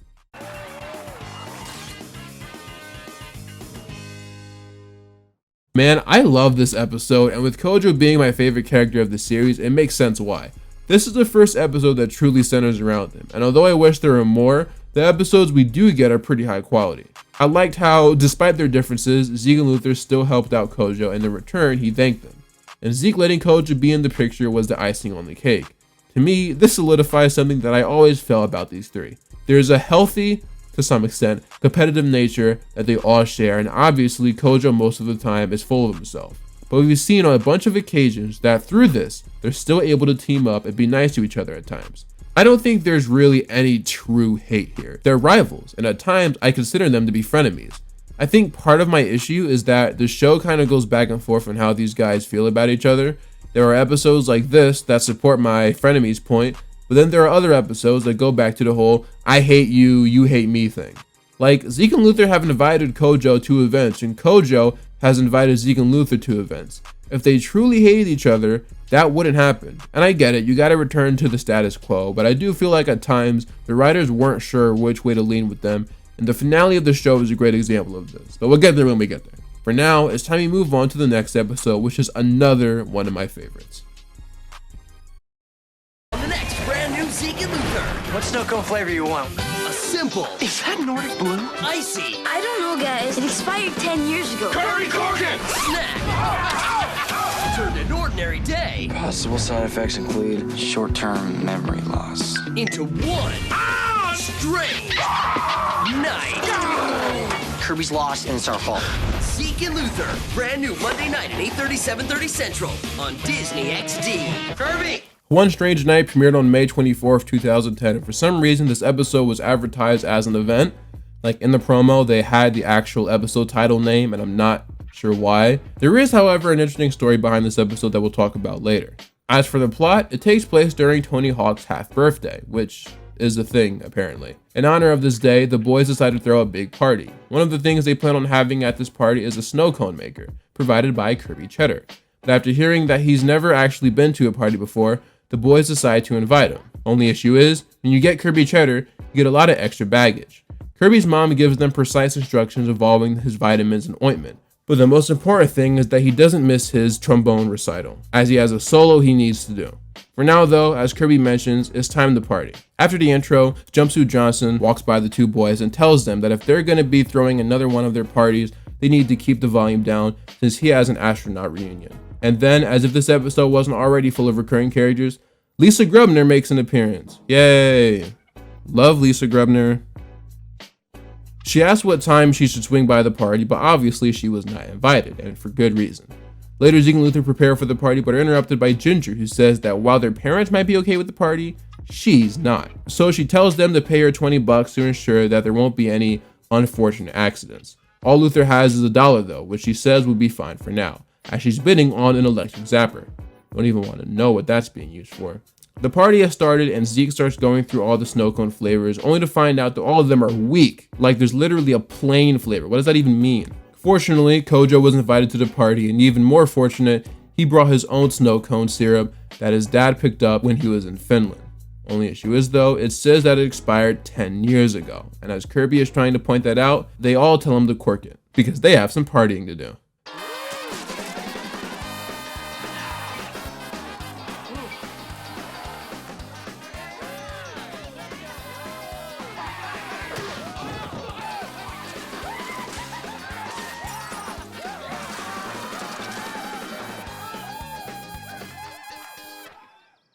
The next morning rolls around and the boys are completely out of it. They partied way too hard and they have zero memory of what happened that night.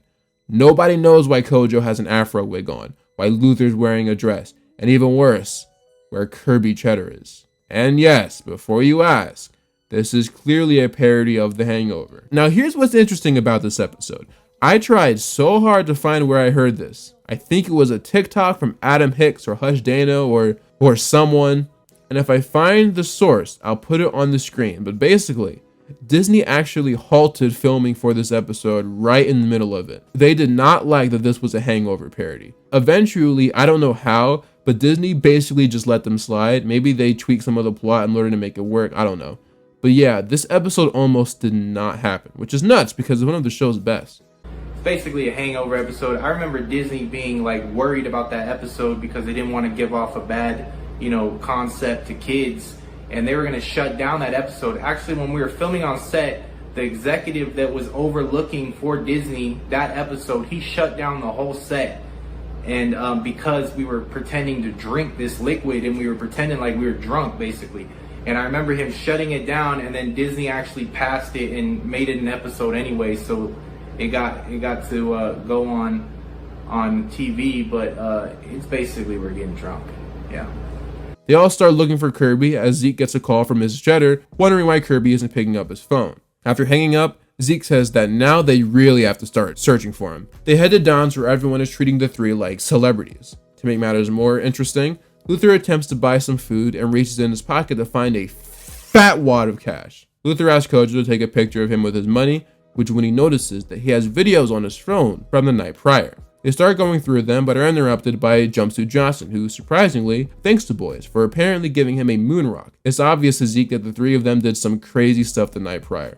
So before they move on to find Kirby, he tells them to look through their pockets for more clues. That's when Zeke pulls out a receipt from Sleazy Steve's pawn shop. Sleazy Steve is actually the same guy from the last episode pretending to be a psychic. This man got mad side hustles. Respect. Zeke asks what it is exactly they did last night, and Steve says that they bought all sorts of stuff, like an afro, a fake moon rock, and a couple of rings for Zeke and his girlfriend. Oh no. Such a sentence could only mean one thing: Lisa Grubner. The three head to her house. Wow, that is such a fake background. Well, they can't all be winners.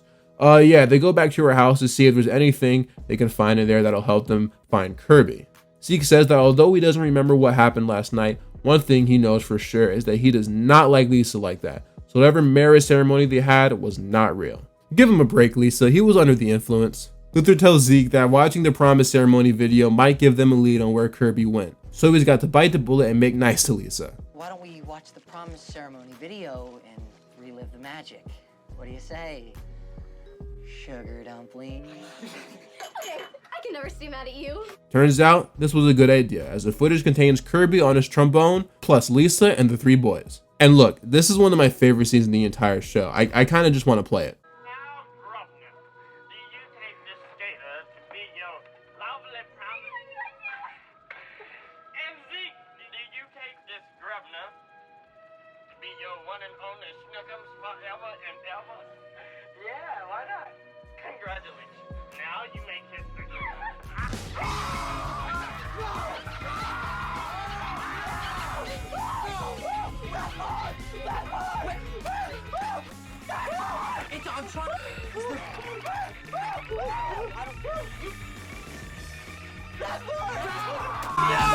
If it got trimmed out because of copyright, oh well. But dude, this scene is both chaotic and hilarious.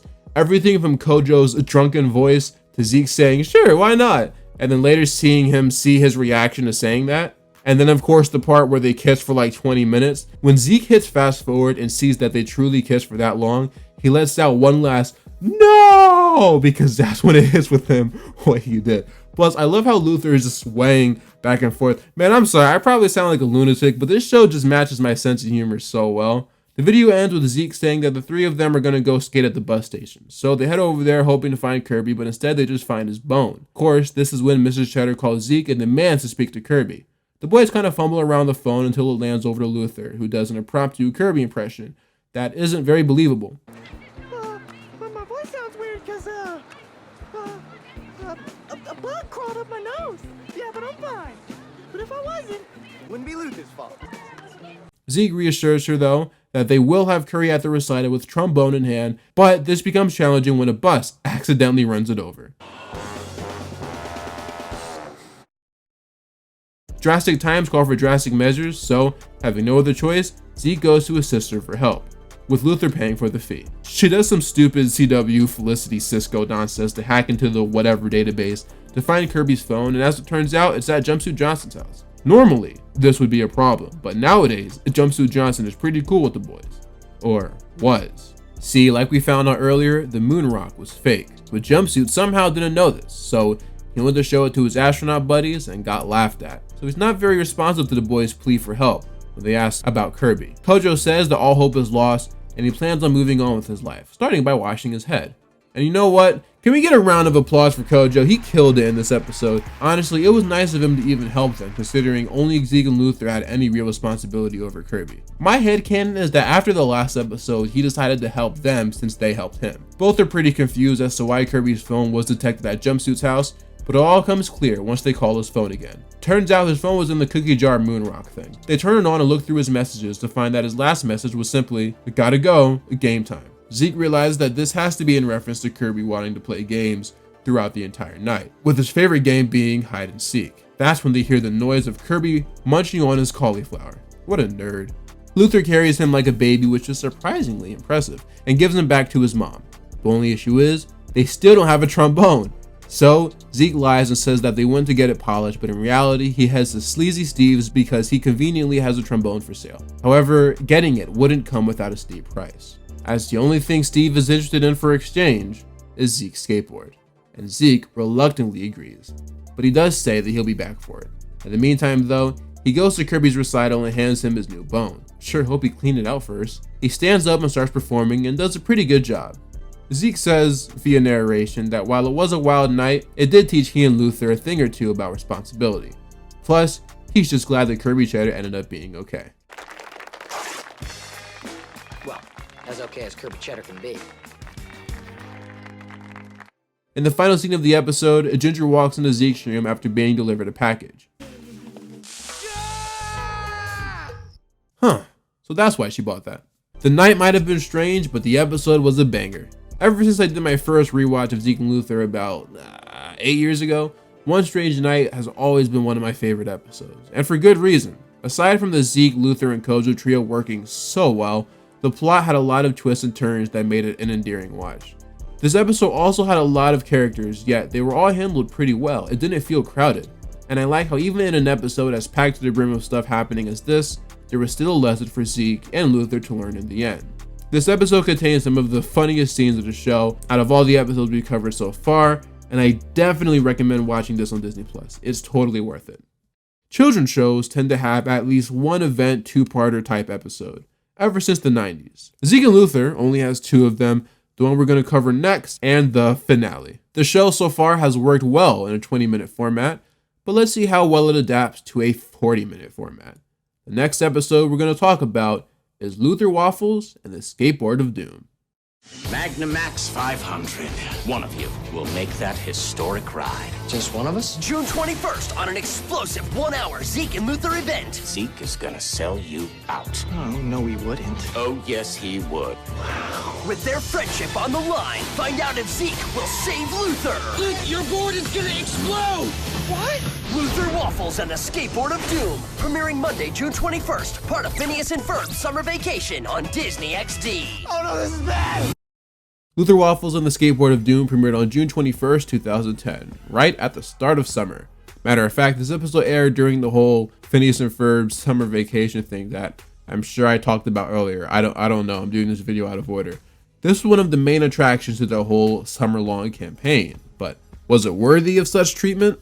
Well, let's find out. Part 1 starts with Zeke and Luther explaining to the audience that they're in desperate need of cash, since Luther accidentally blew up his grandparents' summer cabin while attempting to make pancakes. Their hope is to make enough money to rebuild it, so they get a job at Kentucky's chicken farm. Zeke says he's not a big fan of the job, but it does give him a chance to dust off his driver's license that he apparently has. It's actually pretty funny that he's had a license this whole time, but because he skates everywhere, he just never uses it. Kentucky comes in and sees the boys slacking off though, so he fires them both. Later, while trying to find jobs, a commercial conveniently comes on made by former skater Garm Garouche, who says he's looking for skaters to test out his state-of-the-art skate equipment. Garouche used to be Luther's favorite skater, but when a big-time fall changed the course of his career, he hasn't skated since. To make matters worse, Zeke and Luther were actually there in the front row. Man, it's like watching D Rose tear his ACL back in 2012. I feel bad for him. So the two decide to submit applications, since this could lead to them being able to pay for Nana Waffles and Carl's summer home. In the meantime, they've been staying with Luther, but I don't understand why they don't just go back to their actual house. Okay. While Zeke and Luther prepare to mail their applications, Ginger is outside selling potato wedges to people, and when Ozzy pulls up, he just straight up asks to buy the wedge maker instead. But Ginger says that she has other plans for it. Meanwhile, at Garous Industries, Garm is going through all 30,000 applications, including Kojo's. But when he finds Zeke and Luther's, he knows that those guys are the real deal. So later, Zeke and Luther get an acceptance letter and start celebrating. Only issue is though, the lab is relatively far away, so the only way to get there is to drive. Neither Zeke or Luther have cars, but believe it or not, Ginger out of all people does. You see, she sold 65,000 boxes of Girl Scout cookies and won the top prize, which is a car. I was gonna say that it's weird that a car would be the prize for something where only kids are participating, but in 2009, Cartoon Network ran a giveaway for Kevin's car from Ben 10 Alien Swarm, so I guess it's not entirely out of the realm of possibility.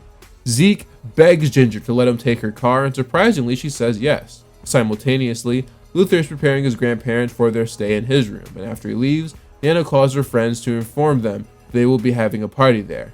Yeah, I don't feel like covering this plot anymore. It's obvious that it was just meant for filler. I'll go back to it if necessary, but yeah. In the real plot though, Zeke and Luther are getting ready to leave, and while going through their checklist, they spot Ginger sitting in the back row. What are you doing here, Peanut Teeth? Peanut Teeth, that's a new one. Truth is, the only reason why Ginger is letting the boys use her car is so she can try to sell Garm her Wedge-O-Matic to millions of skaters everywhere. Zeke reluctantly lets Ginger come with them, like he had much of a choice though. Before taking off, they decide to cruise past ramps and brag in front of Kojo, telling them that they're on the road to greatness.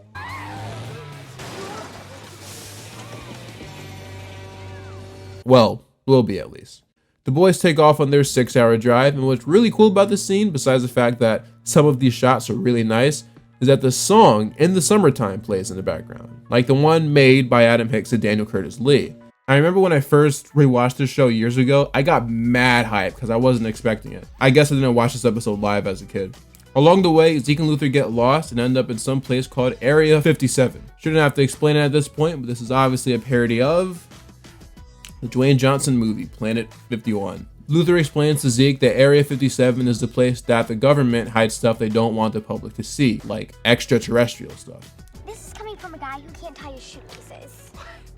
I figured if you can't tie a knot, tie a lot. I quote this to this day, but unfortunately no one ever gets this reference. One day in the future, I will reference this in a video, and I need you guys to comment that you understood it, okay? As it turns out, Luther actually stole one of Kentucky's chickens, and when it escapes Luther, he goes to look for it. As he approaches the depths of the forest, he finds it, only to see that she actually laid an egg. Congrats! For your sake, hopefully this doesn't end up like the wild robot. Luther starts to hear noises behind him, and oh no, aliens are attacking him. Oh, okay, they had me, alright? And since aliens are superior to us in every way, I had to fight dirty. Because fighting dirty is what humans do best. Just ask Draymond Green. Luther manages to escape and warns Zeke and Ginger that the aliens are after them. Alright, let's get this over with. It's just Ozzy and his nerd friends doing some live action role playing.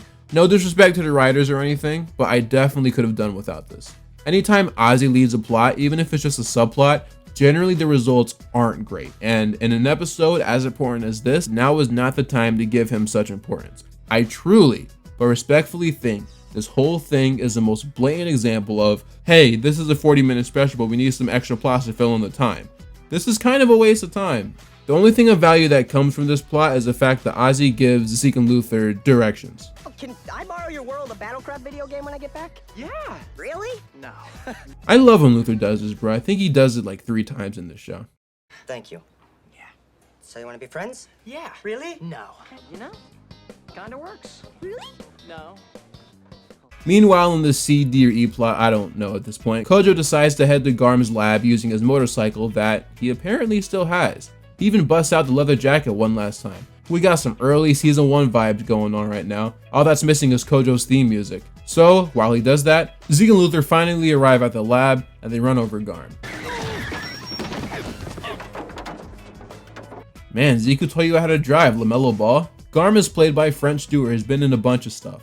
They all introduce themselves and Garm welcomes them to his lab.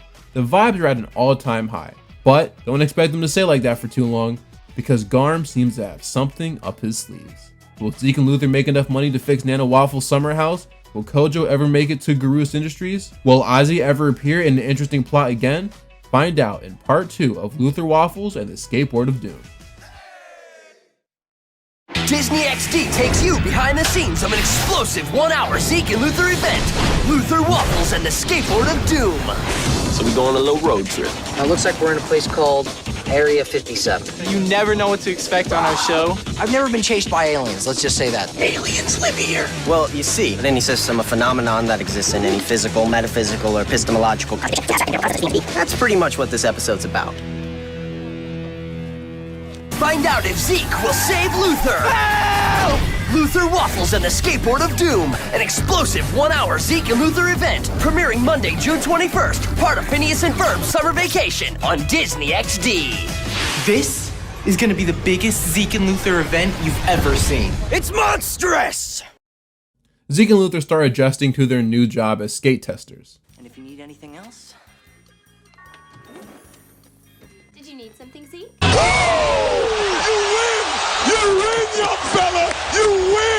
My fault.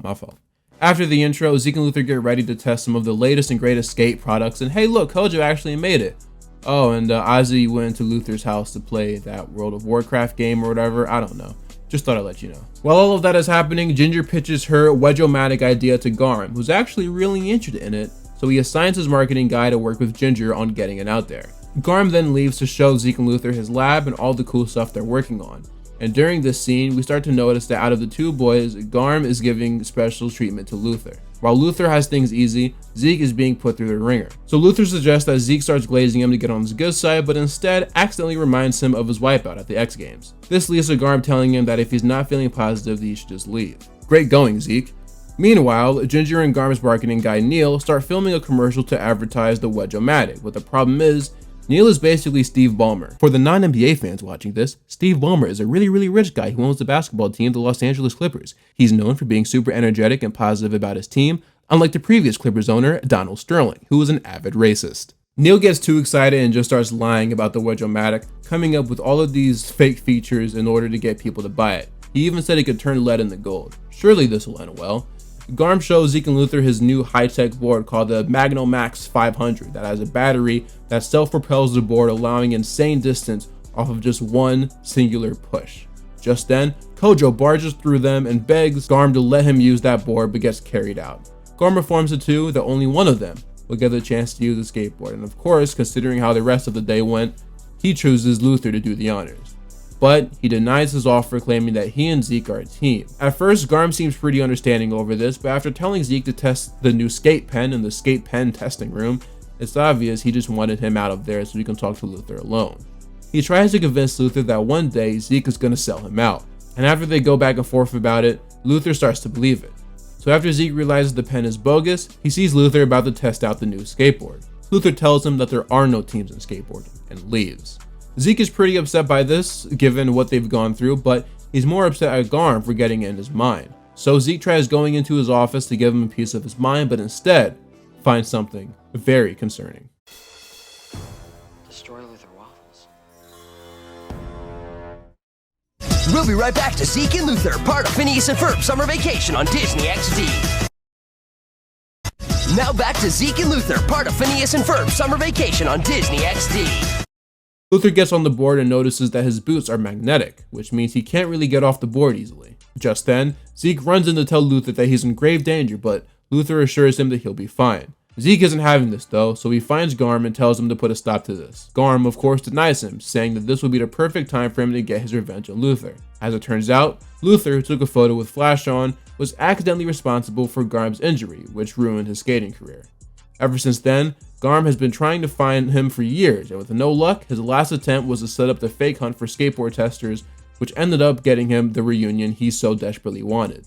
Luther's skateboard is rigged to explode, and when Zeke hears this, he tries to stop Garm, but he gets carried out and locked in a room. Remembering that Kojo is still out there lurking somewhere, he decides to use a fan to send the aroma of jerky out into the lab, hoping that Kojo will smell it and open the door. This actually ends up working since Kojo loves his jerky. Zeke gives him the cliff notes of the situation, and once they meet back up with Ginger outside, head off to save Luther from, well, blowing up. They catch up with him and tell him that his board is rigged to explode in 42 seconds. And I gotta say, this scene is pretty well made. Once again, this is the kind of stuff you get to do when you have a single camera show. Zeke extends his hand for Luther to grab, but just then, Garm's assistant Theo arrives behind them on a motorcycle. The Ginger takes care of him though by blasting him with potatoes. This now means that all they have to do is figure out how to save Luther. When a ramp approaches, Luther goes on it and Zeke drives in front of it in order for the car to catch him. From there, they all have to untie Luther's shoes, and with a few seconds left to spare, they're able to do it. Luther is safe.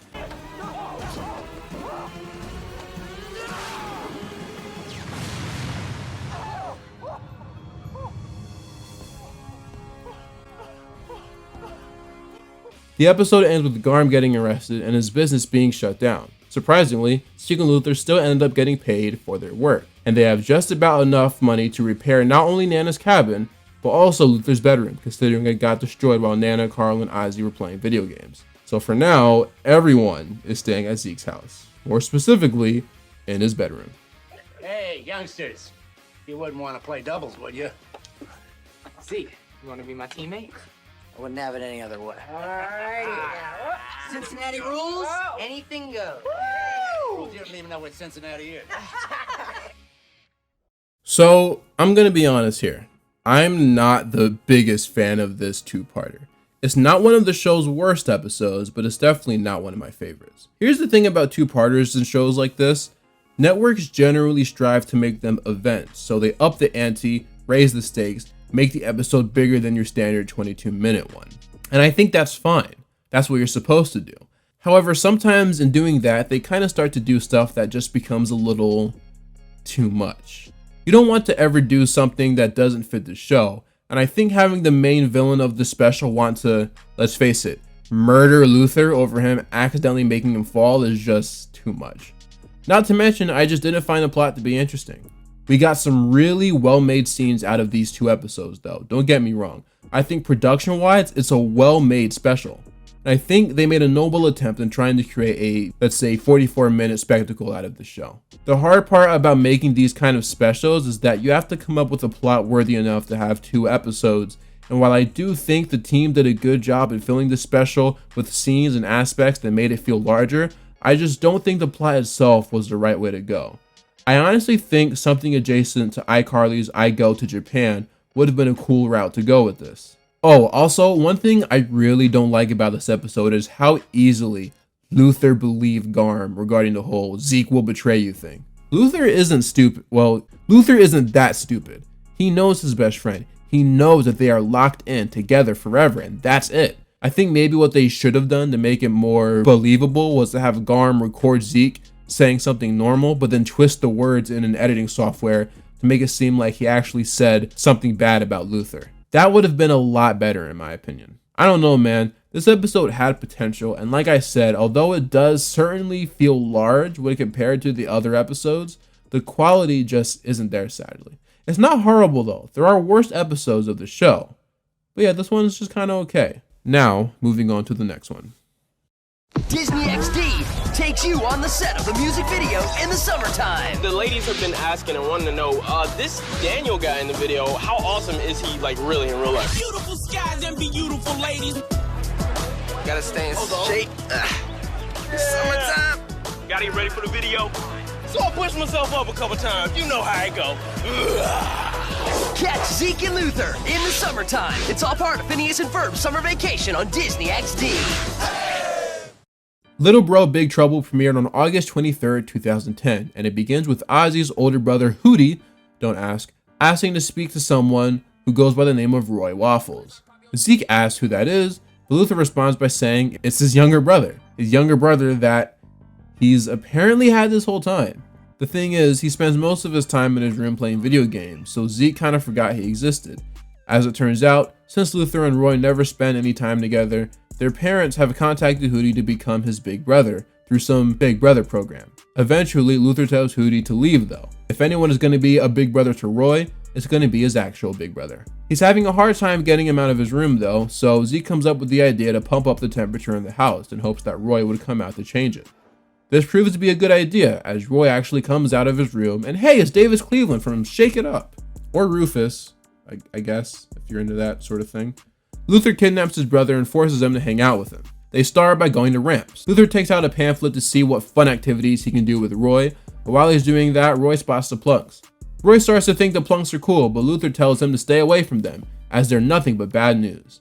Zeke, feeling inspired by Luther's attempt to get closer to Roy, makes him want to spend time with Ginger. He attempts to do something nice by making her a meat bouquet? I mean, it's the thought that counts, I guess, right?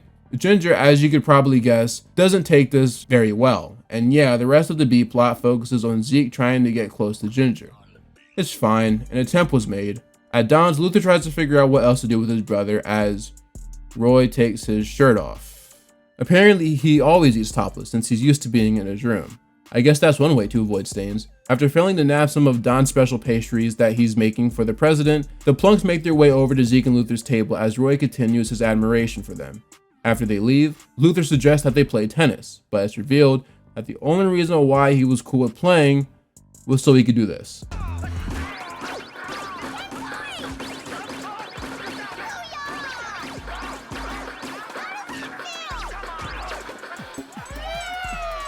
The Plunks go over to him after stealing a high voltage sign.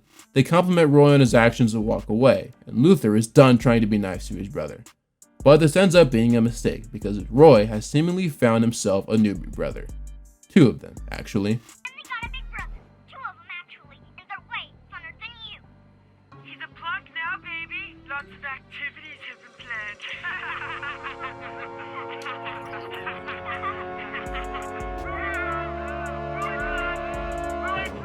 Oh no, he's gone to the plunk side.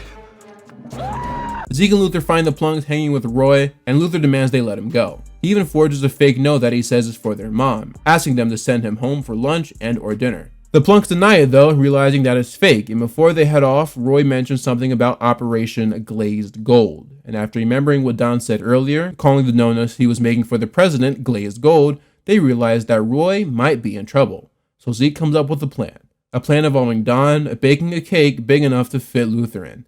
No, I'm not joking. This is literally a cartoon. Like, literally, Luther saws himself into a giant cake. He's living my dream, I'm not gonna lie. As they start to move the cake through a park, Luther uses whatever this is called to look through the cake to spot the Plunks. After seeing nothing and being moved into a food hotel storage unit, Luther eventually spots Roy, who is the inside man. Zeke tells Luther to not do anything stupid, but considering he's in a cake, it's kinda hard to get any stupider. Roy lets the Plunks in, but unfortunately the cake that Luther is in was made with coconut, which is something he's allergic to. So when he starts sneezing, the Plunks start poking the cake until Luther falls out of it. They grab Luth, but as if this was scripted, Zeke comes in right on time and he starts doing whatever this is with the tennis rackets. The Plunks start throwing cake at him, but he smacks them away and Luther tries to convince Roy to not hang with these guys. He asks them why, but after being left behind, he understands it. That's only the first of their issues though, as the cops surround the storage unit. So Luther decides to do what all big brothers do from time to time and teach his little brother a lesson to keep with him for the rest of his life. They start rubbing sticky buns all over themselves. Why, you may ask? If you had accomplices, then where are they? I swear, they were right here. I'm completely baffled.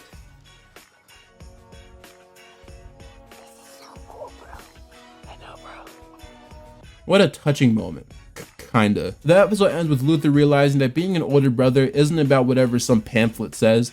It's about making your own rules and overall just being there for your younger sibling, even if they get on your nerves. A lesson that Zeke learned last season. This episode isn't really one of my favorites by any means. Out of the episodes we get in season 2, it's definitely one of the weaker ones. Even with this being the case, I do think it was nice to see Luther with a measure of responsibility and learning what it means to be an older sibling. Plus, this episode introduced Roy in general, so I had to cover it, especially since he comes back next season. Sludge jumping on the next brand new Zeke and Luther. Kojo is in love! Kojo, you fall in love more than I change my undies. It's twice a day, kids. Kojo risks it all. Today, I will go to the spot where we fell in love and jump the stanky sledge pool. But has he gone too far? That ain't good. The sludge pool? The guy's lost it. If he falls in that thing, you know what's gonna happen? It's not gonna be good. It's go time. Zeke and Luther, brand new tomorrow night at 8:30, 7:30 Central on Disney XD. Kojo! I mentioned earlier that starting in season 2, we would start to see more episodes about Kojo, and well, the next episode is another example of that. Sludge premiered on November 15th, 2010. It centers around the arrival of Zeke's cousin Mia, who's visiting from Turlock, another city in California. Zeke tells Luther to be nice to her since the two have a one-sided beef. It's explained earlier that Maya won the tryouts to become the school mascot, and since then, Luther has been bitter about it considering he also auditioned for it. Luther agrees, but questions why she always has to be such a show-off. Zeke says that she isn't, but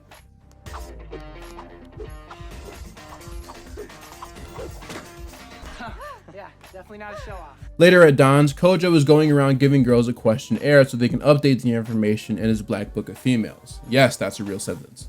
However, one girl in particular catches his attention, Mia. Why, yes, female lady. I will woo you. Hi there. They call me Kojo. I love how he just Looney Tuned his way over there. He starts giving his usual Kojo pickup lines, and they actually make Mia laugh, only because she thinks he's just joking around though. But nevertheless, the Riz is still kind of working. I hope the term Riz isn't outdated by the time this video comes out, because I think I've used it like twice in this video.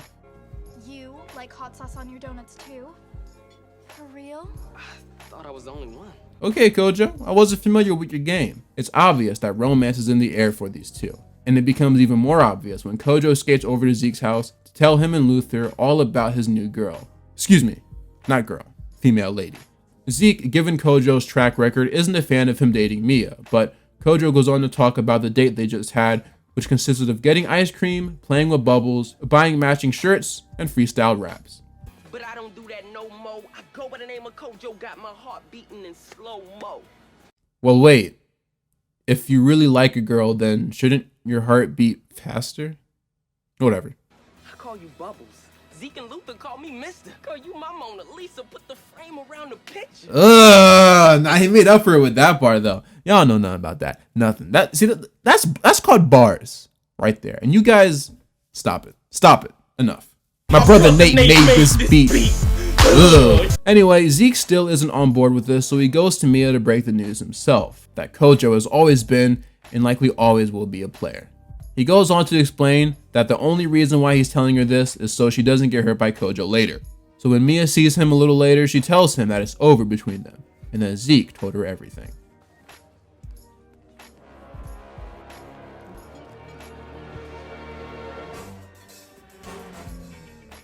I always love this part because you would think after the commercial break you'd see a super angry Kojo who's just yelling at Zeke, but instead he just cries and tells Zeke that although he's done bad stuff in the past when it comes to staying loyal to girls, he truly believes that Mia's the one, and he plans on getting her back. So he goes to Zeke's house to talk to her, and yeah, it's not working. The topic of Kojo's black book comes up, and Mia says that if he's really a changed man, then he should have no problem getting rid of it. Kojo's not too sure about that one, so he turns around and fakes a page rip, making it clear to Mia that Kojo isn't that committed to her. So she tells him to leave. Meanwhile, Zeke has a talk with Luther to cool it on the whole muskrat school mascot thing, since it's obvious he hasn't let it go.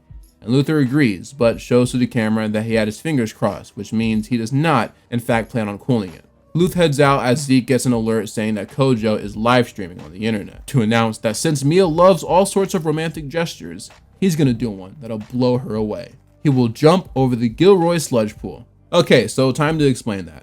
Earlier in the episode, Zeke and Luther were roasting bacon over this pool filled with mysterious liquid that no one has ever really been able to identify.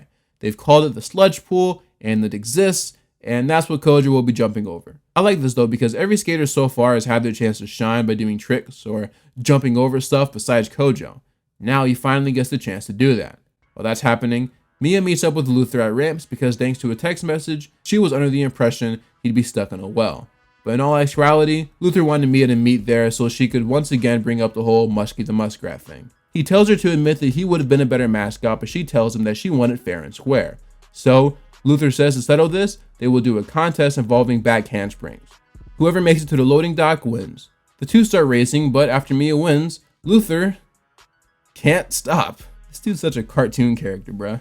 Meanwhile, at the sludge pool, Zeke tries to talk Kojo out of doing the jump, but Kojo says that is too late because he loves Mia, which freaks Zeke out. So much so that he's decided to bleep out the word love every time it's used. That's right. I love her. Zeke says he's getting carried away, but when Kojo throws his book into the sludge pool, Zeke realizes that he might actually be for real. So, after Luther conveniently ends up right where Zeke is after flipping for minutes, he tells him to stall Kojo so he can go get Mia, who's currently at gymnastics. She at first doesn't want to go, but when he tells her that he got rid of his black book and he plans on jumping the sludge pool, she decides to go with Zeke. At the sludge pool, a crowd is formed around Kojo, who's chanting him on. Luther tries his best to distract him, but to no avail. Kojo is committed to not only doing this jump, but winning Mia back as well. So he starts pushing on his skateboard, inching closer to the ramp until he takes off into the sky and over the sludge pool.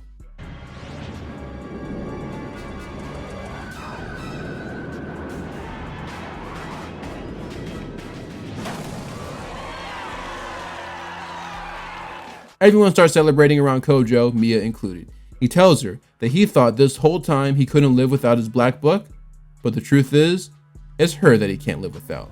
Mia forgives Kojo and even does the watch out thing. And although Kojo is glad to have her back, he tells her that that's his thing and should only be done by him. And the two walk off. Kinda goes without saying, but yeah, we never see Mia again, which is probably for the best considering Luther still hasn't gotten over the muskrat ordeal.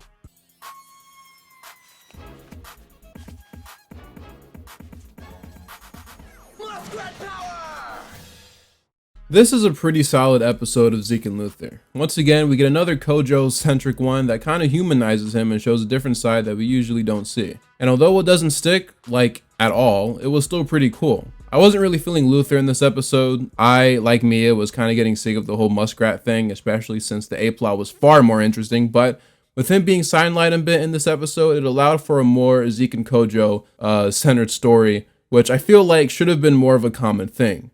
We only have 2 more episodes left to talk about for season 2, one of them being one of the most important episodes of the series due to introducing something pretty big, and the other being my personal favorite episode of the series ever. The only episode that I consider to be a 10 out of 10. So, let's get the bar rolling by moving on to the next episode. On Disney XD, prepare for non-stop, out-of-control mayhem! First, it's the sweet life on deck. Then a brand new pair of kings. That's right. Run away, you cowards. Followed by a brand new Zeke and Luther. You wanna be cool? You're going zooming. A real skater never cleans his ears. It's Disney XD's Monday Mayhem. Monday night at 7:30, 6:30 Central on Disney XD. Yes. Going Zooming premiered on November 22nd, 2010, and this one is a game changer. It starts off with the boys getting hyped over one of their skating videos surpassing 100k views. So they celebrate, just like how you'd expect Zeke and Luther to celebrate, with peanut butter cake and papaya juice. As if their day couldn't get any better, Zeke gets a call from a skate company who claimed that they want to sponsor both him and Luther. And out of excitement, they drop the phone in the orange juice. After drying it off, they're able to not only resume the call, but also schedule a meeting for tomorrow. This is huge for Zeke and Luther because, sure, they've had paying gigs and small sponsors in the past, but a full-time sponsor from a real skating company is next level, and it's something the boys have dreamed about forever. A little later, they actually end up getting another call from another skate company called Riot Skates, who wants to talk to Zeke and Luther about a sponsor. So they go over to Don's the next day to meet with the dude named Dino Coletti. Dino starts complimenting the boys on all the cool stuff that they've been doing lately, and the boys are very appreciative of the kind words. Coletti goes on to say that he's very interested in signing the boys to a deal, but before they make a decision, they want to meet with the other company that called, Fun Corp. See, these guys are a big business. They got their own building, one of those long meeting tables, and the associates even wear suits. It's all very legit and fancy. Dino earlier had a donut in his beer. You can see why the boys are interested in working with these guys, especially when Mr. White, that's actually his name by the way, offers him a chance to become the faces of all skate-related accessories. He then passes to them the amount of money they would make in their first year alone, and it's presumably a lot given their reaction. The boys admit that while Dino was cool, all he offered them was their own board, so it's a no-brainer. They sign with Fun Corp. Hold it! You do not want to sponsor them. Man, shut up, Ginger. Ain't nobody trying to... They sign with Fun Corp, okay? That's all you gotta know. The boys start living up their new sponsor life. Zeke was given his own jerky bar, and Luther was given not only a new gaming console, but a kid who was paid to lose to him every time. Things kind of started to go south though when Zeke and Luther tried to pitch their skateboard idea to Mr. White. It's all planned out and designed really well. There's a Z that represents Zeke and a helmet with fins to represent Luther, not to mention nods to Tony Hawk and ramps. But the people in suits aren't too receptive to that idea and put it on the back burner. That, let's be real, doesn't exist. This trade continues when they're told that they have to wear all new gear, including new helmets. This is especially heartbreaking to Luther, who doesn't want to depart from his fins, and if you remember the episode Camp Fear, you know how important they are to him. Zeke says that this will just be a small price to pay for becoming the face of Fun Corp. Unfortunately, they didn't know that this phrase, in this case, was to be taken literally, as they get their new boards and find out that their design wasn't used, and instead it's just their faces. Ah, sick! They then see the slogan on the back of their boards, "Going Zoomin'." Both of them think this is lame, so they approach Mr. White about these new designs. It's funny how basically every business meeting this show has is held at Don's Donuts. Like, I know they have a limited amount of sets, but still. Mr. White is thinking very corporate on this and believes that by using a word that has Z in it, it'll make it more interesting to kids. But again, they're reminded of how much money they'll make, so they're willing to put up with it. But then they see their new outfits and are appalled. Bruh, they dress like kids I'd want to bully in school. I'm kidding, y'all. I was not a bully back then. I make videos about kids shows. Y'all should be able to guess I was on the other end of that. Later that day, at the official launch of the skate apparel, Zeke and Luther are introduced along with the Zeke and Luther dancers. Hey kids, what are you doing? And if you wanna be cool, you're going zooming. That's disgusting. Oh man, the Jared McCain fan club is back.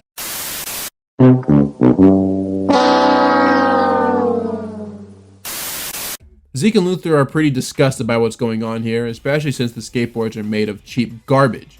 And in case you guys thought it got better from here, you'd be wrong. Hey, why don't we show the kids their famous handshake, slow broccoli?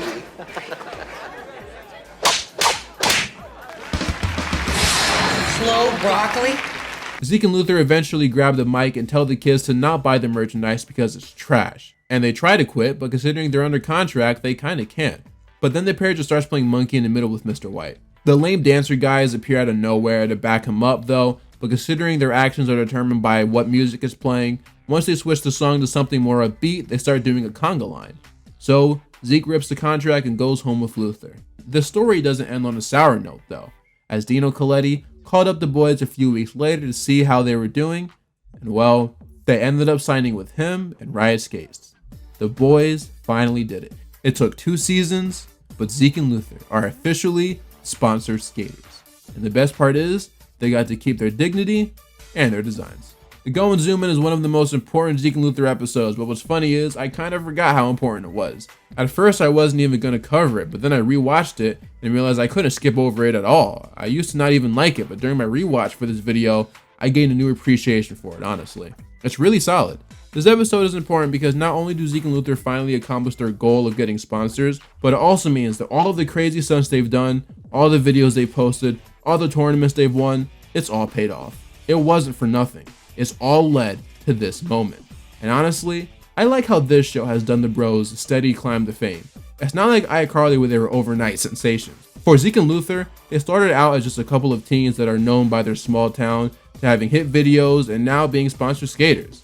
Like, yeah, they still aren't huge celebrities, but season 3 does treat the two differently, and we do get to see the impacts of them being sponsored. And it takes them to some interesting places. For now though, it's time we talk about the last episode we'll be going over in season 2. One that I personally consider to be the best episode of Zeke and Luther. To be green or not to be green? Is that really a question? Duh, it's easy. Be green. Be a clean, green changing machine. It's called Friends for Change. Keyword, change. Be a champion for change. A cheerleader for change. The chief of all things change. Change the way you buy. Change the way you ride. It'll change the way you feel inside. Protect it, save it, volunteer for it. Volunteer in your community. Friends for Change can help you. Share your plans with Friends for Change online. We might be headed your way to help you out with it. Just imagine the changes that you can make at home or in your own community. It's up to us to find a way to be a friend to our planet. Change your world, change your mind, change your socks. What? Mine are organic cotton. We've already shown we can all change at least one thing about our world, but why stop at one? Let's go big. All this change times a million and we can change the world. Who's with me? Friends for Change! The Bro List premiered on October 25th, 2010. This one starts off with Luther telling Zeke that they have to do something called the Bro List, considering his pet turtle Terrence died, and that kind of reminded him of the fact that at any given moment, they too could die, so it's best they do this list of things they've always wanted to do together now. And Zeke understands Luther's point, so they take it out of a safe to begin one of their most action-packed filled days ever. The list starts off with doing something at Don's called the Dohemoth, which is basically just a big fat donut. Before they begin though, Kojo comes in asking to borrow Luther's skateboard as it would perfect his surfer look that he's trying to do. But Luther turns him down considering every time he borrows something, it usually comes back broken. Like the time Kojo borrowed Luther's bike. They have 1 hour to get through the entire donut, and if they do, they get a sweet, sweet orange jacket. So they start diving in, and alright, I love sweets and treats as much as the next guy, but this scene makes me kinda sick, I'm not gonna lie. Regardless though, the boys miraculously are able to finish. So not only do they get their promised jackets, but they even get a certificate, which has Luther's full name, but only Zeke's first name, which is something Zeke doesn't understand. It seems to always happen to him too. The next thing to do on their list is to pull this prank they've been working on Ginger.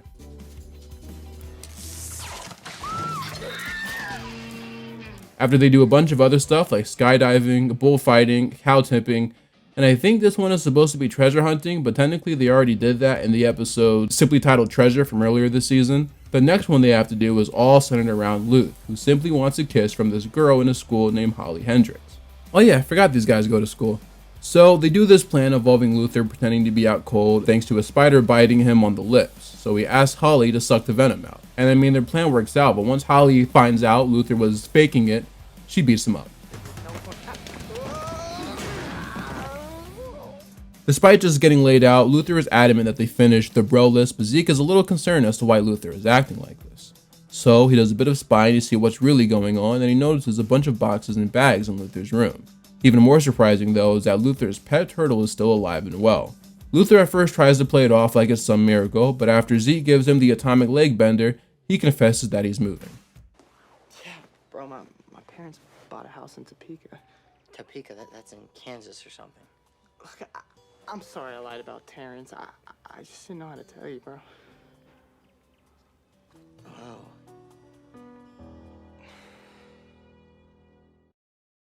Zeke and Luther talk about this upsetting news as Luther adds that since the truck comes tomorrow, this will be their last day together. Because of this, Luther gets emotional, which is why he didn't want to tell Zeke at first. But he knew that Zeke wouldn't react all that bad since he's a super tough guy and hasn't cried a day in his life.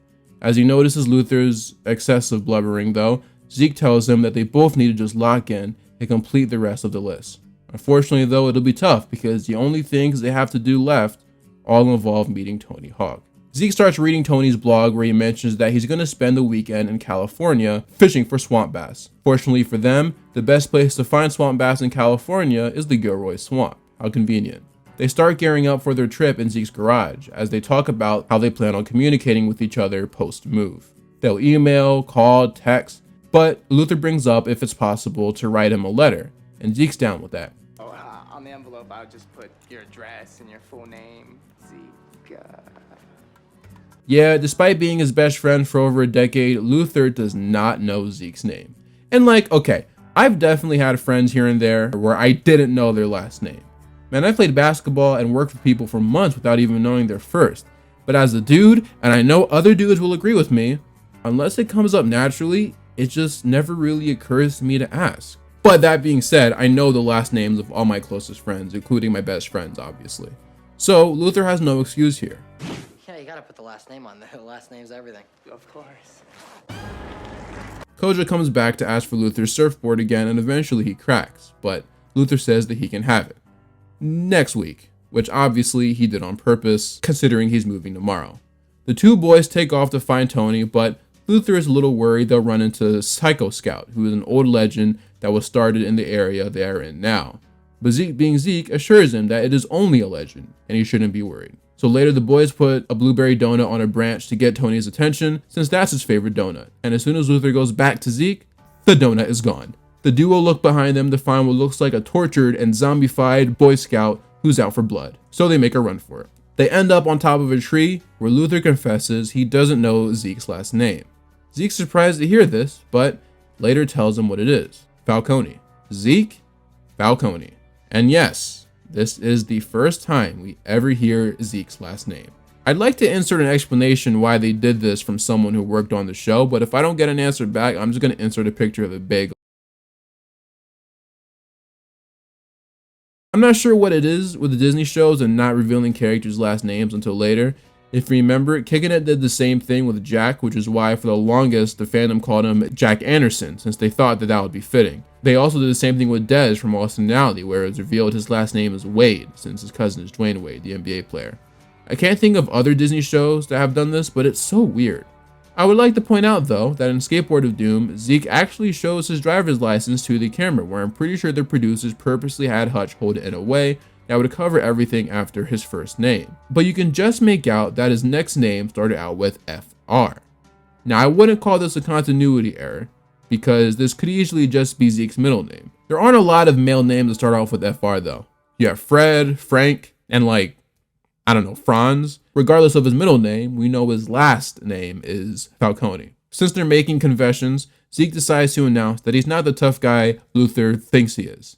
Matter of fact, there's been times where he's almost cried like while watching a sad movie, but to stop himself, he hits his leg with his fist to give him a Charlie horse. You know, I've actually tried this before. It did not help with the Superman and Lois finale. The branch breaks and the two land on Psycho Pirate. Sorry, a DC fan. Yeah, it turns out it's just Ginger, whatever. The next day at Don's, Zeke and Luther spend their last morning together talking about how they didn't complete the bro list. But Zeke might have spoken a bit too soon, because behind Luther is the one and only Tony Hawk. Luther, it's actually him. Come on, turn around, say hi. Did you knock that off? Zeke and Luther talk to Tony about how much they admire him, and man, are these two geeking. Tony even invites them to sit with him for a bit since he's got some time to spare. After finding out that Luth leaves in a few hours, Tony actually invites the pair to skate with him, which would scratch another thing off the bro list. And man, this shot of Zeke, Luther, and Tony skating to ramps is so cool, especially when you remember how much these guys look up to him. Zeke's day with Luther is ending in the best way possible. They start shredding it up at ramps, teach him to slow butter, play video games with him, and man, I love this scene, dude. Just watch the episode. I don't want to get a copyright claim, but this scene is such a vibe. Hanging out with Tony was no doubt the pair's best moment of their lives, but unfortunately, with that comes the worst moment of their lives: saying goodbye. Kojo gives Luther some odd goodbye cookies that his family made for him. In return, Luther lets Kojo keep his surfboard since there's not really any surfing in Topeka, and the two frenemies hug it out. This now leads to the most difficult part of the episode: having to watch Zeke and Luther say goodbye. So this is it. No, I'll write you. I'll text you, email you. I'll call you. I know you will. Look on the bright side of it. We finished the bro list. That's what's important here.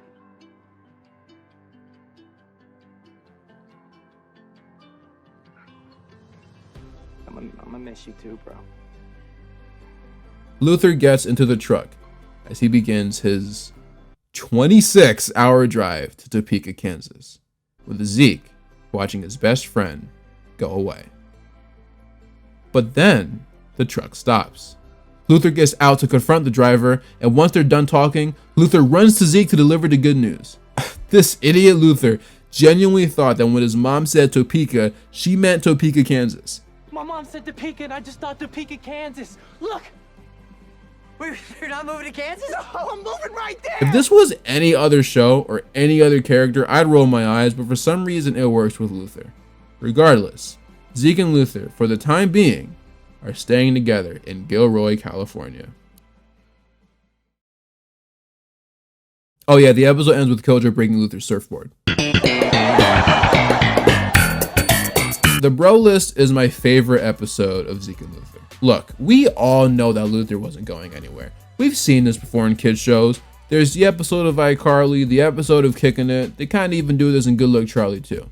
They actually do this in an episode of Kenan and Kel as well, and to their credit, they do kind of commit to the move, but Kenan and his family end up moving back. It's a great episode though. The only time a show actually faked me out was that Big Time Rush episode. Y'all know exactly which one I'm talking about. And even then, the only reason why that happened was because the actress in real life went on tour or something. With all of that being said, the fear of losing your best friend is very, very real, and this show portrayed it better than any other one in my personal opinion, at least when it comes to kids shows. And maybe it's not even a matter of it being better than all the other ones, but it certainly was the most accurate to my life. I'll get more into it later, but when I was 13, my best friend moved to Florida. When I was 14, someone who I thought would be my replacement best friend, and literally lived around the corner from me, moved to New York, where he was originally from. Things got better though, because I ended up meeting two guys that would become my new best friends, and I was way closer to them than I was my two previous friends. I don't even talk to those guys anymore. Matter of fact, I don't even know where one of them is. Everything was great with my two new friends though. That is, until I, years later, had to say goodbye to them as I moved to another state, which was 8 hours away. And that was not fun. Now, I still talk to them, they're still my best friends. The point is, saying goodbye was not easy, and you can clearly tell that it wasn't easy for Zeke either. Even though I knew that Luther wasn't going anywhere, and the episode ended on a positive note, it still brought back memories, and the only reason why it did that was because of how accurate it was. Zeke pounding his leg to stop himself from crying is way more impactful than any breakup scene from any of these kids sitcoms, I'm sorry. For as goofy and silly as this show is, they handled the scene perfectly. Zeke and Luther have such a great feel-good friendship compared to other kids sitcoms, the thought of them not spending time together, at least while they're at this age, does not sit well with me, bruh. But dude, the idea of Zeke, right? Zeke wanting to cry over something like this? Like, do y'all get what I'm saying? Like, seeing Zeke cry is like seeing your dad cry. It's just not supposed to happen, but when it does, it's weird and you know it's serious. Yeah, I can go on and on about this episode, this friendship, this show. I am bringing a different kind of energy for this video, man. And you can tell, because like I liked kicking it, don't get me wrong. But y'all kept wondering in my comments why I love Zeke and Luther so much, and y'all are getting your answers. Look, man, this season was peak. I mean, I do think one of the worst episodes of the show, called Old Nasty, was in this season, but there's a reason why we didn't talk about it. It's a Ginger-led plot about her having a crush on Buddy from iCarly. That lets you know everything. But I mean, right from the start, this season had bigger plots, bigger stunts. It took Zeke and Luther's skating life to another level. It developed Kojo more by giving him more episodes. They met Tony Hawk and became sponsored skaters. The 4-episode run of Airheads, Double Crush, Kojo's BFF, and One Strange Night is lethal, man. Skateboard of Doom was a bit of a letdown, but overall, I don't have many complaints about season 2. I'm giving this season a 9 out of 10. I'm not even worried about nostalgia bias at this point anymore. It's not every day where you get to review one of your favorite shows ever to the same capacity as this. I'll always make videos for y'all, but this one's different. Like, I'm definitely doing this one for me too. So yeah, I'm gonna do some glazing. But Zeke and Luther season 2, epic, as I promised. Before we get into the third and final season of Zeke and Luther though, I wanted to have an intermission where I talk about some of the other Zeke and Luther content that was made by Disney, but didn't actually air as part of the main series. Okay, so I want to use this intermission to talk about some other Zeke and Luther content that was released around the time the show was airing. To make it simple, I'll be going over anything Zeke and Luther related that didn't actually air as part of the show. And we're going to start this off with the 2 miniseries that the show had. You know how iCarly would air episodes on TV, but then have other stuff on the website? Well, Zeke and Luther kinda had that. The first one we'll talk about aired during the summer vacation campaign of 2010, Zeke and Luther's Summer Dash for Cash. Now, if I'm not mistaken, these shorts started off as web series, available on the website, that they'd also air during commercial breaks. Now, the miniseries starts off with Zeke and Luther chilling at the beach as school has officially let out for them. The two decide to take their skating to a whole nother level during the summer, and they plan on doing that by buying their very own halfpipe. Only issue is though, after looking through their piggy bank, they realize that they are severely underfunded. So they decide to spend the next few weeks doing different jobs so they can get the money desired, about $400. They start off by rallying up all of the left out couches in Gilroy and searching through there. And then really, every other episode is just them doing all sorts of crazy stuff to get money, with each episode ending with the amount of money they have updating. They do everything from performing at children's parties, Happy birthday, buddy! Hey, this board doesn't feel too good. letting people throw balloons at them, Oh, what? You wish. and car washes.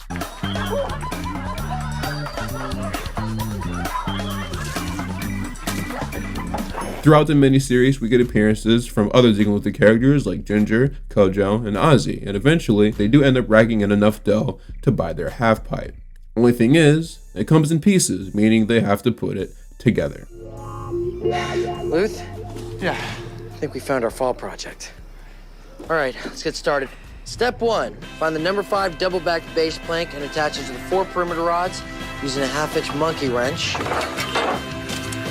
Okay, what else? Overall, I think this series was fine. There's not really much to talk about. They really do just feel like small Zeke and Luther episodes, so with that, you get the good and bad of the show, just in smaller doses. According to Nick and Moore, there were 12 episodes made, and I was only able to find 9 of them. It also looks like they aired a new one every single week on the channel, which is a nice way to spread them out. It looks like after all of them aired, Disney XD decided to re-air them again, but this time accompany them with some real Zeke and Luther episodes involving them getting jobs, making it an all-day marathon. There was also 2009's Dude Feud, which I believe also aired on both the website and the channel. Now this one, honestly, I don't even feel like explaining this one. I'll just show you guys the promo. It's the showdown of the century. Zeke versus Luther. Don't miss Zeke and Luther as they go head-to-head in crazy short competitions all night long during Zeke and Luther Dude Feud. You ready for this? Loose. Catch a whole night of your favorite Zeke and Luther episodes in Dude Feud shorts. Matter up! Ow! Dude Feud Friday Showdown, Friday night at 7/6 Central on Disney XD. Looks like only 2 episodes can be found in English, and honestly I'm fine with that because these just aren't good. Oh, Mama! Stop fire!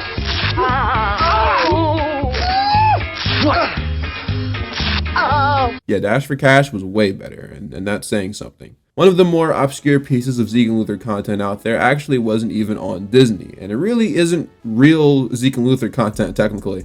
Some of you remember the 2010 Cartoon Network series Mad, an adaptation of the popular comedy magazine. The entire show is made from the popular TV shows and movies from around that time. Occasionally they'd spoof adult shows, but they mainly did kid shows. 10 episodes into the series, we actually got a Zeke and Luther parody entitled Zeke and Lex Luthor. It's probably the easiest parody you could do with the show, honestly. Basically, the plot involves Zeke gearing up for a skate competition, only to find out that Luther has been replaced by Lex Luthor, the famous Superman villain, wearing his retro green and purple suit from the comics. I see too. Wow, nice detail. He revealed that Luther had a dentist appointment and won't be able to make it, even though he actually just got kidnapped by Lex.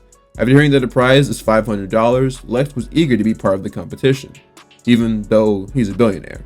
So Zeke has no choice but to teach him how to skate, and it goes about as well as you'd expect. On the day of the tournament, Zeke is doing extremely well. But Lex, on the other hand, well, yeah. The only reason why he got a good score was because he hired Solomon Grundy and, I guess, Grodd? Although this could also be Salvor, or Mala, or the Ultra Humanite. They have the lead, but are quickly overshadowed by Ryan Sheckler and his partner, Superman, who end up winning the whole thing. I guess Superman Returns got a sequel after all. I actually do like Mad. I think it's a pretty funny show, but this skit specifically is just kinda eh. I might review Mad one day though, so stay tuned for that. Now I tell you that this is the only time Zeke and Luther was ever referenced in another series. But that isn't true. No, believe it or not, there's actually a whole Zeke and Luther crossover with another Disney series. But here's the kicker. It's not in English. No, instead, it's a crossover with the Disney Channel Latin America show called Peter Punk. Season 2, episode 8 of Peter Punk is called El Duelo. El Duelo. Which in English translates to The Duel.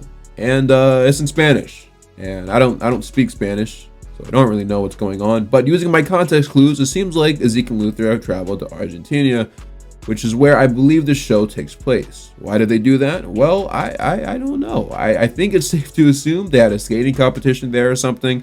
This looks to be about around season 2 of Zeke and Luther, so it's possible that they're already sponsored skaters by then. Maybe Riot Skates actually like flew them out. I don't know. That's just my guess. Zeke and Luther eventually find themselves in the presence of some girls, which I think makes the main character Peter jealous. So he challenges Zeke and Luther into a skating duel. When it's obvious that this isn't a fair match, it seems like they decide to make things even. And believe it or not, they actually do a weird callback to Dude Feud. The ripping off bandages thing, and the bad breath competition are direct callbacks to that miniseries, which is so bizarre. Eventually, they do a dance contest and Zeke and Luther lose, which is crazy to me because Luther can totally dance. Regardless, Zeke and Luther dap up Peter and even try giving him the slow butter. And the episode ends with Luther declaring that they should all skate. Yeah, I don't really have a review for this one, honestly. It just felt like I had to acknowledge it. The idea of this crossover is pretty bizarre, but if I'm not mistaken, Zeke and Luther had a pretty decent following in Latin America, so I guess it does kind of make sense. If anyone who lives over there remembers watching this episode, please let me know in the comments below. You can yell at me over what I got wrong if you want.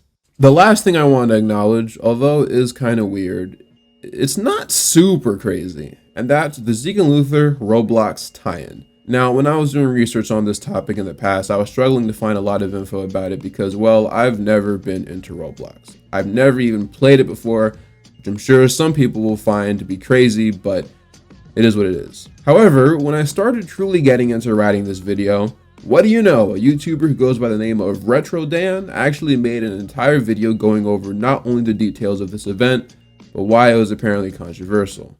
First of all, thank you so much for this. The timing couldn't have been any better. It was uploaded only 1 week ago at the time of me writing this, which is insane. I'll actually leave a link to this video in the description of this one.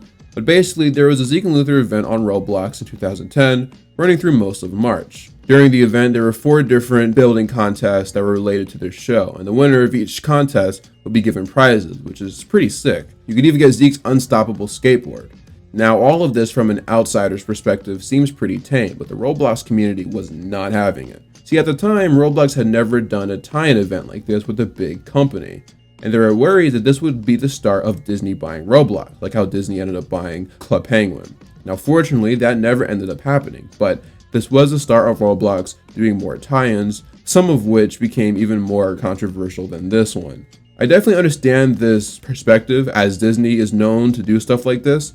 It seems like Roblox has no interest in being bought by Disney though, so for now I think Roblox fans can sleep at night knowing that that specifically won't be happening anytime soon.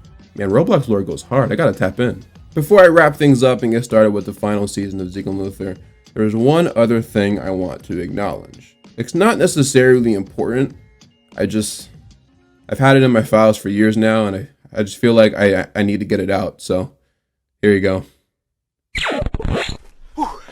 Hey, I'm Zeke and this is Luther. Thanks for downloading us. We are here to serve you. No, we're not.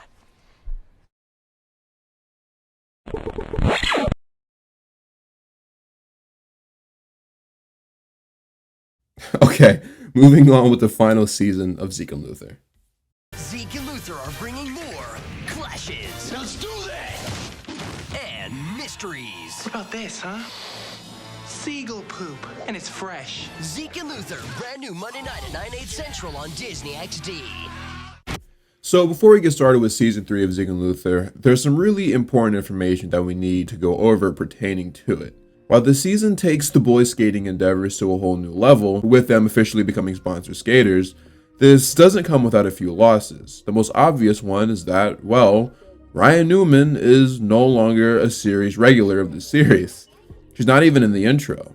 No, she went from only being absent from 5 episodes per season to only appearing in 5 episodes this season. When I was younger, I was always kind of confused by this because obviously I didn't really have the resources to get real answers from people who worked on the show. Fortunately, I'm lit now, so I can do stuff like that. I asked Devin Bungie this a while ago and he said, "If I remember correctly, Ginger appeared in less episodes in season 3 for a few reasons, but mainly cost. In general, everyone on the show, actors, producers, crew members, negotiates small raises for each new season of a show, but the show's overall budget doesn't go up much, so some things have to be cut. Ryan Newman was/is awesome, but since Hutch and Adam had to be in every episode, and Ozzy and Kojo were breakout characters as well, Ryan agreed to appear in less episodes, because she was pursuing roles in other shows/movies. That is something that I alluded to earlier, at least I hope I did. I'm doing this video out of order. But yeah, considering Zeke and Luther had to hire more people than the average Disney show, thanks to stunt doubles and safety coordinators, I think it's relatively safe to assume that this show had a higher budget than most shows on the network. Which is why it was my theory that it was part of Daniel's and Ryan's contracts to be left out of 5 episodes in each of the first 2 seasons. Considering it was a consistent 5 for both actors in both seasons, I don't think it was a, oh well, the actor wasn't available this day type of ordeal, like when Olivia Holt missed like 4 episodes of Kickin' It to film Girl vs. Monster. Considering the likely cost of all of the skate-related people needed on set, the fact that Hutch and Adam had to appear in every episode, and the fact that the budget of this show never went up, it made sense that Ginger, who is relatively expendable, would be the one to appear in the least amount of episodes out of the 4 main actors. But I'd say this all worked out for Ryan Newman in the end, because if this didn't happen, then it's possible she wouldn't have been free to audition for different shows, which in result would have meant missing out on booking a series regular role on the Nick and Night show See Dad Run, which lasted 3 seasons. She also had a recurring role in the Thundermans, so really, things did work out in the end. Good for her. The second thing we have to acknowledge, and the one that makes me a little sad, is that, well, the same thing kind of happens to Kojo. Out of the 26 episodes in Zeke and Luther Season 3, Daniel Curtis Lee only appears in about 12, despite still being labeled as a series regular. And while his reasoning is pretty adjacent with Ryan Newman's reasoning, I had always kind of wondered if there was another reason why he appeared in less episodes. And then, I remembered. Got what it takes to be in the NBA? Grab with a 2-hand slam, you have to bring it. Hard work, dedicated and huge rubber bands to hold these guys back. There's gotta be something that puts you over the next person. Here's an exclusive off-court look at the not-so-easy steps to greatness. Check out these guns. These superstars got nothing on Daniel Curtis Lee. NBA Fit, brand new Friday afternoon at 4/3 Central on Disney XD.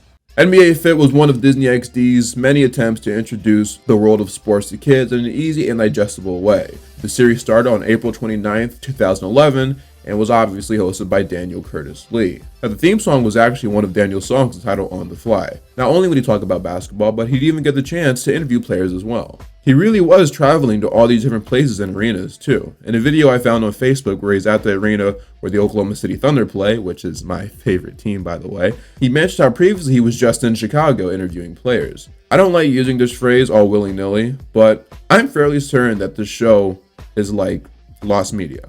I couldn't find a full episode anywhere, which stinks because I actually really liked this show. I was a big Daniel Curtis Lee fan and an even bigger NBA fan, so it was perfect. Thing is though, I didn't want to include this as a sure thing without having any concrete evidence. So, I asked Daniel Curtis Lee himself, and here's what he had to say. So your question is, Kojo was missing for a good portion of season 3. Was there a reason why, and did it have to do with you getting the show NBA Fit? Okay, nice job on the research. Yeah, I was definitely filming NBA Fit for the last season of the show, and yeah, so my price had kind of gone up. And the production team didn't necessarily want to compensate me more, but we had to renegotiate those contracts and things. And because my price had gone up, they're like, oh, well, maybe there's a way we can lower the amount of episodes and still have like 3 stars at the, on the show. You got Zeke, Luther, of course, title characters, and then Kojo. But, with my pay going up, they're like, oh, okay, we're going to have fewer episodes of this guy so that we can make this payment work. So yeah, that's pretty much the story as I know it, man. So we had to do a lot of back and forth with lawyers and trying to make sure that I was getting my fair due for still showing up, But yeah, great job on the research, man. So yeah, as I was booking more projects, like I said, I had to fly around everywhere to a bunch of different cities and interview the NBA players like LeBron, D Wade, like so many different cats. But yeah, Mr. Nostalgia, great research, man. Yes, NBA Fit, turn up. Best tax write-off ever. But yeah, man, I was right. A lot of it had to do with NBA Fit. If anyone out there could find NBA Fit, perhaps even just one episode, I would greatly appreciate it. Now, as upsetting as this is, considering Kojo is my favorite character, I also kind of have to point out that, like, his character kind of changes in season 3, and I'm not a fan of it. In season 1, he was pretty much just a normal, cool, cocky guy that the boys, in some ways, were actually a little behind. Kojo was the first one to get a sponsor, the first one to get a hit video. Season 1 actually had the boys trying to catch up to him. In season 2, Kojo, for the most part, was the same, but he definitely started to act a little wackier, and it wasn't as cool. I mean, in season 1, he was basically a bad boy, but season 2 treated him a little different. He started to act more animated, I guess. And they kind of went back and forth on if he got girls or he was more so like Johnny Bravo, where he tried to, but failed. He also became more chummy with Zeke and Luther. Like, they were still rivals, but they definitely didn't hate him as much as they did in season 1. And by now, Zeke and Luther caught up to Kojo. They had hit videos, sponsors, and overall just had more street cred than him. And see, this is where I kind of dislike what they do with him, because in season 1, Kojo was kind of used as motivation for the boys. They'd see what Kojo did and would be like, we need to outdo him. I feel like in order to keep them being rivals, they should have elevated Kojo a bit too, but at the same time, it was about Zeke and Luther, so I get it. I think character-wise though, Kojo peaked here. He was leading his own episode, whether it was an A or B plot, instead of just supporting. They also found a perfect balance between cool and silly, and overall, this was when his character was at his funniest. Season 3 Kojo though?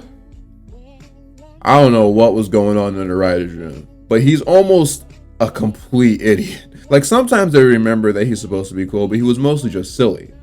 Like what are you doing? This dude's not even cool anymore. He used to have some crazy fits, and now he just dresses like he gets his clothes from Ross. I mean, Ross is a good store, don't get me wrong. I like Foreman Mills too, if y'all even know what that is, but the point still stands. Kojo just isn't the same. There's like a few episodes where he reverts back into his old self, but yeah, it's kind of rough watching him at times in this season. I think also too, as much as it pains me to say this, now that Zeke and Luther are sponsored skaters, and since Kojo kind of peaked in season 1, he's not all that necessary of a character anymore. Zeke and Luther versus Kojo used to be Celtics versus Lakers in the 80s. Sometimes they'd win, and sometimes he'd win. But now it's just modern day Celtics versus Sixers, where the Celtics destroy them every time. And there are times where it feels like the writers finish doing an episode and realize, oh wait, we forgot we have to legally include Daniel Curtis Lee in this one. So they just kind of go back and give him some stupid stuff to do. And honestly, it felt like that in the earlier seasons at times too, but it wasn't as bad as it is in this season. Rarely does he ever actually impact the plot. He's mostly just there for filler. I don't know. It's hard to write a TV show, and I really shouldn't be complaining because season 3 is really solid and has some of the best moments and memorable episodes of the series. So, we might as well get into it. Starting with season 3, episode 1. Season 3 starts off with Zeke and Luther talking about how they're now officially sponsored skaters, which means a portion of their life now is being spent trying to make sure that they remain as such. That entails signing autographs, advertising the company, and handing out free t-shirts. However, there are obviously pros of being sponsored, like being able to check out new gear such as helmet walkies. Another thing that the boys have to get used to now is meeting with Riot skate reps like Eddie Coletti. If you remember, last season the show used another skate rep named Dino, and I don't have a guess as to why they changed the character. Maybe the original actor wasn't available or something, I don't know, but regardless, we now have to deal with Eddie Coletti, or should I say his full name, Sweaty Eddie Coletti, because he has a serious sweat problem. Anyway, he informs the boys that next week Riot Skates is holding a new skate jam at a local skate park where they'll be rolling out some fresh new gear, and he really wants the two to be there. But not only do they have to be there, they have to do something really special since the park they're going to has one of the best skate ramps in the area. Luther decides to say that Zeke can do a 540 McTwist. He likes to put Zeke in these kinds of situations because, well, he usually handles them well. He can do anything, he's just built different. So Zeke agrees to show up and to do the trick. Speaking of the trick, he demonstrates it here. Drop in, come up on the other side, get as much air as possible, do 1.5 turns, still holding onto your board, and land. The reason it's so difficult is the landing. If you don't get it exactly right, trust me, you'll end up with more than a face full of melon. Luther sets the contraption up that'll twirl Zeke around in a circle to build up tolerance to dizziness. And although it works for Zeke, it actually ends up making Luther dizzy. The next day, while warming up at the skate park, Eddie approaches Zeke and Luther to tell them that everyone is dying to see the 540 McTwist. So he asks if Zeke can give the audience a little sneak peek. Zeke responds by saying he hasn't actually done one yet and still needs to work on the landing. Eddie's baffled by why he'd agree to do it if he's, well, never actually done it, especially considering that skate jam is in a week. But Zeke decides that although he doesn't know how far he has to lean while going down, he's not going to let that stop him because after all, Unstoppable is written on the bottom of his board, which is a callback to the pilot. So Zeke gets on his board and leans into the ramp. And I gotta say, this scene is shot pretty well. It's definitely different than how the show usually looks. After going up and down the ramp a few times, Zeke finally gets the momentum needed to do his trick. Or so he thought. Instead of grabbing the skateboard while his feet are on it, the board comes up underneath him, causing Zeke to free fall in the air and crash down onto the middle of the ramp.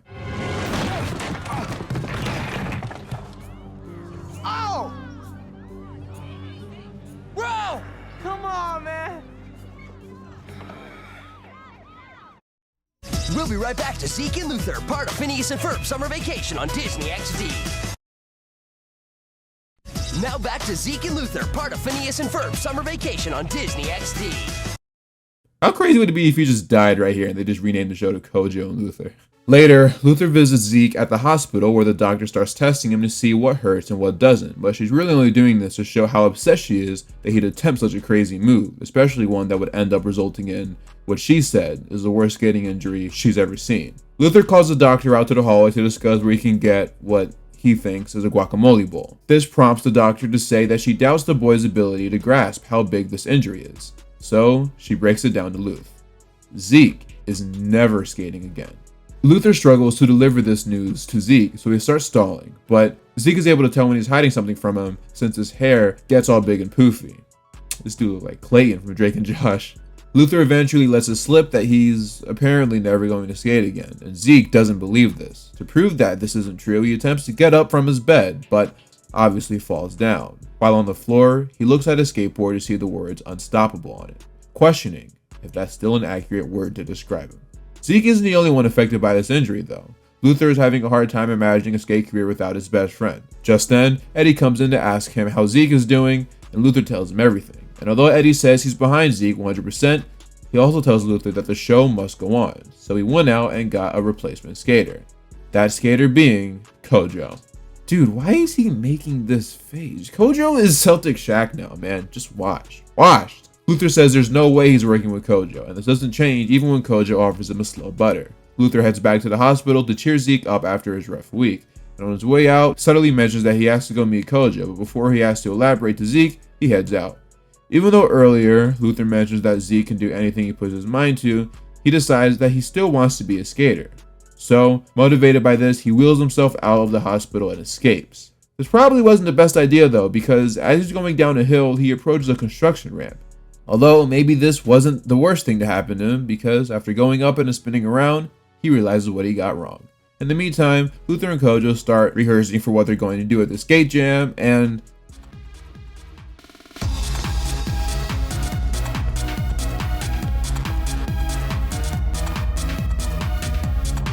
Kojo, what did they do to you, my boy? You know, my headcanon is that Kojo can't stomach the fact that Zeke and Luther are doing better than him now, so because of this, it sent him mentally spiraling. That's the only way I can accept this. Zeke goes straight to Luther's house to tell him that he's figured out the jump, but ends up interrupting Kojo and Luther. Luther apologizes for teaming up with Kojo, but Zeke says it doesn't matter, because now he finally knows what he has to do correctly, and he plans on doing it next week at the skate jam.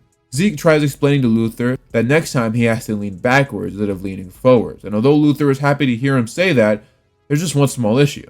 He can't walk. And although Zeke asks him to help him get on his feet again, Luther declines it, saying that he feels bad enough already and doesn't want to see him get hurt again. But Zeke says it's not his fault.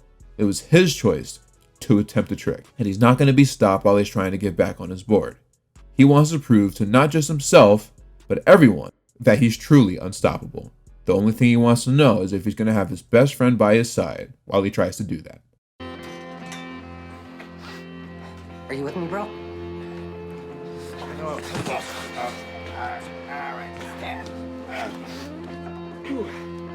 Yeah. Every step of the way, all right? Let's go. With the help of a physical therapist, the two bros get to work to put Zeke back up on his board. And even though some of the methods are unorthodox to say the least, it seems to be working. Zeke Falcone is back, and hopefully better than ever. And I really like this scene. You know, the conversation between Zeke and Luther about Zeke trying to get back up on his board might just be the most serious scene in this series, aside from, I guess, the last episode we talked about where they had to say goodbye. And yeah, Zeke's almost instant recovery doesn't make any sense, but I like to chalk it up to him simply just being built different. I mean, I should know I'm built different too. It takes one to know one, you know? I don't expect y'all to understand. It's whatever. At the skate jam, yeah, we're just gonna pretend that this is not happening right now. We're just gonna skip. At the skate jam, Zeke and Luther arrive and meet up with Eddie, who is surprised to see Zeke up on his feet considering everything that's happened. Zeke tells him that he's ready to attempt the twist again, and although Eddie says it's too much of a risk, Zeke responds by saying that sounds like his kind of challenge. And although he probably shouldn't, Zeke heads back up on the ramp to attempt the trick. Before diving in though, he uses the helmet walkie to talk to Luther. Luther says he doesn't have to do this, and if it all goes wrong again, it'll ruin his life. But Zeke says his life will be ruined if he doesn't do this. Which is kind of a hard line, I can't lie. So he leads him to the ramp, once again gaining momentum with each ride down it. All of this leading up to him attempting the trick, and oh, it happens again. No, I'm playing.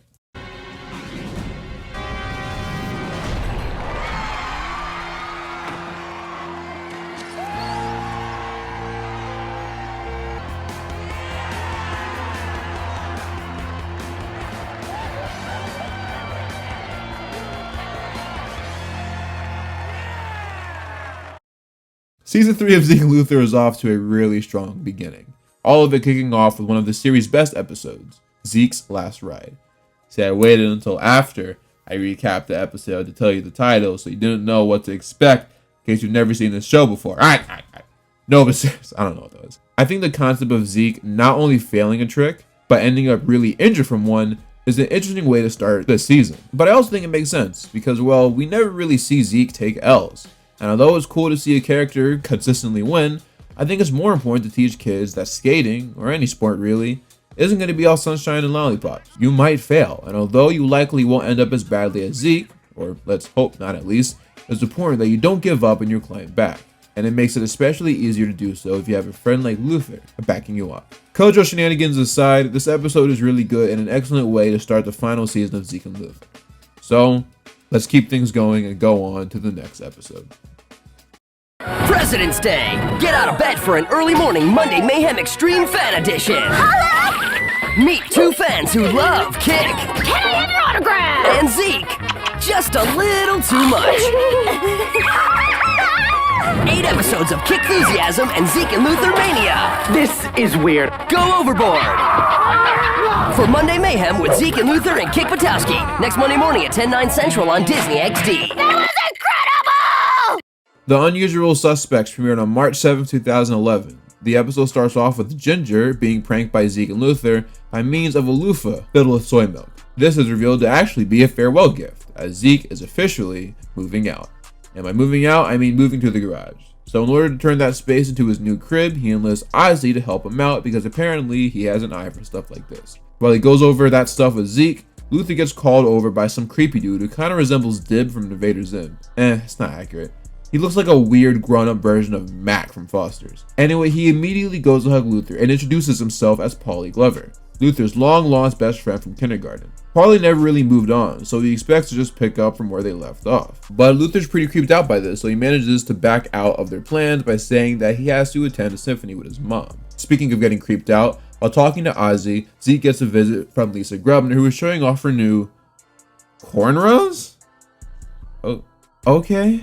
Lisa's excited to hear that Zeke might be getting his own place, but before she finds out more details, Zeke and Ozzy make a quick escape. Back at Zeke's garage, Ozzy gets to work, or attempts to get to work, on creating a window, and while that's taking place, Luther gets another visit from Polly, who informs Luther that Gilroy doesn't even have a symphony, but instead they have an Oompa band that's performing at 7:30. He offers to get tickets, but before Luther can properly deny him, Ginger comes out asking Zeke where did he put all of her expensive chocolates that were previously located in the garage. Fortunately, Zeke wasn't really using his head and moved them outside, right under the blazing hot sun. This infuriates Ginger, like literal smoke comes out of her nostrils. In the meantime, Ozzy shows Zeke his new room, and needless to say, he's speechless.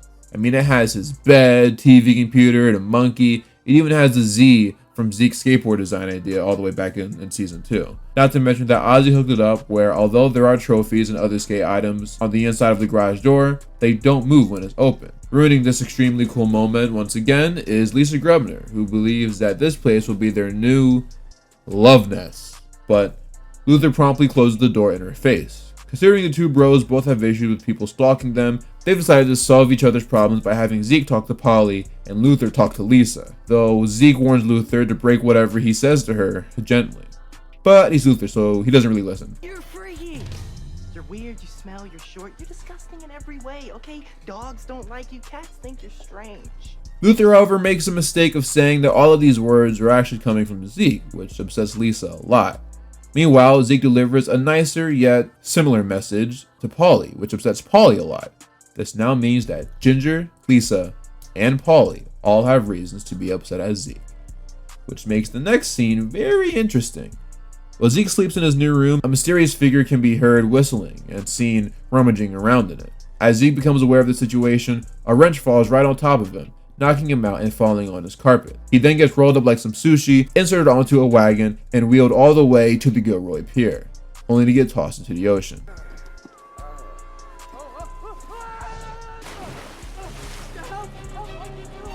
The next day, Luther heads to Zeke's place to say hello, only to see that he's not in there. He asks a rather joyful Ginger where he is, but she doesn't seem to know. So, Luther takes matters into his own hands and starts taping flyers around town, and while trying to initiate a citywide search for Zeke at Don's, Zeke makes an appearance. Hey, you guys having a party without me?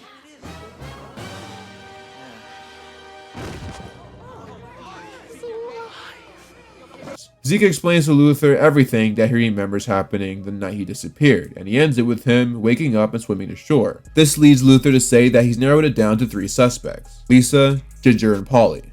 So he takes them all into custody to question each and every one of them, starting with Lisa, who Luther mentions has been on a bit of an emotional roller coaster lately. You okay? Hey, you feel better? Want me to get you a cup of tea? That'd be nice. We don't have any stinking teeth. This is a crime scene. This dude cracks me up, bruh. Luther questions where Lisa was last night at the time of everything going down, and so she explains that after what Luther said, she was determined to get her mind off Zeke by any means necessary. And let's just say she went a little overboard.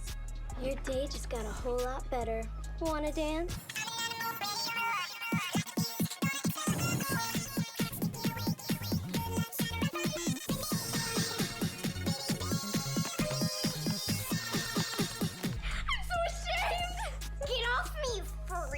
This was honestly probably the only like funny Lisa Grebner scene. Regardless, Grebner is off the hook. This now puts all eyes on Polly, who explains that the night of the crime he was collecting shells for a friendship necklace he was going to give to Luther. And although they all laugh at this idea at first, Polly reveals that he snuck into Luther's room and put it on him while he was sleeping, which of course makes Luther freak out. This now leaves Ginger, who apparently was up all night making Zeke a housewarming gift. And although they're a little suspicious as to why she would do such a thing for Zeke, it still does clear her name. Well, from this crime at least. She's not exactly innocent though. After Luther dies, they all start I forgot I wrote that. After Luther dies, they all start to hear whistling. The same whistling that Zeke heard earlier before he got knocked out. After seeing the figure enter Zeke's room, they all decide to rush in there with, well, I would say weapons in hand, but that wouldn't exactly be true now, would it? They have items in hand, and as it turns out, it was Ozzy all along. This is when it dawns on Zeke what really happened. Ozzy never really liked the carpet in Zeke's room, so he went in there late at night to replace it. He must have been in a big hurry because he didn't notice that he knocked over a lamp, which resulted in the wrench falling onto Zeke. He also didn't notice that Zeke was, well, in the carpet. He hated the carpet so much that he threw it into the ocean, so never had to see it again, even if it meant paying an $80 fine. And well, it seems like after everything was cleared up, everyone was in the mood to party, so Zeke threw one in his new place. And the episode ends with everyone, honestly, just having a good time. This is another really solid episode of the show in my opinion. With Zeke growing up and becoming a sponsored skater, it makes sense he'd want his own place, especially one with more room. And this isn't some sort of like one and done thing. No, the rest of the show has Zeke sleeping in his garage, and I gotta say it's a pretty cool set design. It's also one of the few episodes with Ginger, so kinda had to talk about it. This next episode though, even if you were an avid Zeke and Luther watcher growing up, I feel like it's one that you might remember because, well, it's one of the few episodes that constantly get brought up when discussing the show. So, let's get into it. On Disney XD. Hey Ferb, we're best bros, right? But what makes a bro a best bro? Ferb, I know what we're gonna do today. It's the Bronator 3000. Hit it, Ferb. Initially, comparative pro-analysis of the best bros. Phineas and Ferb, Zeke and Luther, and Colton and Will from the Fresh Prince of Bel-Air. Now on Disney XD. First, you must operate as one unit. You man the starboard window, I'll go port side. We'll see who spots nosy first. I win. Second, you'll need backup. Game over, man! Third, achieve hop. Hello, I'm Will, and this is Carlton, my geek. In your face. Carl, look out! Who are the best bros? Ferb, are you not saying what I'm thinking? See an entire weekend of the wildest bro jinx these guys can bring. Hot chili pie! Brother from another mother weekend. It all starts Saturday morning at 8, 7 Central on Disney XD. It worked. Luther Turns 4 premiered on April 18th, 2011, and it mainly focuses on the plot revelation that Luther was born on February 29th, which of course means his birthday falls on a leap year, which means technically he's turning 4. They try to cram as much stuff as possible in celebration, which includes something that Luther's always wanted to make, car popcorn. Yeah, I don't know. And after putting some corn and oil into an abandoned car, they get the result they were looking for after an undisclosed waiting period. Unfortunately, this is like illegal or something, so after all of the popcorn explodes, Deputy Dingle spots the two boys and scolds them. He then asks for their repeat offender cards and mentions how both their cards are almost full. So he decides to take them on a little field trip to South Gilroy to visit a children's basketball team called the Slugs. It's filled with rascals like Cheesy Fingers Malloy, which is funny because as I'm typing this, I just finished eating some string cheese. Then we got the Poker, Shelly the Shoe Bandit, shouldn't really have to explain that one. Skater, who wears a diaper, I probably should explain that one, but I'm not going to. And their leader, Skunk Wetzel. And basically, the reason why Dingle brought them down there was so they can coach their basketball team as punishment for their last stunt. Save your breath, pal. We stink at basketball. We've never won a game. I was going to make a Pistons joke, but they're actually playing quite well this year. I guess I got to make a Hornets joke instead. Zeke mentions that although these are a pretty rough bunch of kids, it's possible that all they need is a little guidance. Hold on, this is one of my favorite jokes from the show. You gotta relax your lips. Whoa. That was weird. I don't know why I like it so much, but it's been cracking me up for years. The next day rolls around as the Slugs prepare for their next match against the Sharks, as Zeke channels his inner Pat Riley. He gives the team a pep talk and ends it with the hands in the middle thing. Hopefully this gives the team the motivation they need to go out there and win the basketball. That's halftime. Sharks 36, Slugs 0. Well, you know, can't win them all. And while there is still another half of basketball left, it would take a miracle for them to actually come out on top of this one.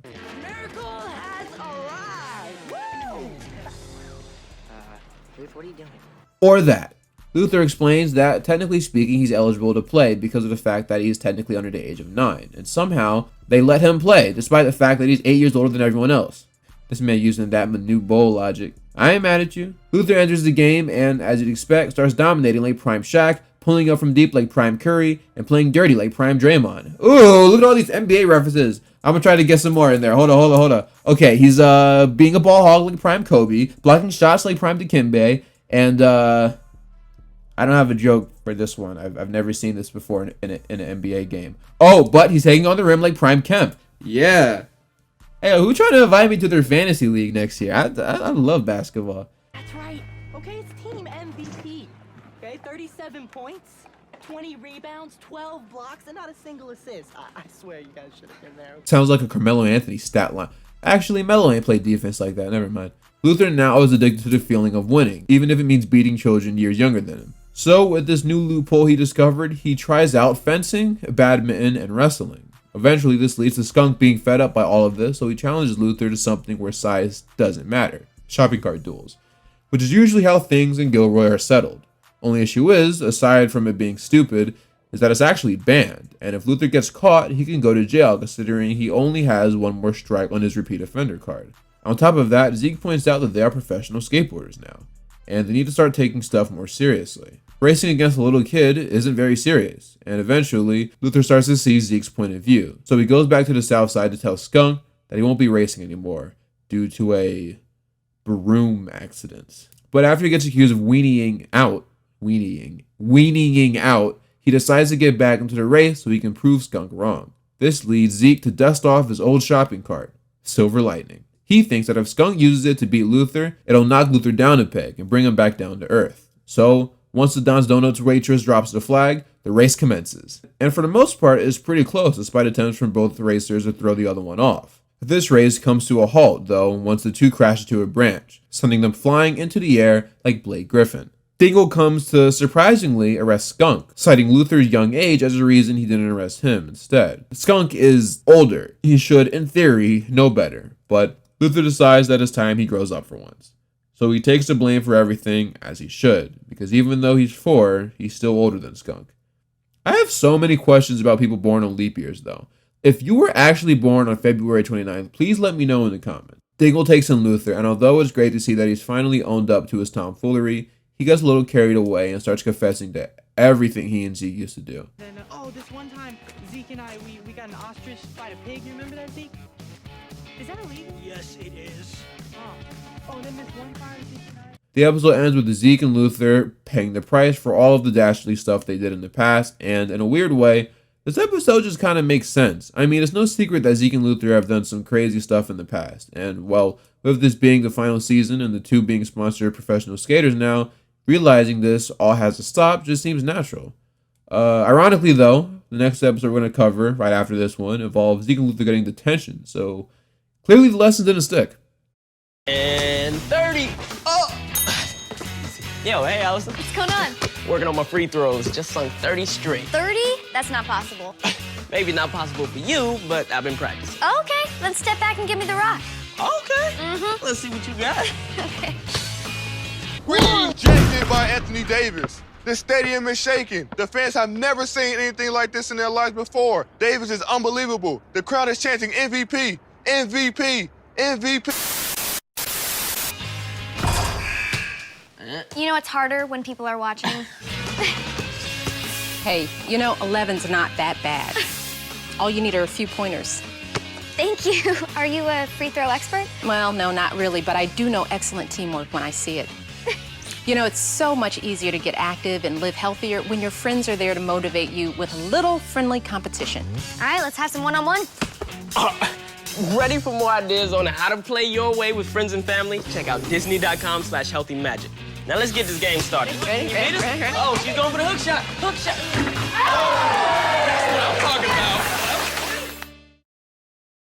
Zeke, Luther, and Kojo Strike Gold premiered on May 2nd, 2011. It starts off with Zeke and Luther arriving in school, surprisingly. Their school is temporarily the home of something called Sutter's Nugget, which is the largest gold nugget in the world. Because of its value, Ozzy and What's-His-Face from Pair of Kings will be guarding it, with Ozzy being really excited about it being there.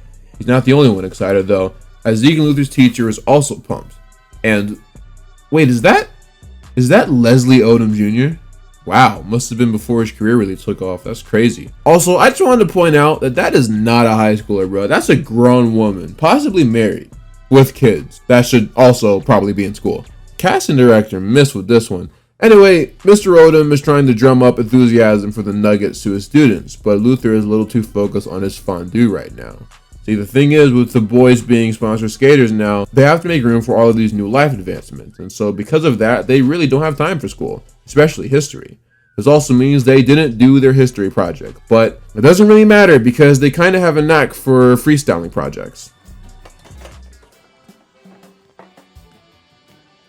What's up, everyone? Luther Waffles, age 16. Wrong. He's 4. We just went over this. Before getting into the meat of his report, he fakes a cramp. Or heart attack. I don't know. Next up is Kojo, who uses sound effects directly from his mouth to spice up his report. Chill, Bucky. We ain't found a nugget yet. Alright, anyway, Zeke's report consists of saying his report didn't matter because history is in the past and they shouldn't need to study it anymore. And as much as middle school me would have agreed, this probably isn't the best thing to say in front of your history teacher. He then goes on to say they should focus their attention on the future and things like skateboarding. He says that's how he, Luther, and even Kojo feels. And because of the fact that he lumped those two guys into it, they all end up getting detention, even though Kojo didn't do a thing. The good news for them, though, is that there's no teacher in detention, which doesn't make sense to me because the few times I've gotten detention, there was definitely someone there monitoring us.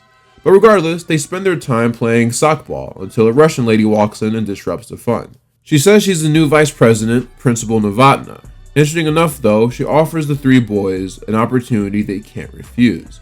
Originally, she gave them all 6 months of detention, but she's willing to forget all that if they help her capture Sutter's Nugget. The reason being is because she's actually supposed to be in charge of it, and she wants to see if her traps and security systems would hold up against a potential thievery.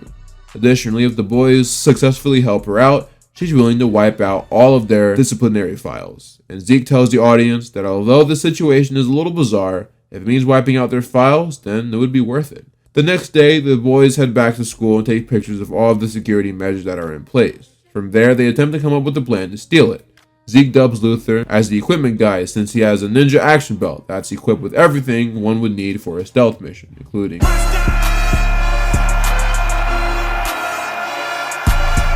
Kojo's job is to distract the people guarding the nugget using his sound effects talent. After creating an ice cream truck noise, he successfully lures the guards out. This leaves Zeke to skate in while also dodging laser detectors. He's like Ethan Hunt if he was a teenager. Using a long screwdriver, he's able to open up the vent above them to let Luther down. Man, can Luther stop eating that hot dog, bro? It's making me hungry.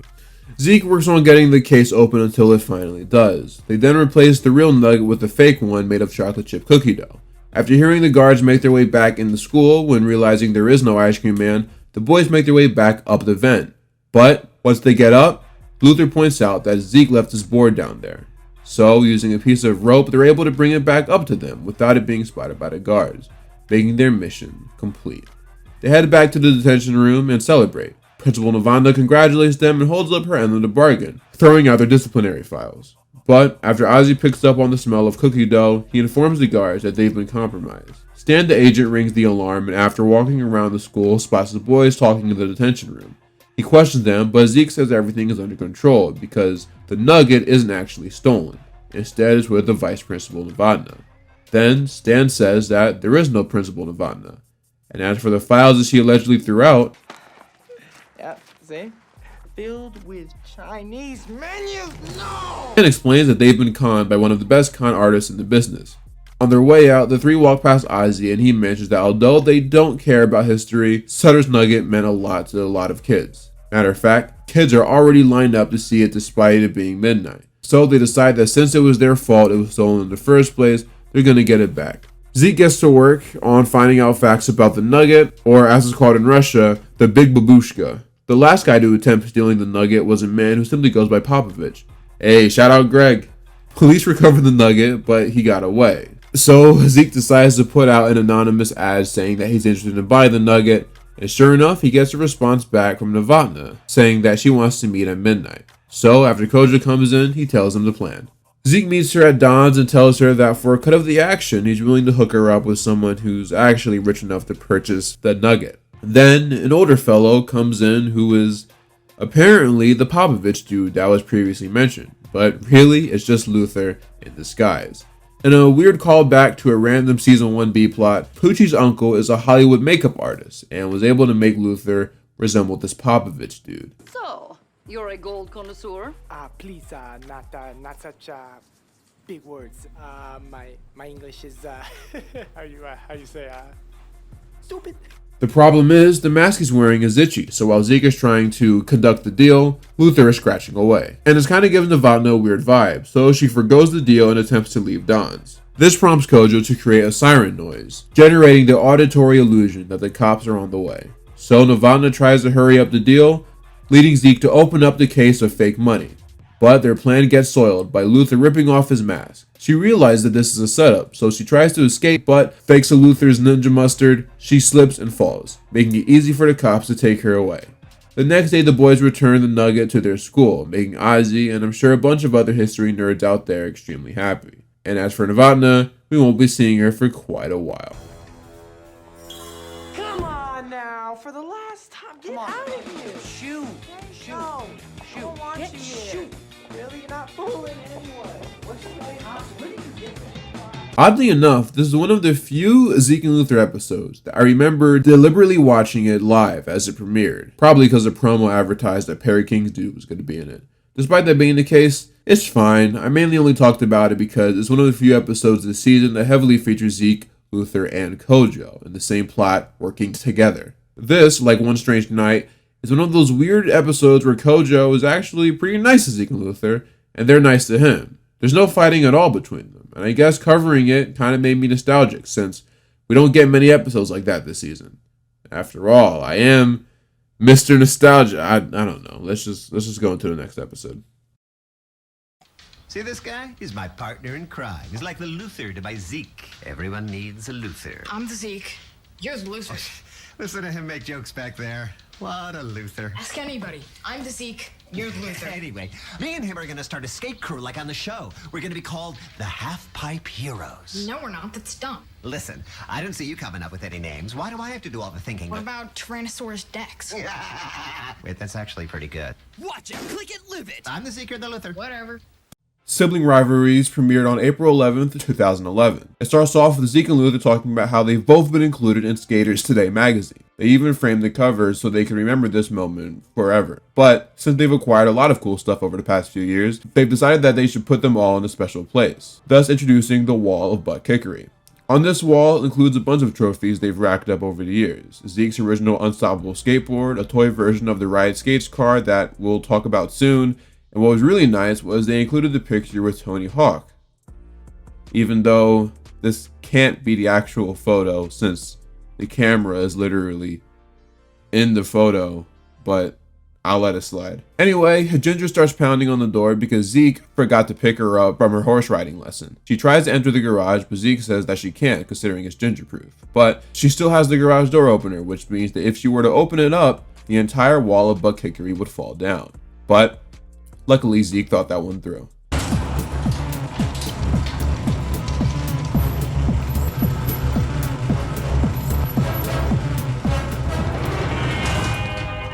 After the intro, Zeke walks into Don's for he and Luther's meeting with Eddie Coletti, but is weirded out to see Luther's little brother Roy from season 2.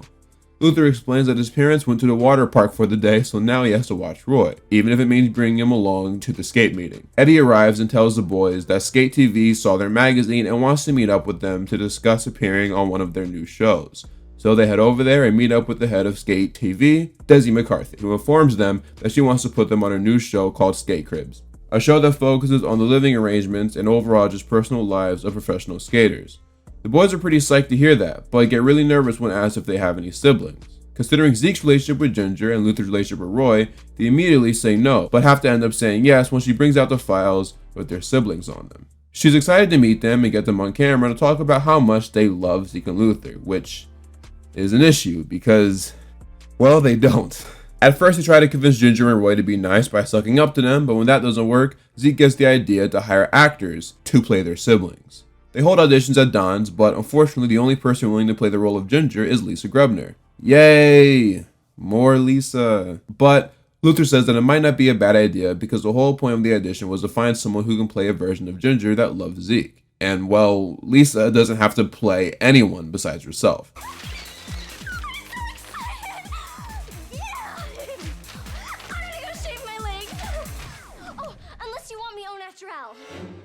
Okay, one thing I never really mentioned about the show is that I think they use sound effects way better than Big Time Rush. Like BTR would just add sound effects to everything, whereas this show would use them more sparingly, but when they do use them, it's usually for a good reason. Anyway, now that Ginger is cast, all they need now is an actor to play Roy, and that's when Kojo appears. Now, the irony is Zeke makes a note of the fact that he's supposed to play Luther's brother, and well, the math ain't mathin'. But I say it's ironic because what was one of the shows that Disney XD was airing around this time?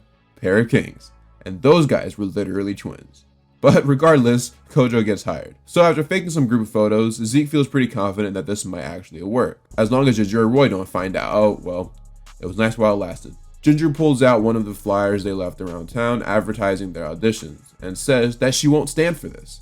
Nah, she plans on taking them down. To avoid this, Zeke and Luther go to Ginger and Roy and tell them that they messed up, and if they want to, they can still do interviews. They accept this offer and head to the interview trailers only for them to get locked in and driven away by Zeke and Luther. After taking them to some random location, they give them some necessities and tell them that they'll be back after the shoot. Back at Zeke's house, Desi starts the show by introducing Zeke and Luther, who in return introduce the audience to their siblings. Luther introduces his half-brother Roy, and Zeke introduces Lisa, aka Ginger. Desi, I love my brother. I love him. Okay, all right. Thanks, sis. Yeah, I can tell these two are close. Very. I even know where his tickle spot is. No, okay. While that's happening, Ginger tries to come up with a way to escape, but can't due to Roy's loud video game. So she tosses it out, causing Roy to activate his ultimate move, Roy Rage. Hey, speaking of ultimate moves, who are y'all's mains in Marvel Rivals? I'm currently rocking with Storm. I'm pretty good at her. You don't want the smoke, alright? I'm just saying. Luther starts showing off his room, but Desi spots a baby doll on his bed. He says that it's not his, and he doesn't play with dolls, but when he opens his closet, a whole bunch of them fall out. More hijinks start to happen when they take the crew to ramps, like Zeke falling in the couch, or all of their drinks being replaced by clam juice. This makes Zeke suspect that Ginger is involved somehow, but shakes it off by saying that the real reason why they're on Skate TV is because they're great skaters. So they try to show off their moves, but as Zeke suspected, Ginger has been the one pulling the strings lately. Literally.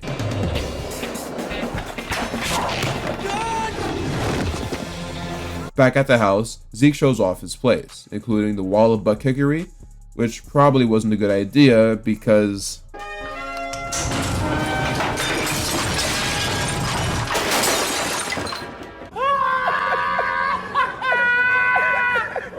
I don't even have a comment for this one, man. That's just sad.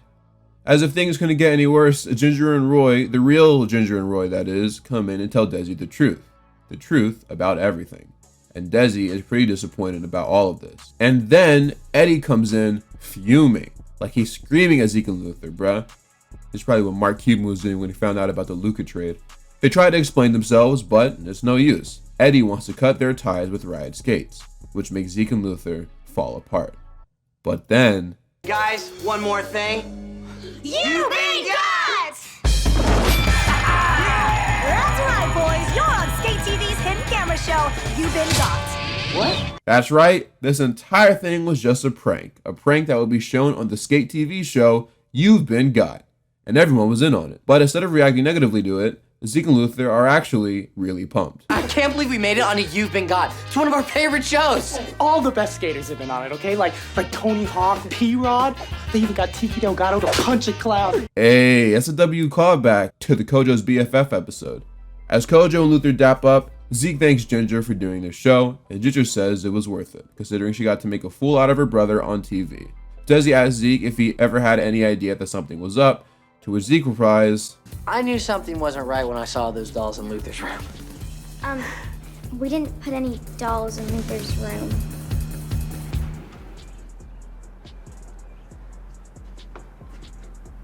I was just holding him for a friend.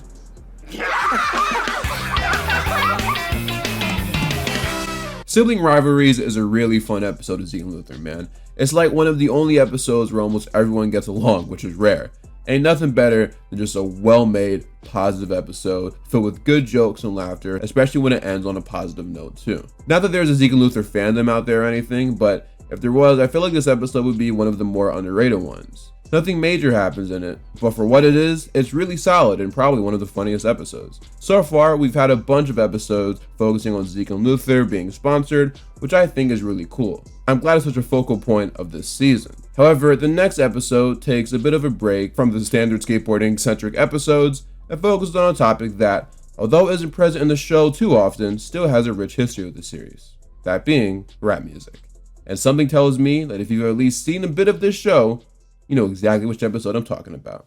It's Adam Hicks, and I'm here on set. Can't Touch This is a name, and it's a name you won't forget. Brand new beat, and it's something just to think about. And if you don't believe me, then check it out.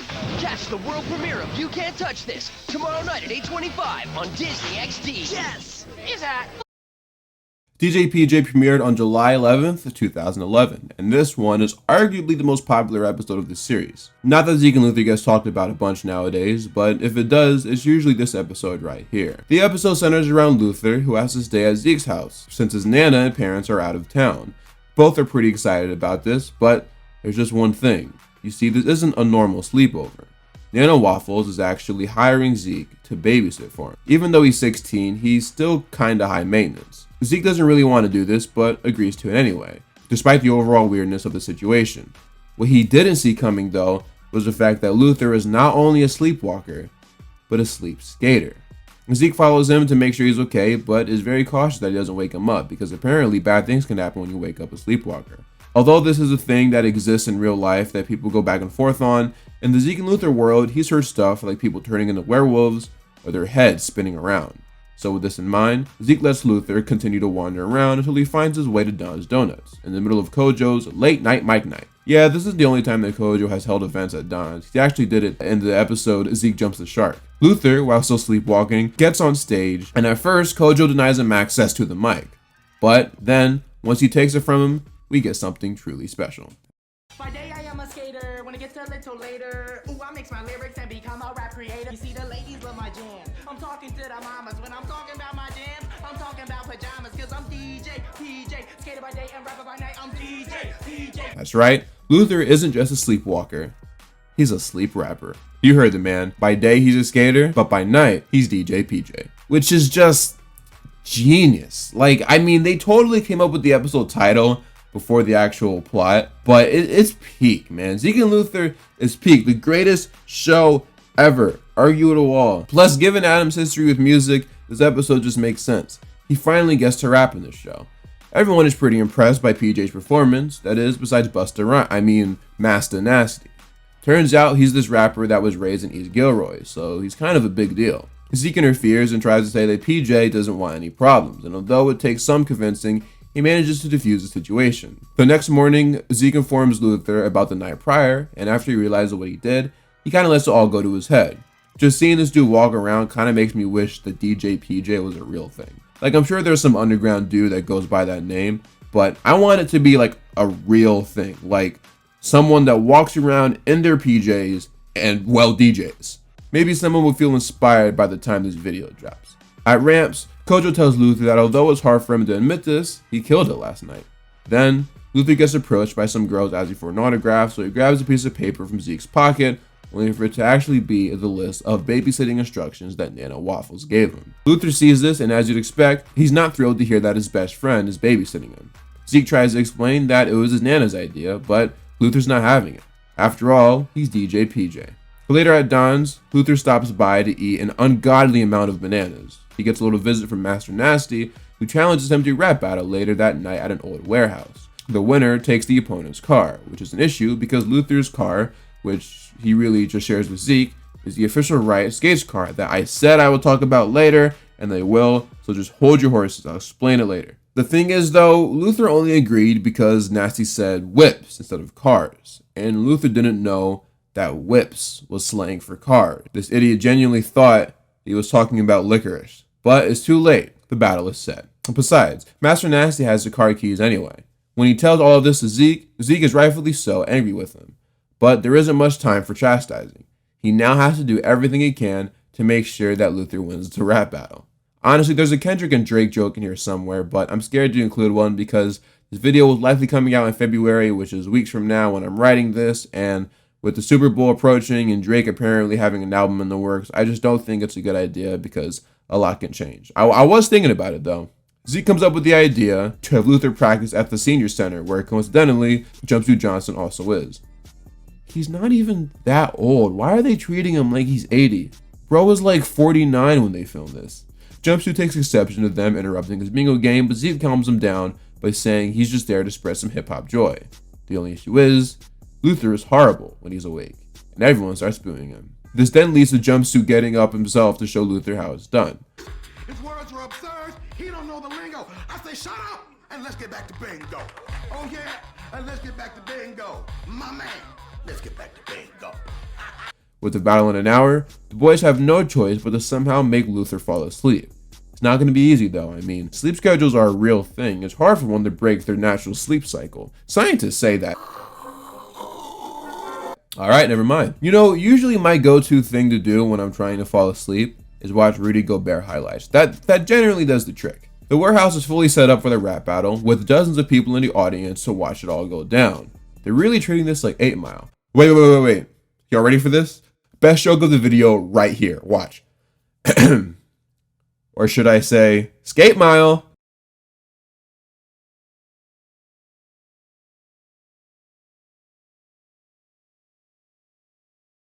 The Zeke and Luther have yet to show up, and so Nasty takes this as a win, meaning he still never lost a rap battle. But last minute, Zeke comes in with Luther. No, excuse me. That's not Luther.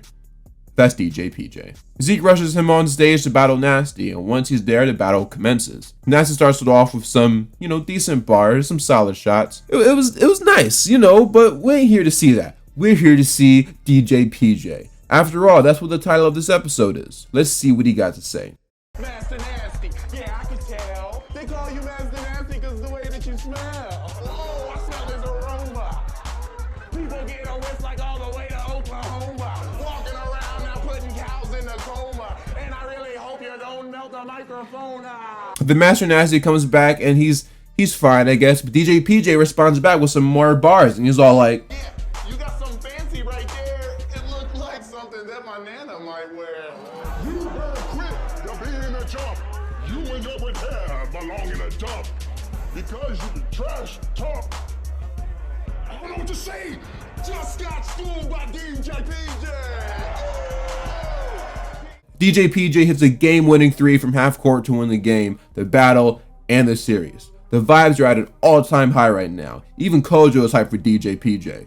Zeke goes to slow butter him, but doing this wakes him up, which is something he was trying to avoid earlier because of the potential dangers.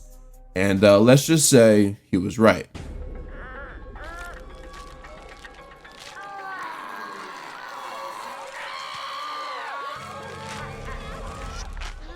I think this moment here, unless I'm forgetting something, takes the cake for the most cartoony thing to ever happen on this show. Like, Luther's entire hedge did a 360, bruh. That's crazy. Nasty promises to have his car detailed and sent to the boys the next day. He then runs off like a little girl. He's probably gonna go file a lawsuit or something. Nana Waffles comes in and says that she's proud of him for how he handled everything, and Luther's appreciative, but says that there's no need to baby him anymore. I don't know, man. He almost single-handedly ruined he and Zeke's sponsorship, considering they almost gave away their Riot Skates car. But regardless, the episode ends with the boys at ramps, awaiting their sweet new ride. However, as it turns out, it's not very sweet or new. It's some nasty Fat Albert and the Cosby Kids looking vehicle. It's not even worth keeping. Matter of fact, Zeke and Luther just let Nasty have it, and he's very thankful. Yay, forgiveness and stuff. He does, however, keep the bling attached to the key though, so. DJ PJ is legitimately one of the show's best. It has such a fun, and I'd say creative plot that is executed equally as well. And I think that's why this episode is so memorable to some. I still quote some of the bars and lines from this episode too, actually. And believe it or not, this episode actually kind of ties into the finale in like a weird way, though it's probably incidental. Seriously though, for an episode barely centered on skating, this episode really does represent what Zeke Luther is as a series. It's just fun, non sequitur plots that don't really make sense, but they make it work anyway in a humorous and clever way, at least to me. Plus it's always cool seeing Adam Hicks rap. Alright, you know how I've been talking about this Riot Skates car in the past couple of episodes I've reviewed? Well, the next episode is all about that car, so I figured I'd go over it and finally address its origins because it is rather important to the series. This summer, it's game on. Let the games begin. The challenges are intense. I'm not the greatest with heights. The mission is clear. I came here to win. And the stakes have never been higher. It's Disney's Friends for Change Games. On Disney XD? Up to $325,000, all donated to global charity. We're actually playing to help out the world. 33 stars. It's fun to come in here and get all competitive. 4 teams. Get your game on. And one epic fight to the finish. It's going down here on Disney XD. Disney's Friends for Change Games. Premieres Monday, June 27th on Disney XD. Bro, Where's Our Car? Yes, I know what it's a parody of. Premiered on August 8th, 2011. But before we talk about that, I actually wanted to address another episode that premiered on March 14th, 2011 called Two Guys, a Car, and a Wild Bear. And that one, Zeke and Luther get a car from Riot Skates, thanks to them being sponsored by them. It's a really nice car. Zeke and Luther get attacked by a bear. They figure everything out in the end. It's an okay episode. They kind of just rehashed stuff from season 1, which is why I didn't want to talk about it, but yeah, it exists. Okay, moving on to the real episode I plan on talking about. It starts off with Zeke and Luther cleaning off their Riot Skates car in front of 2 girls. One of them is Monica, who we saw all the way back in season 1. The other is Bridget, played by Claudia Lee, a new character added into the season that appears in a few episodes. And Luther has a big crush on her. Zeke, on the other hand, has a thing for Monica, even though last time we saw her, she was with Kojo. So it's obvious that they're trying to set something up for them in the future.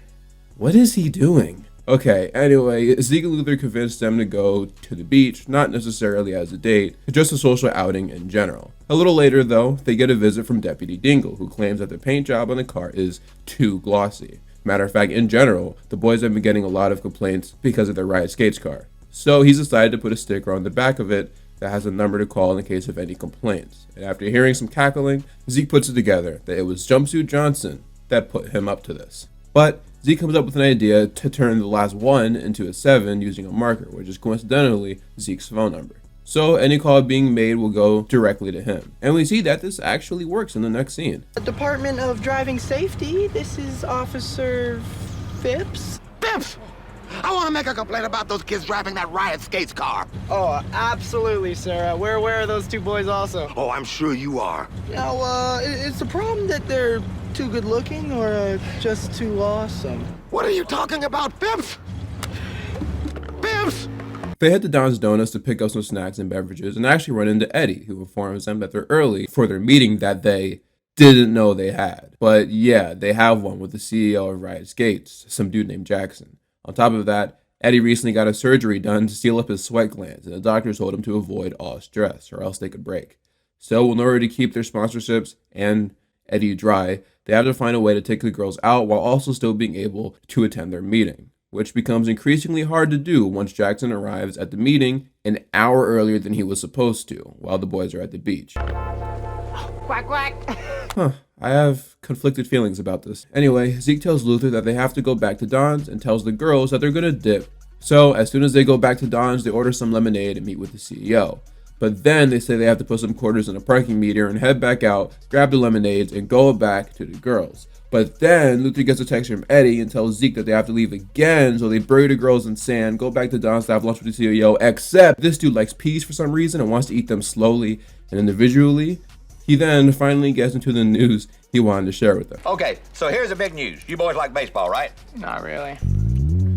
Yeah. He tells them that during the 7th inning stretch of the hometown baseball game tonight, he wants them to drive around in the Riot Skates car to advertise the brand.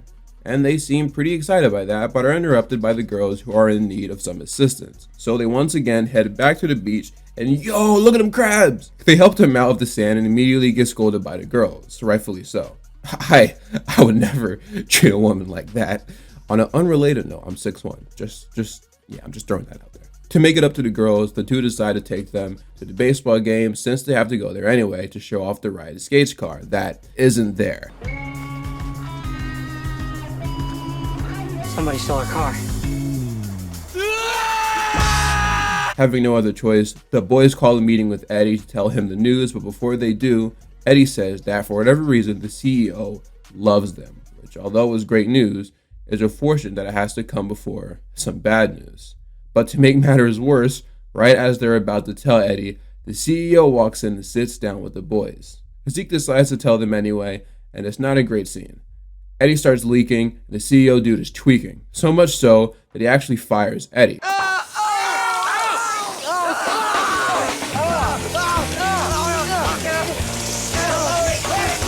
I love how the people in the background aren't even fazed by this. Zeke and Luther start to feel immense guilt over Eddie's firing. I mean, he's done so much to help their careers.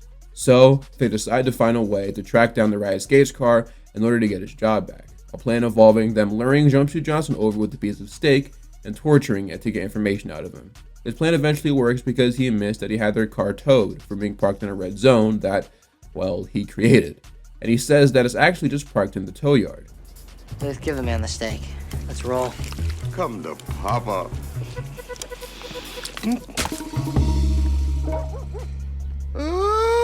They head to the tow yard and are greeted by Deputy Dingle, who they easily bribe to let them in by giving him jerky. I'm looking the other way.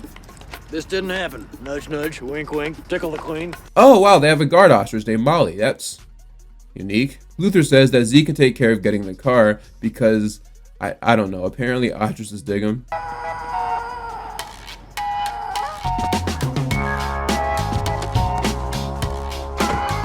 Yeah, this is a Zeke and Luther episode, alright? Zeke fires up the car and they head out. Meanwhile, at the baseball game, Jackson spots Eddie selling peanuts since he's jobless now. But things might be looking up for him because out of nowhere comes Zeke, Luther, and the Riot Skates car, arriving in the nick of time. 2 runs are gonna score. Waffles makes the catch. Holy Toledo, the Crabbers win. Now that's what I call baseball.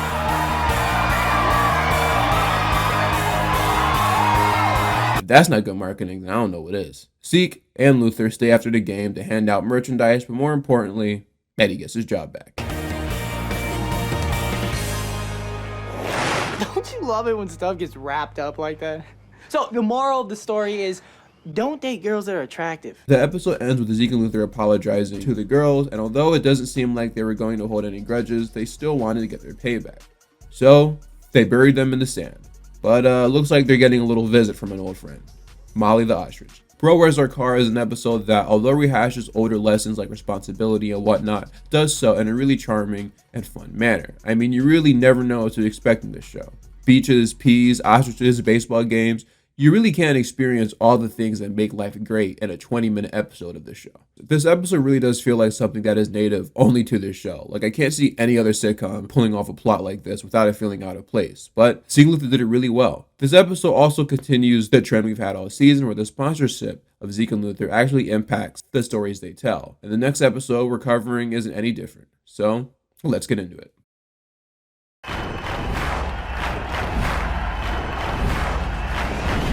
Presenting the Disney Channel original movie, Lemonade Mouth. 5 strangers. 1 fateful day. The beginning I don't want to be some random face in a yearbook. I want to be heard. of something worth singing about. Bridget Mendler. Adam Hicks. Lemonade Mouth premieres April 15th at 8/7 Central on Disney Channel.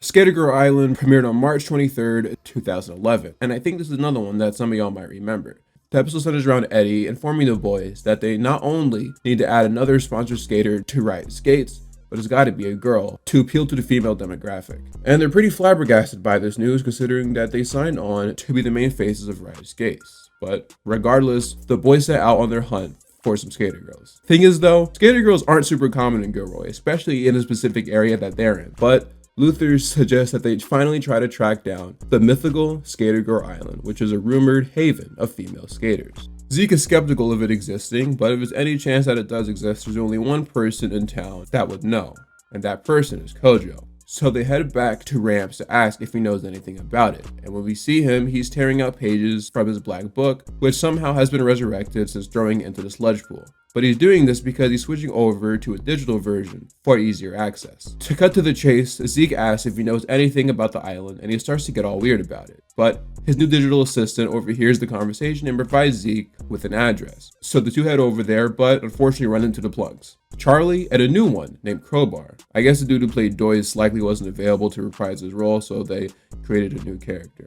This doesn't exactly go against the canon though, because it's been implied before that there's a bunch of different Plunk siblings. Crowbar though is apparently the meanest of them all. Oh, he's so mean, he even eats succulents. I don't even know what succulents are.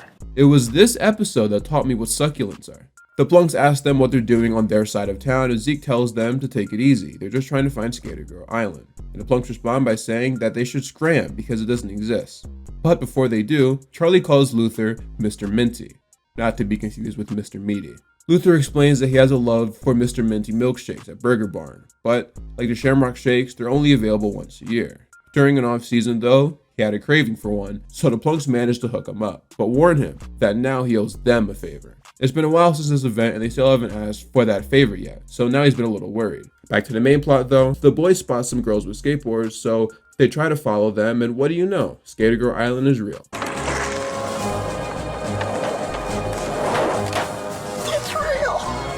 But they end up getting captured and dangled in front of a pool full of muck. They get questioned by a girl named Tasha, whose actress, fun fact, was in that Cartoon Network series Level Up. I might review that show soon. Zeke and Luther explain that they're from Riot Skates, and that actually completely changes their mood. So we're gonna spread the word, and skater girls from near and far will hear of your desires.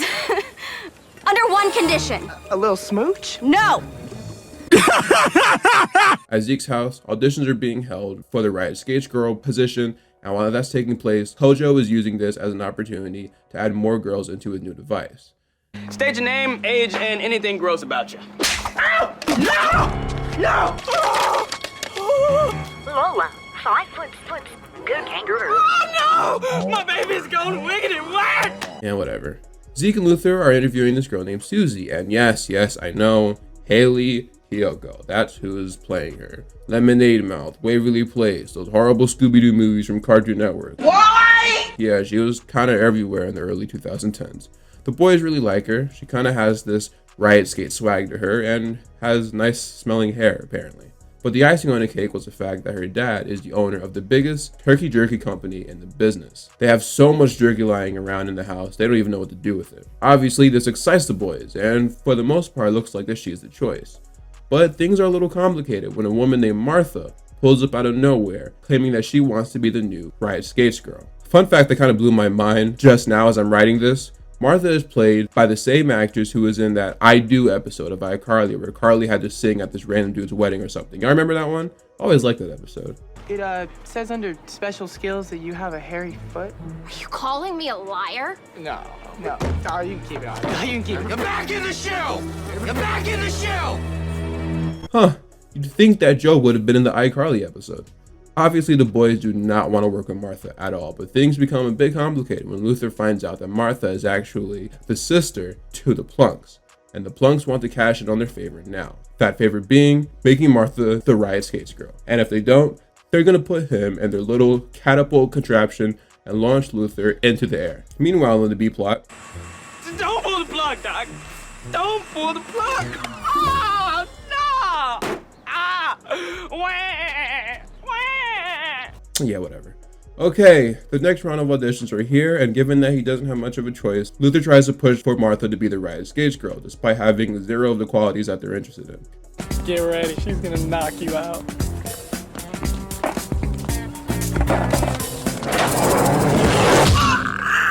Why? At all. However, despite Luther's best intentions, Zeke and probably Eddie are still against Martha, which sadly means bad news for Luther. You're gonna keep getting these spa treatments every day till you pick our sister. Prepare for a festival of discomfort.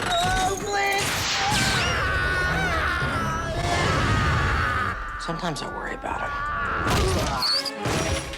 Luther explains everything to Zeke, and because he's Zeke, has decided to put an end to all of this once and for all. He goes to the Plunks with Luther and challenges them, specifically Crowbar, to a skating duel. If Crowbar wins, then Martha is the Riot Skates girl, but if he wins, then they have to stop bullying all the kids in Gilroy, for good.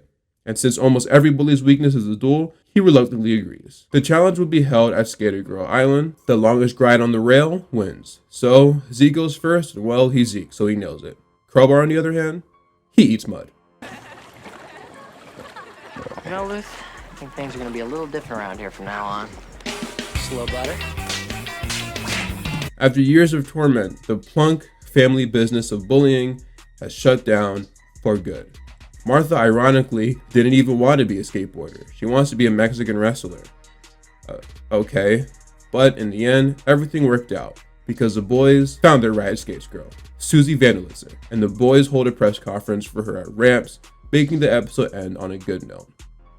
Unfortunately, we never see her again after this, and I truly am upset because even though she barely had a role in this episode, I thought that especially with the absence of Ginger, this show could use a female recurring character.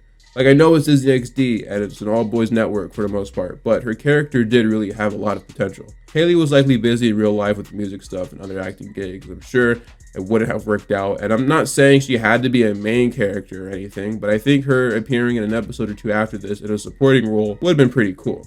Regardless, I think this episode is decent. I wasn't a big fan of how they wrapped up the conflict though. It seemed kind of anticlimactic, and to add a little more suspense, I feel like they shouldn't have done a skating duel. I don't even know why Crowbar accepted that offer, but I guess it all panned out because the Plunks are no more. Well, I guess it's not entirely true. For whatever reason, they actually do bring back Martha. I don't really know why, but we'll get there when we get there. For now though, it's time we dive into the next episode. And now a special sneak peek of Zeke and Luther's new online game, The Captain's Crash Course. Prepare the captain. Go to DisneyXD.com/crash to customize the captain's next run. Just has a very bad nose-picking habit. Disgusting. Everything from an alligator in a tub to riding down Old Nasty. Hereby deem Old Nasty completely safe. Go to DisneyXD.com/crash to see if you got what it takes to smash the captain. Gone 30 minutes without an accident.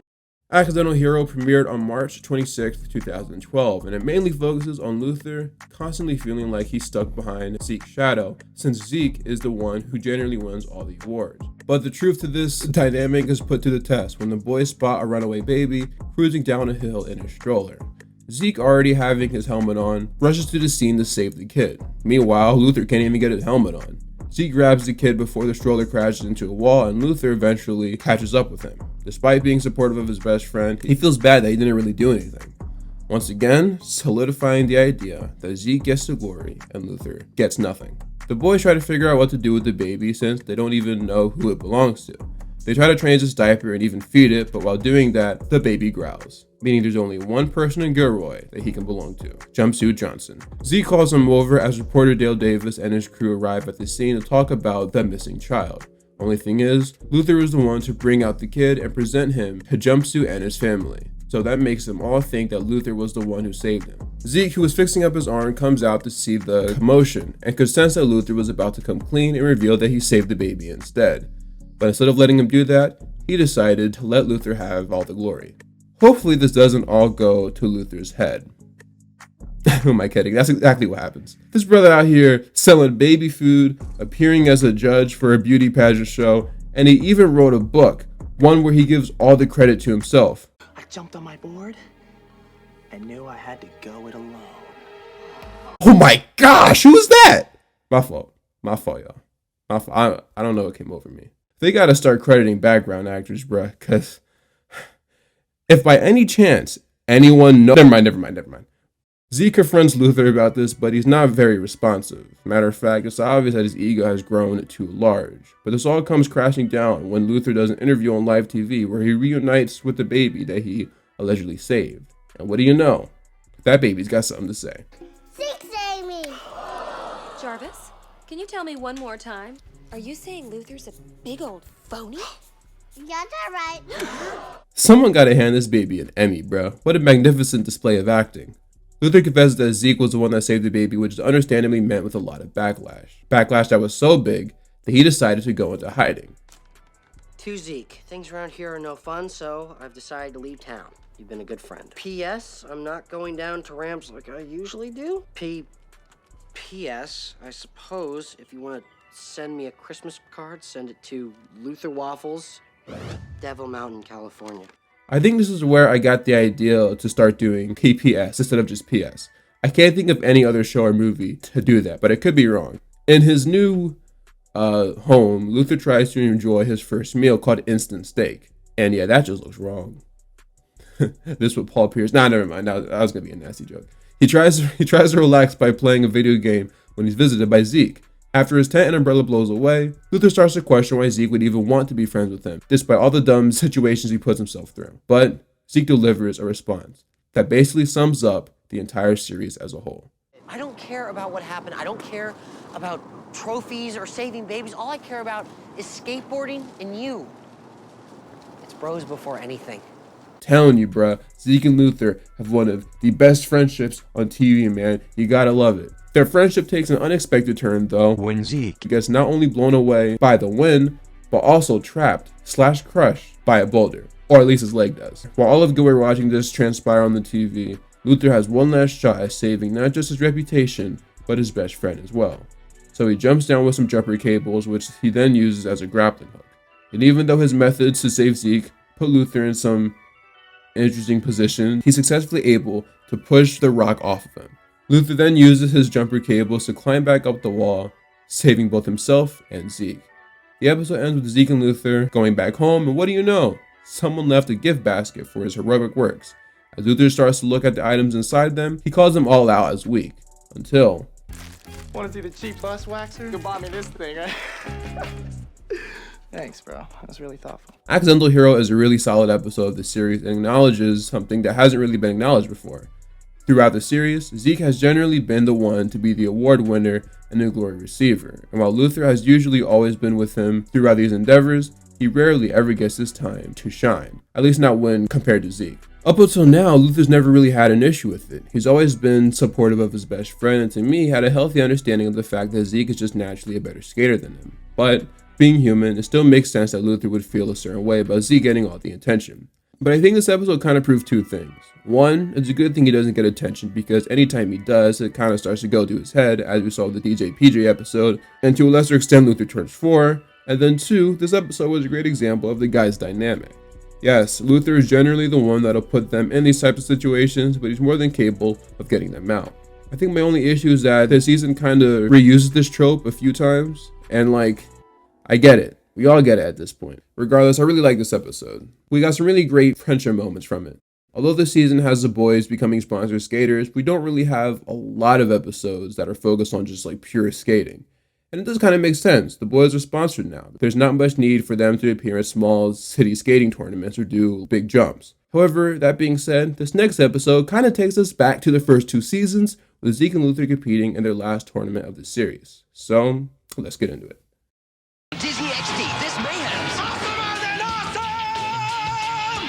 First, will the boys run out of time on a brand new pair of kings? We can do anything we want and then just restart our day. Then, goals in their future on a brand new Zeke and Luther. He's gonna bring home the gold! Go Nelly! And the chaos continues on a brand new I'm in the Band. Oh, yeah! Join the mayhem, brand new Monday night at 8/7 Central on Disney XD. Bro Trip premiered on September 26, 2011. Zeke and Luther get invited to compete in a skating competition that will have a lot of the best skaters around compete in it. Zeke will be competing in the overall competition and Luther will be competing in the tricks competition. So they go to Don's to get their road donuts, and oh man do I want that so badly. Where can I buy one? Please let me know. Mr. Gilroy, a very prominent figure in the city, congratulates the boys on their invitation and even offers to give the boys their very own bus to travel in. Back at Zeke's place, the boys are watching a CJ Stone interview on TV, one of Zeke's childhood idols and the previous winner of the tournament. No doubt if you were a racehorse, I want to ride you and smack your haunches.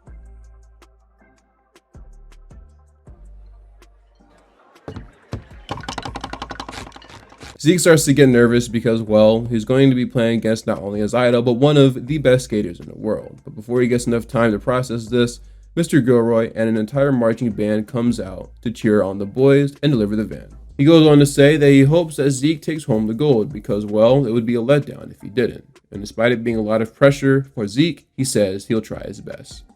On the way to the tournament, the boys stop for lunch. While Luther's in the bathroom, well, breaking it, Zeke comes across a pretty shocking discovery. You see, the B-plot of this episode is centered around Ozzy, who somehow has engaged in a relationship with Martha from the Skater Girl Island episode. And after realizing the hole he's gotten himself into, he decided to come on board the boys' bus to get away from her. To make room, he tossed all of Zeke and Luther's clothes out of the glass cabinet, not realizing that it's a window. Look, man, I just don't like this guy. I don't. He's not funny. He's mostly annoying, and for whatever reason, his role just increases more and more as the show goes on. They should have seriously tried to make Haley's character a recurring role at this point, bruh. I'd take her over Ozzy any day of the week and twice on Sundays. Another thing to point out is that Luther in this episode, and in this episode only, has a pet pig named Bacon, which just kind of seems mean, honestly. After a little incident involving pig vomit, don't ask, the guys have to wash their clothes, meaning the only other change of clothes available at the moment are Ozzy's. And right when they're about to hit the road again after a little stop, Luther starts freaking out because he can't find Bacon. To make matters worse, the door shuts after they all step out, meaning now they're locked out of their bus. The good news is, though, they found Bacon, who was in the front seat the whole time. Zeke goes to the nearby RV for assistance, and what do you know, Zeke's opponent, CJ Stone, walks out. Excitedly, Zeke tries to introduce himself, but it's obvious CJ isn't the friendliest guy out there. And honestly, considering who Zeke is hanging with, I don't even blame CJ for having some judgments on him. But none of that matters now, because it's time for the skating competition to commence. Zeke and Luther fortunately still arrive on time despite their issues. CJ skates first, and considering he's one of the best skaters in the world, ends up doing a good job. Zeke's a little nervous to perform now, especially with CJ watching him. But like Zeke always does, he keeps his composure and starts shredding it up. At some point though, he looks at CJ and gets distracted, causing him to wipe out.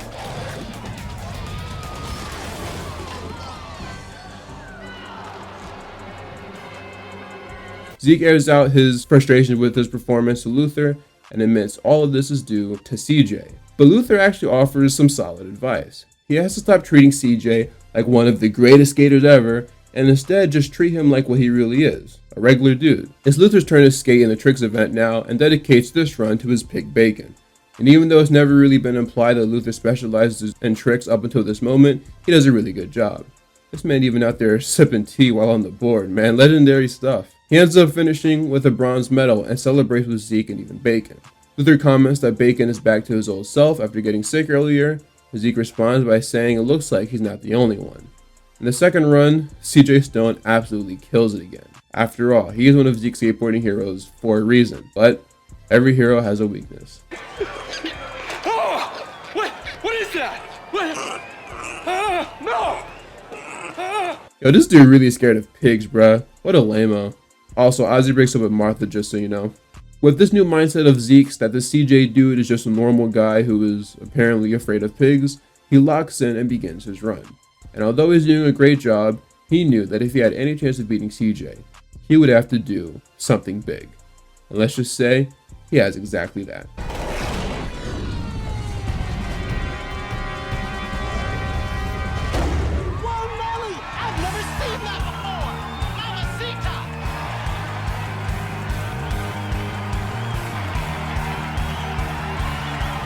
Hey, it's a good thing it didn't end up like last time he attempted a crazy trick. Zeke needs a perfect score in order to beat CJ and win the gold. And even though this episode does a good job at building suspense for the results, I feel like we all know what's going to happen.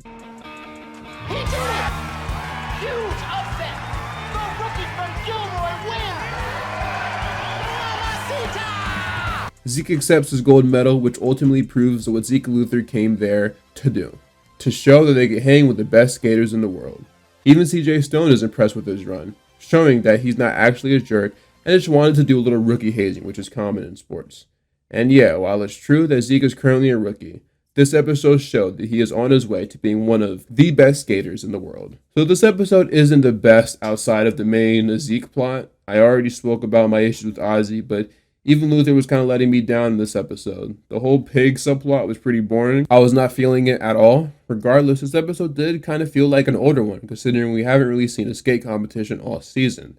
And like I mentioned earlier, I totally understand why. But this episode I do feel was important because this was Zeke's debut skating competition as an actual pro. In basketball terms, this is like Wemby making his first All-Star game this year. We all know he's going to be one of the best players in the league. I mean, he's likely going to make first team All-NBA this season, but it's cool to see someone with such high expectations make their debut into stardom.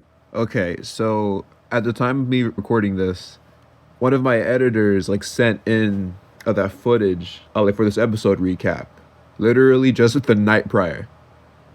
And then literally just the next morning, it's announced that he's out for the entire season and he won't be eligible for first team All-NBA, which is really crazy timing, but get well soon, Wemby. Not much else left to say though, so let's go into our next episode.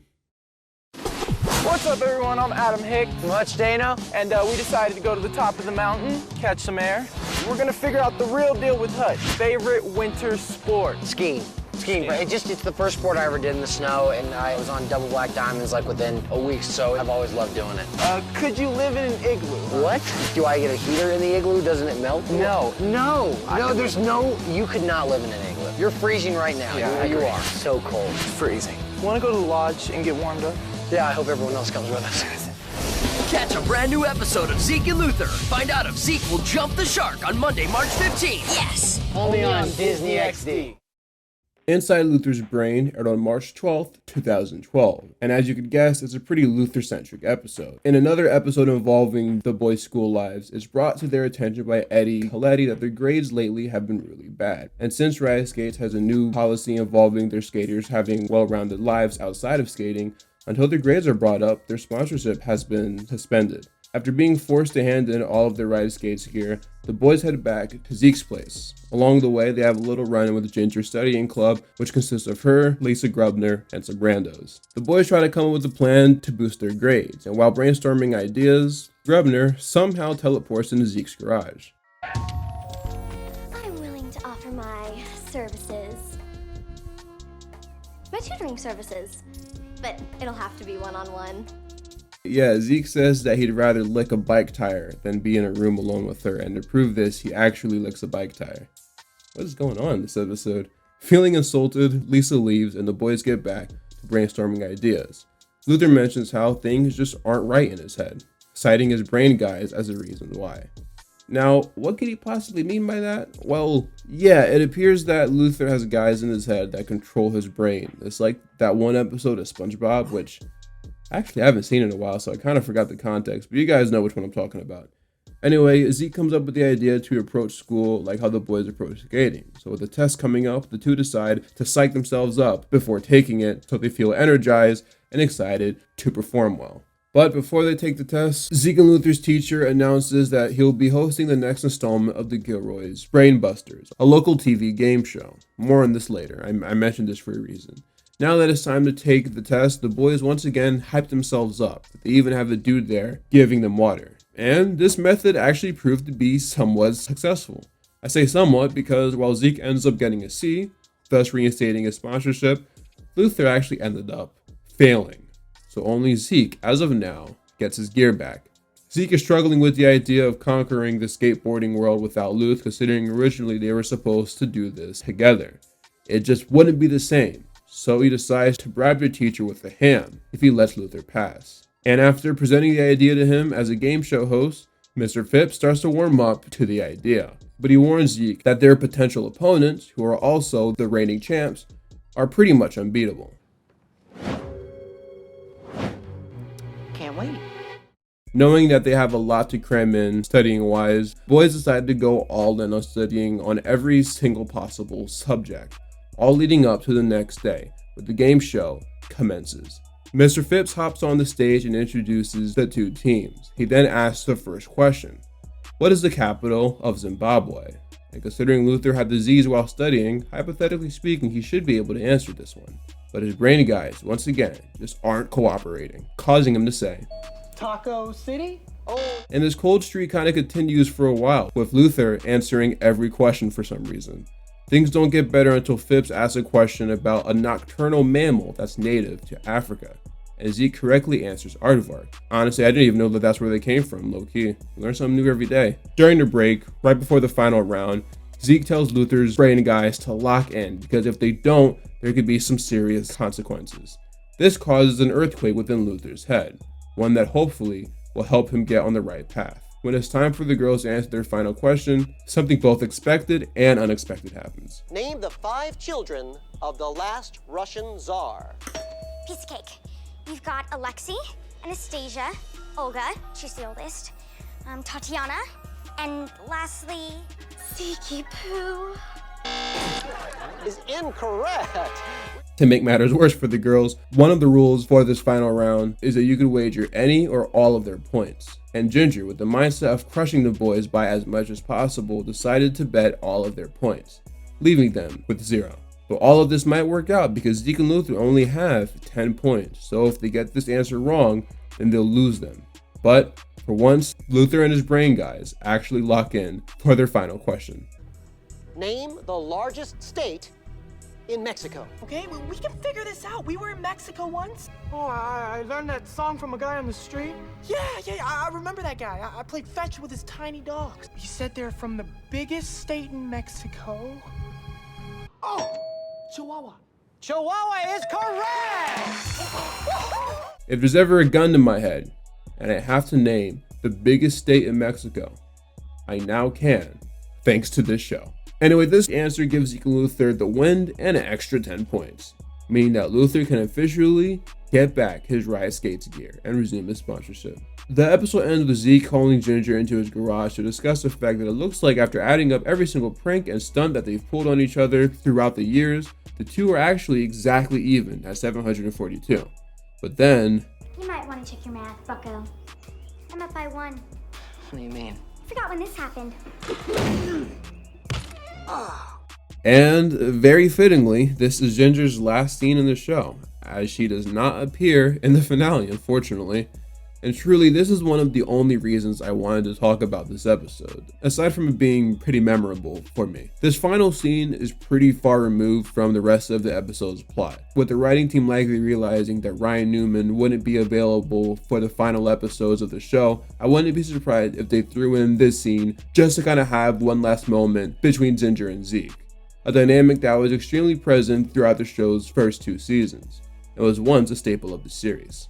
And honestly, even now, I still think Ginger is a fine character. I was completely fine with whenever she appeared in a plot with Zeke. The only times I had issues with her character is when they would give her her own plots that had little to nothing to do with Zeke. It just felt like a completely different show. But when she was actually involved in the main plots of the episode, I felt like she was a decent enough character to add more life into the series and the stories that were told in it.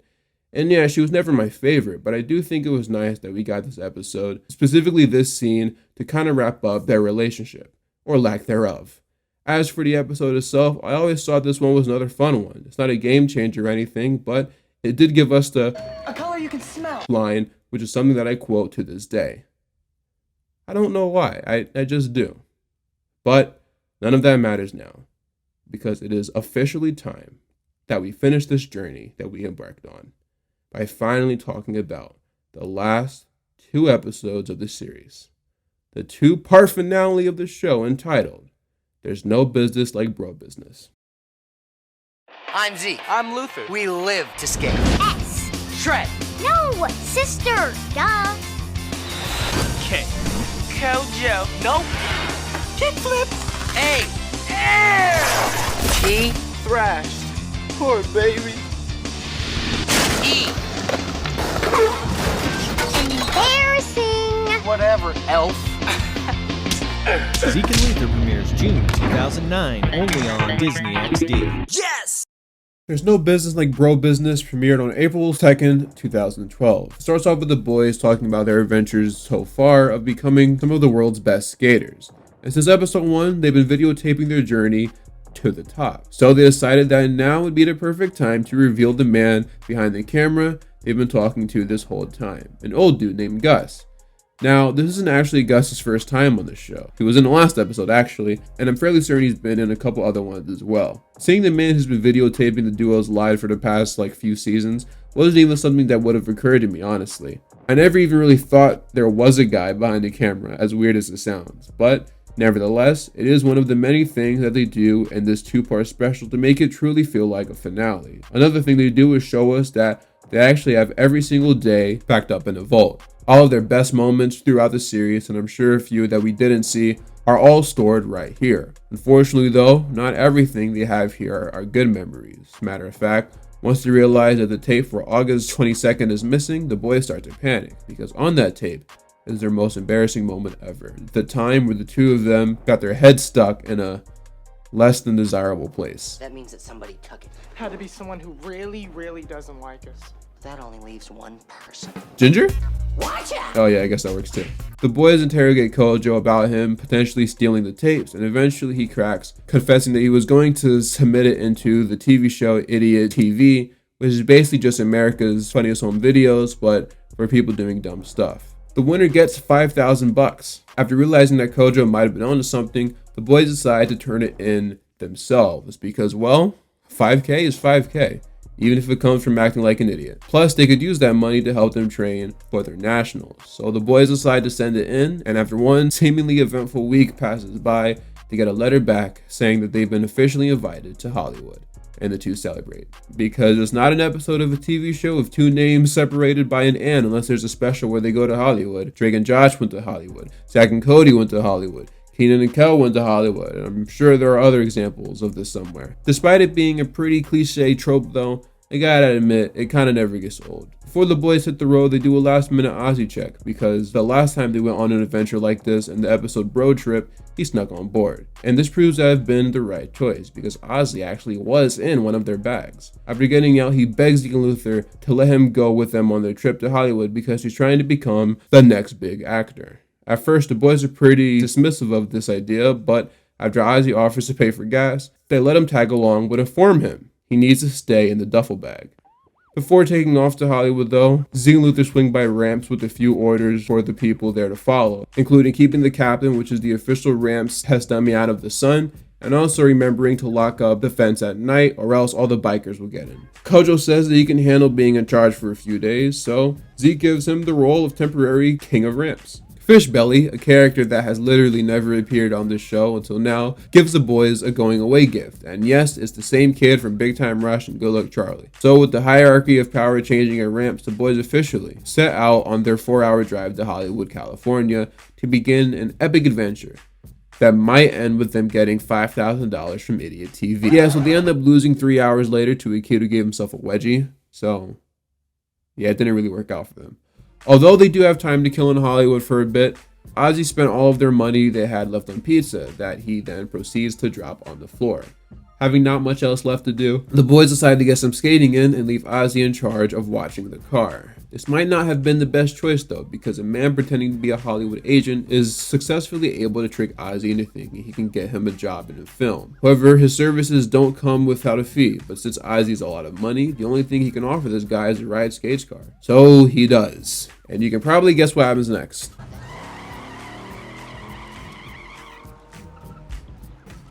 Meanwhile, in the, I don't know, what was it, like a C plot, Kojo is trying to adjust to his new role as King of Ramps. Keyword being trying. Yeah, they really sidelined Kojo in this one, giving him this Mickey Mouse plot. Back to the real plot though, while skating the Hollywood Walk of Fame, Zeke and Luther accidentally skate over the wet cement that was being used for an actor named Finn Jackman's star. Finn Jackman is of course being a parody of the two actors, Henry Cavill and Don Cheadle. This leads to a good old-fashioned Zeke and Luther chase scene, this time taking a little inspiration from Scooby-Doo, having the boys temporarily cosplay as Jamaicans. This disguise doesn't seem to work though, as Vin and his boys are able to spot them. Zeke offers up an apology on behalf of he and Luther, and surprisingly, Vin is really receptive to it. He even hugs the two. Zeke and Luther introduce themselves as professional skaters from Gilroy. As it turns out, Vin is doing a big skateboard action scene in his upcoming movie, and he would love if they could be on set to help him out with the stunt. The two promptly agree, and Vin invites them over to his house to meet with some of the film crew. So they head over there, and as soon as they enter, they ask Ozzy why he insisted on having them walk. But Ozzy says that he only did that because their car is getting sparkle waxed, whatever that is. Vin greets the three and says that while they're waiting for the movie director to stop by, they're free to do whatever they want. So to kill time, they play indoor hockey, indulge in some junk food, and mess around in the pool. It's at this moment where Zeke says that the two have had a lot of adventures in the past, but this might be their best one yet, with plenty of upside potentially on the way. After getting out of the pool, Zeke spots Courtney Mills, a popular Hollywood actress played by the one and only Debbie Ryan. She makes her way over to the boys, and like they work for her or something, they start assembling her plate for her. She starts making small talk with the boys, and once again, Zeke and Luther do some introducing. And some air kissing? What is interesting to me though is that Debbie Ryan's character is surprisingly nice. She's not like some stuck-up Hollywood snob that you see in other shows like this. That's usually the route that they take when trying to parody famous people. Now, Courtney's actually mad chill though. But of course, she's taken by Vin, who mentions that their relationship is on the down low, so they shouldn't go spreading the news about it. Matter of fact, he goes on to say that all the gossip magazines would pay tons of money for a shot of them kissing. Hearing this and realizing this might be the perfect opportunity to get enough money to buy back Zeke and Luther's ride, Ozzy decides that he's going to be the one to hand in that shot. Yo, why is this dude getting so much screen time, bro? So sick of this. Later, Luther starts dancing to some beats, but gets a little too into it and knocks down the radio, causing everyone to boo him. Hey, so fun fact, the dude in the back here is Daniel Curtis Lee's brother Nate, aka my brother Nate made this beat. And it's very fitting that he's here for this actually. If you remember, I mentioned that Daniel, Nate, and Adam had a little music group around this time. It's called the Cool Table, with Daniel and Adam as the rappers and Nate as the producer. Well, what does Luther start doing here?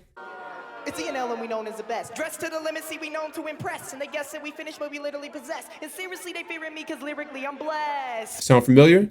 A+ and I'm known as the best. Dressed to the limit, so I'm known to impress. And they guess that I'm finished, but I'm literally possessed. And seriously, they fearing me cause lyrically I'm blessed. Luther continues to freestyle for a bit as this record producer named 3J starts to notice him. He goes up to Luther and introduces himself. He also mentions that he has another rapper on his label right now that he thinks would be a great partner for him if he just chooses to sign on.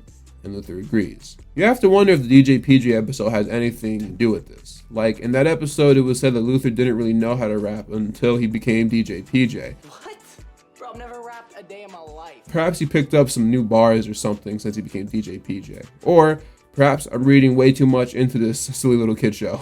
Meanwhile, Vin approaches Zeke and introduces him to the director of the movie, Quentin Del Toro, an obvious parody of the famous directors Michael Bay and J.J. Abrams. He starts to pitch the final action scene of the upcoming movie he's doing, called The Masked Avenger. He mentions that he plans on having the title character jump a car, and although Zeke thinks it's cool and all, it's pretty tame. They later decide that he's right. They need to go bigger. The only issue is finding a stunt guy that's capable of doing such a task, and Zeke volunteers.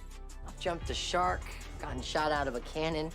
I've even flown over the entire city with gas in my pants. That's how you know it's a finale, when they start naming off previous episodes.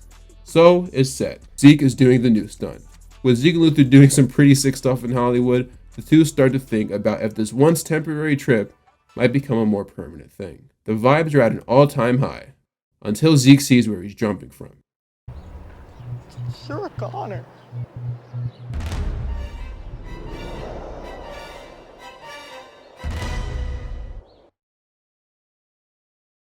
Hi, I'm Ryan Newman from Zeke and Luther. And you're watching Disney XD. Part 2 picks up where the first one left off, with Zeke and Luther talking about this new stunt that Zeke might do. Luther is of the mindset that he shouldn't do it, and so he tells him that before heading off to the recording studio to record with his new rap partner. Having no one else to go to, Zeke decides to think about what Tony Hawk would do in a situation like this, and we actually do get another appearance from him, which is pretty cool. The jump is almost 100 feet. Dude, that's impossible. Don't be a bus waxer, bail. Really? It's obvious though that Zeke is only using Tony to tell himself what he wants to hear. He's letting his fear control him. Zeke goes to tell Vin that he doesn't want to do the stunt, and unexpectedly, Vin isn't too happy to hear that he might be bailing. He even goes as far as calling him the P word. Wait, that could mean a lot of stuff. Let me clarify. I meant poser.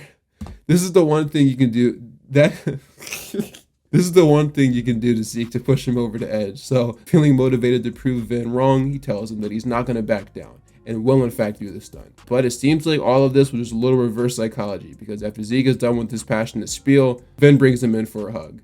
In the B plot, Luther heads to the studio with 3J, where he's introduced to his new rap partner. Oh, how cute a little rapping puppet. Psych, you're more like a rejected Muppet. Nah, but jokes aside, besides Luther's head completely turning around and a few other really cartoony moments in the show, this has to be one of the craziest things they've done, right? Just casually having a puppet as a rapper with no explanation on how he's talking. I mean, if this dude can exist, then maybe Zeke and Luther for real exist in the same universe as the Muppets. You never know. Chill E Dog, who I will be referring to only as Chill from now on, is a bit of a jerk. And so because of this, accompanied by the fact that he's a literal puppet, Luther has some reservations about partnering up with him. But 3J says that before he bails, he should at least get in the studio with him to see if they have chemistry. And, well, at the very least, it seems like they do. Find me in the doghouse going on a chew tour. When you fetch a stick, I'll be calling you a good boy. I'm knowing, I'm flowing. I'm really in the zone. Lit that patty right, give a dog a bone. Holla for a collar. Collar. What you doing for a dollar? Collar. However, this still isn't enough for Chill to let up on messing with Luther, which only ruins the potential of their partnership even more. Back to the A plot, with Vin being hooked on the new Possum Zombies game, Zeke has been tasked with taking out Courtney Mills on a date. You're not Vin. No, I'm not. I'm sort of filling in for him. He had a meeting. That's weird, right? Yeah, that's weird. Hey man, I said she was nice. I didn't say she was smart. Zeke tries to take her to the originally set venue, but they get swarmed by paparazzi, with Ozzy being one of them. So he decides to take her to a much different, much smaller hot dog place. Courtney guesses that Vin didn't have a meeting and instead is just at his house playing Possum Zombies, and Zeke confirms her hunch. Despite this though, she mentions how she's actually still having a pretty good time with Zeke and thanks him for taking her out. You have a little mustache. Alright, here's my issue with this. So Ozzy was in the bushes the whole time watching them talk. Did he just not recognize that was Zeke instead of Vin? To me, they should have done it where Ozzy doesn't arrive until Courtney tries to wipe the mustard off. That way, Zeke's head is turned by the time he gets there. But regardless, there's no time to worry about that because the day has come where Zeke has to do the jump. Before he does it though, he uses the captain, which was kindly sent over by Kojo to test it out, and yeah, bro died. But this doesn't turn Zeke off completely from doing the jump. Instead, he understands now that he just has to move the ramp a little to the left. Filming for this scene commences as Vin, in his Masked Avenger attire, runs on the top of a building while being chased by some bad guys. And right as he's about to do the jump, they yell cut, allowing Zeke to take his place. He nervously looks down at his landing area and it cuts the commercial. Zeke braces himself for the jump and after waiting a few seconds, takes a leap of faith off the building.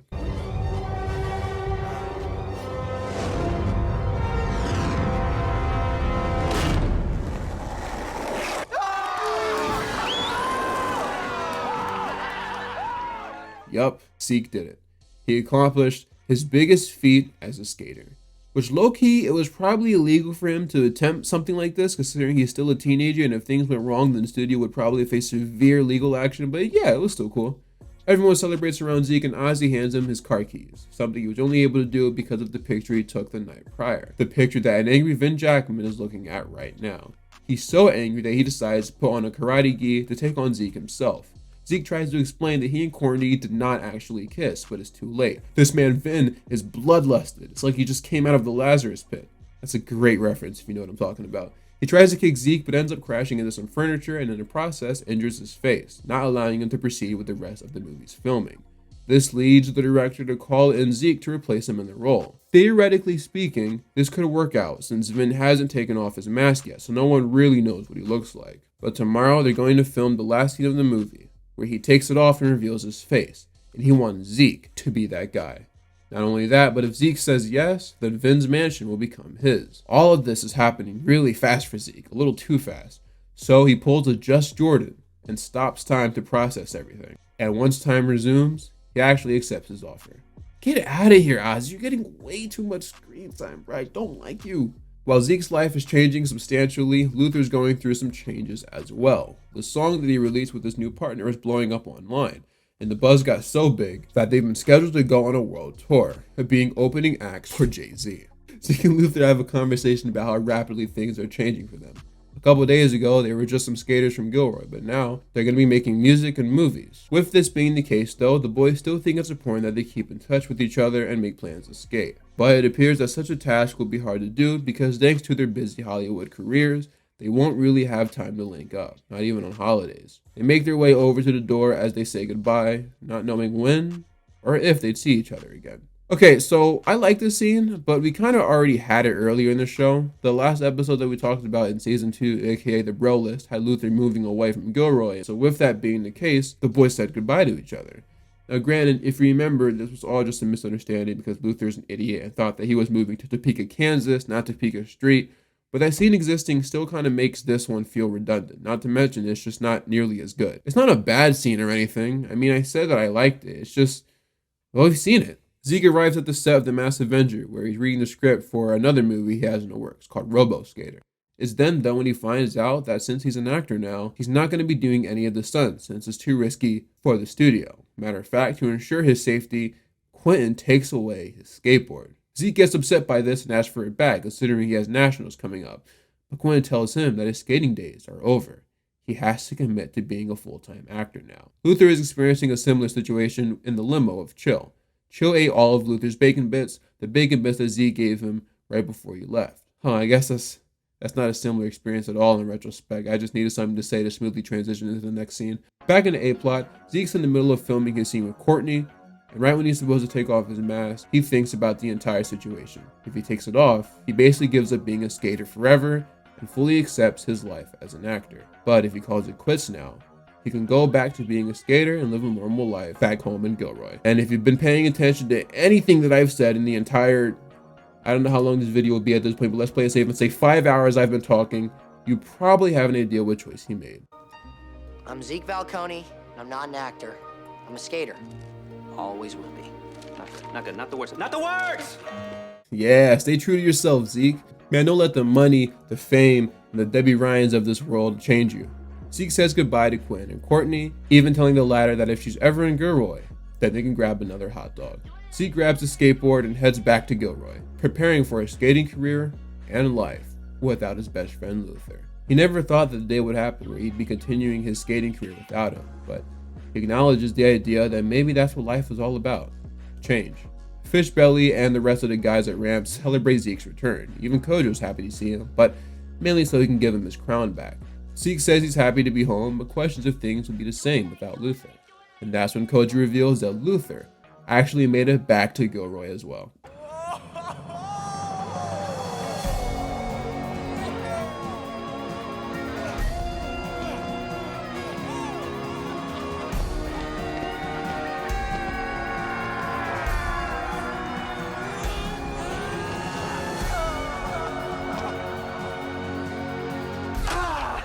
Luther says that while it was true that he was supposed to be on tour, he just couldn't stand Chill anymore. So he threw him out the window, ending his partnership with him and reinstating his partnership with Zeke. And the two celebrate the reunion by getting hyped for their upcoming nationals tournament that they will now be able to compete in together. And after hitting a slow butter, like always, Kojo interrupts the boys' fun and says that he's going to actually take home the trophy at nationals this year. And the scene ends with all three of them skating into the sunset. A shot that perfectly sums up not only the boys' past, but their future as well. The episode ends with Zeke, Luther, and surprisingly Kojo in Zeke's room, taking a break from training for nationals to watch an early copy of The Masked Avenger, with Zeke commenting that he's curious to see who they got to replace him as a lead.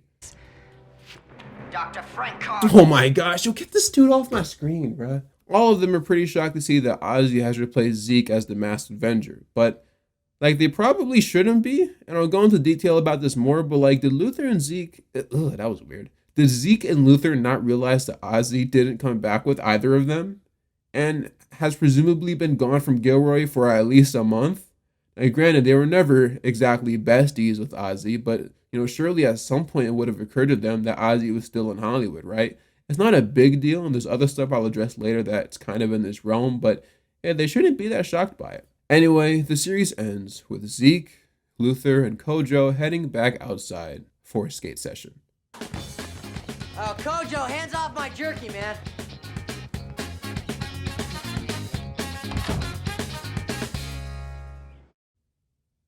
Wait. Hold on.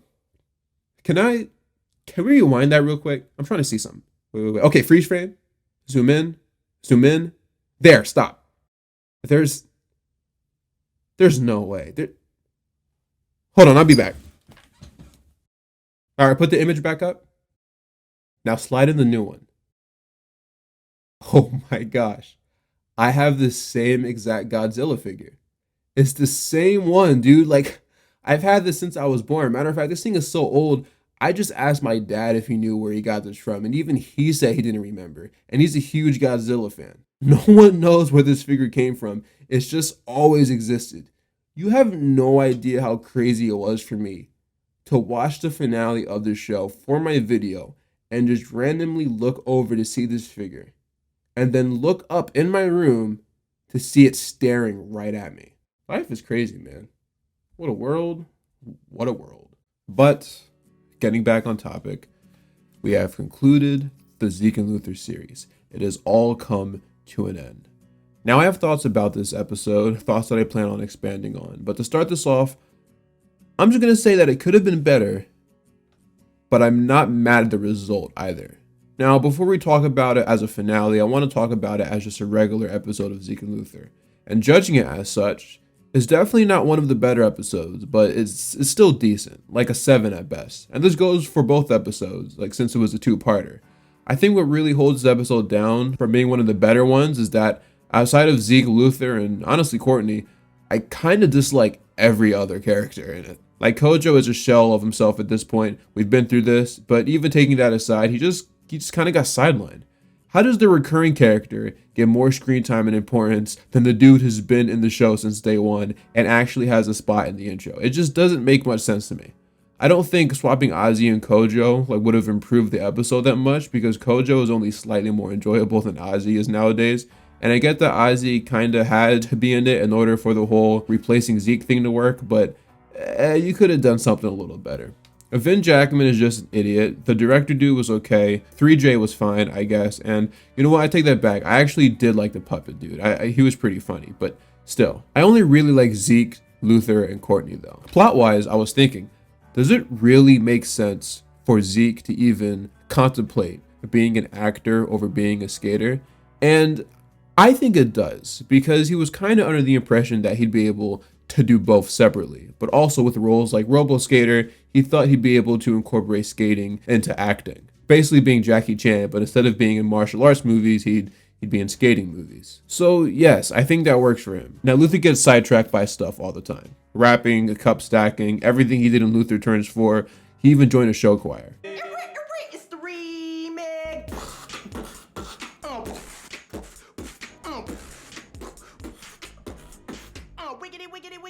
Wiggity, whack. It's pretty easy to digest that he'd want to go on a tour as a rapper, especially with money involved. Like always, I think eventually he'd realize that he'd rather be a skater and would eventually return to Gilroy, but I don't have an issue with him becoming a rapper, or at least the idea of it. I just wish there was more of an emphasis on skating for the both of them in this episode. And I know it's kind of hard to do that because the entire message of it was to point out that although the two had more lucrative opportunities in front of them, at the end of the day, they wanted to be true to themselves and, you know, they are skaters. And you can only tell that story if they went into other fields. The execution of the plot was pretty good. I just don't know if that's the route that I would have gone for, you know what I mean? I think a more skating-centric finale probably would have been something that I would have enjoyed more. As a finale though, I mean, hey, I gotta give them credit. You did just about everything a kid show finale needs to do, which was to make the episode big and meaningful. This definitely felt like a finale. But I think also too, with the whole goal of the series being them trying to become sponsor skaters, but then accomplishing that towards the end of season 2, I think that choice kind of made any potential finale being not unnecessary, but they definitely had less material, put it that way. The goal of the show was to become pro skaters, and they became pro skaters in season 2. And throughout season 3, we saw the pros and cons that came with that, but then it's just like, well, now what do we do for the finale? There wasn't much else left to do, which is why I said I'm not mad at the result, like how I was with Kicking It, which more or less resorted to a lazy clip show. Although, in retrospect, there's a lot of talk in this episode about training for nationals, and it kind of just made me wish the episode took place during nationals, but it's cool. There's a lot of moments in the finale that don't really make sense, and I don't mean like walking, talking puppet sense, I just mean like practical stuff.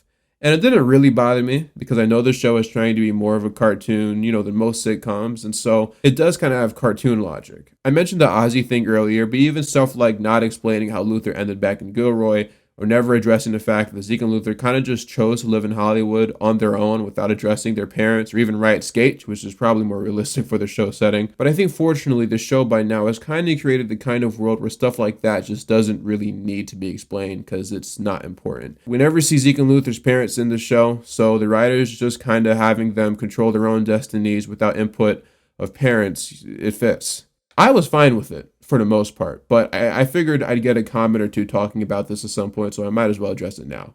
One thing that I do have an issue with, and I probably shouldn't because it's not a big deal, but whatever. The final scene, right? It has Zeke, Luther, and Kojo hanging out and watching that movie. I feel like if this episode aired in season 2, this would feel right to some extent, but this dude only appeared in like 11 episodes this season and was pretty irrelevant in most of them. I know I'm kind of nitpicking, but having Kojo here in the final scene just doesn't feel earned to me because he was barely in it, man. But if there's one thing this scene does once again prove is the fact that these guys are more so frenemies than enemies, because why else would Zeke and Luther invite Kojo to hang with them? And I mean, look, I'm glad Kojo was included because he was at one point still a main character of the show. Plus, the final line of the show was, "Kojo, hands off my jerky, man." Which is a pretty funny callback to season 1, but I don't know. And I say all this with Kojo being my favorite character, by the way. Or was until season 3. Is there anything else I have to say? No Ginger, which was kind of sad, I'm not gonna lie. It would have been great if she was in this somehow, even for just a small role. I know why she wasn't, but still. Shout out Ginger. I think that's it, man. I think that's all I have to say about this finale. Huh. End of an era, I guess.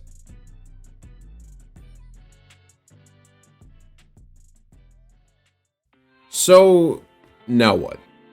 Well, I would talk about the legacy that Zeke and Luther has left behind, but there isn't any, really. It's sort of just one of those shows where you had to be there. Some people were, but most people weren't. But I mean, look, this show is pretty fresh into Disney XD's creation. The network eventually did take off and has some bona fide hits too, but Zeke and Luther wasn't one of them. And so because of that, as I stated in the intro, the show ended up getting pushed back into the minds of both kids and the network in general. So much so to the point where I can count on one hand how many times the show has been acknowledged since it stopped airing in 2012. There was one time where Disney used a picture of Kojo for Black History Month. I remember this post pretty well because this was the first time a lot of y'all found out that Cameron Boyce was black, and I thought that was pretty funny.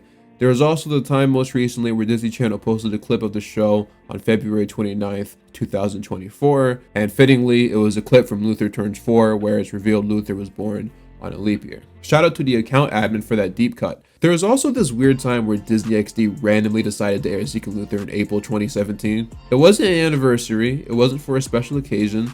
They just decided, why not? I actually have this incredible, momentous event on tape thanks to my dude Toon Res Network. I had asked him to record this when it was happening, and being a fellow Disney XD fan, he agreed. Shout out to Toon Res, man, that's my guy. We went a while though without Disney acknowledging Zeke and Luther after that, until one fateful day in 2020 where it was announced that Zeke and Luther would be added to Hulu. And then 2 years later, it was announced that it would be coming to Disney Plus, where it remains to this day. Now, as for the cast of this show and their whereabouts since its ending, well, I feel like I can skip over Ryan. I kind of went over the stuff, that she did post Zeke and Luther, except Sharknado, I guess. Now, as for the main 3 leads, we'll start from least eventful to most eventful, and I do mean that respectfully. Hutch Dano, post Zeke and Luther, didn't do a lot of acting. He had roles every now and then like Zombievers and Shameless, but really his main focus since wrapping up the show has been painting, specifically abstract art. In addition to that, he's done some directing work as well. He even made a film recently called As Certain as Death with Lindsay Shaw and Daniel Curtis Lee. Whoa, what a great transition. Now, Daniel's career post Zeke and Luther has actually been quite good. It just hasn't always been spent on camera.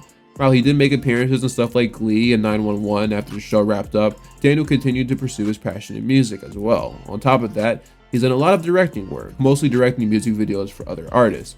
He's even become an acting coach for kids, which is pretty cool, doing so with other actors that you probably recognize from other shows. Lastly, we have Adam Hicks. While I mentioned he continued to do music post Zeke and Luther, including the Mighty Med theme song, but the most notable thing that I think he's done since the show wrapped up is, well... There's a new king in town. Surprise! You and Brady are not twins. You are triplets. I have a brother? I have so many questions. Adam Hicks is now on Pair of Kings. The new season premieres Monday, June 18th on Disney XD. I'm the new king. Yeah. For those who are unaware, which shouldn't really be any of you, honestly, in October 2011, Mitchell Musso was busted for drunk driving. Underage drunk driving, might I add.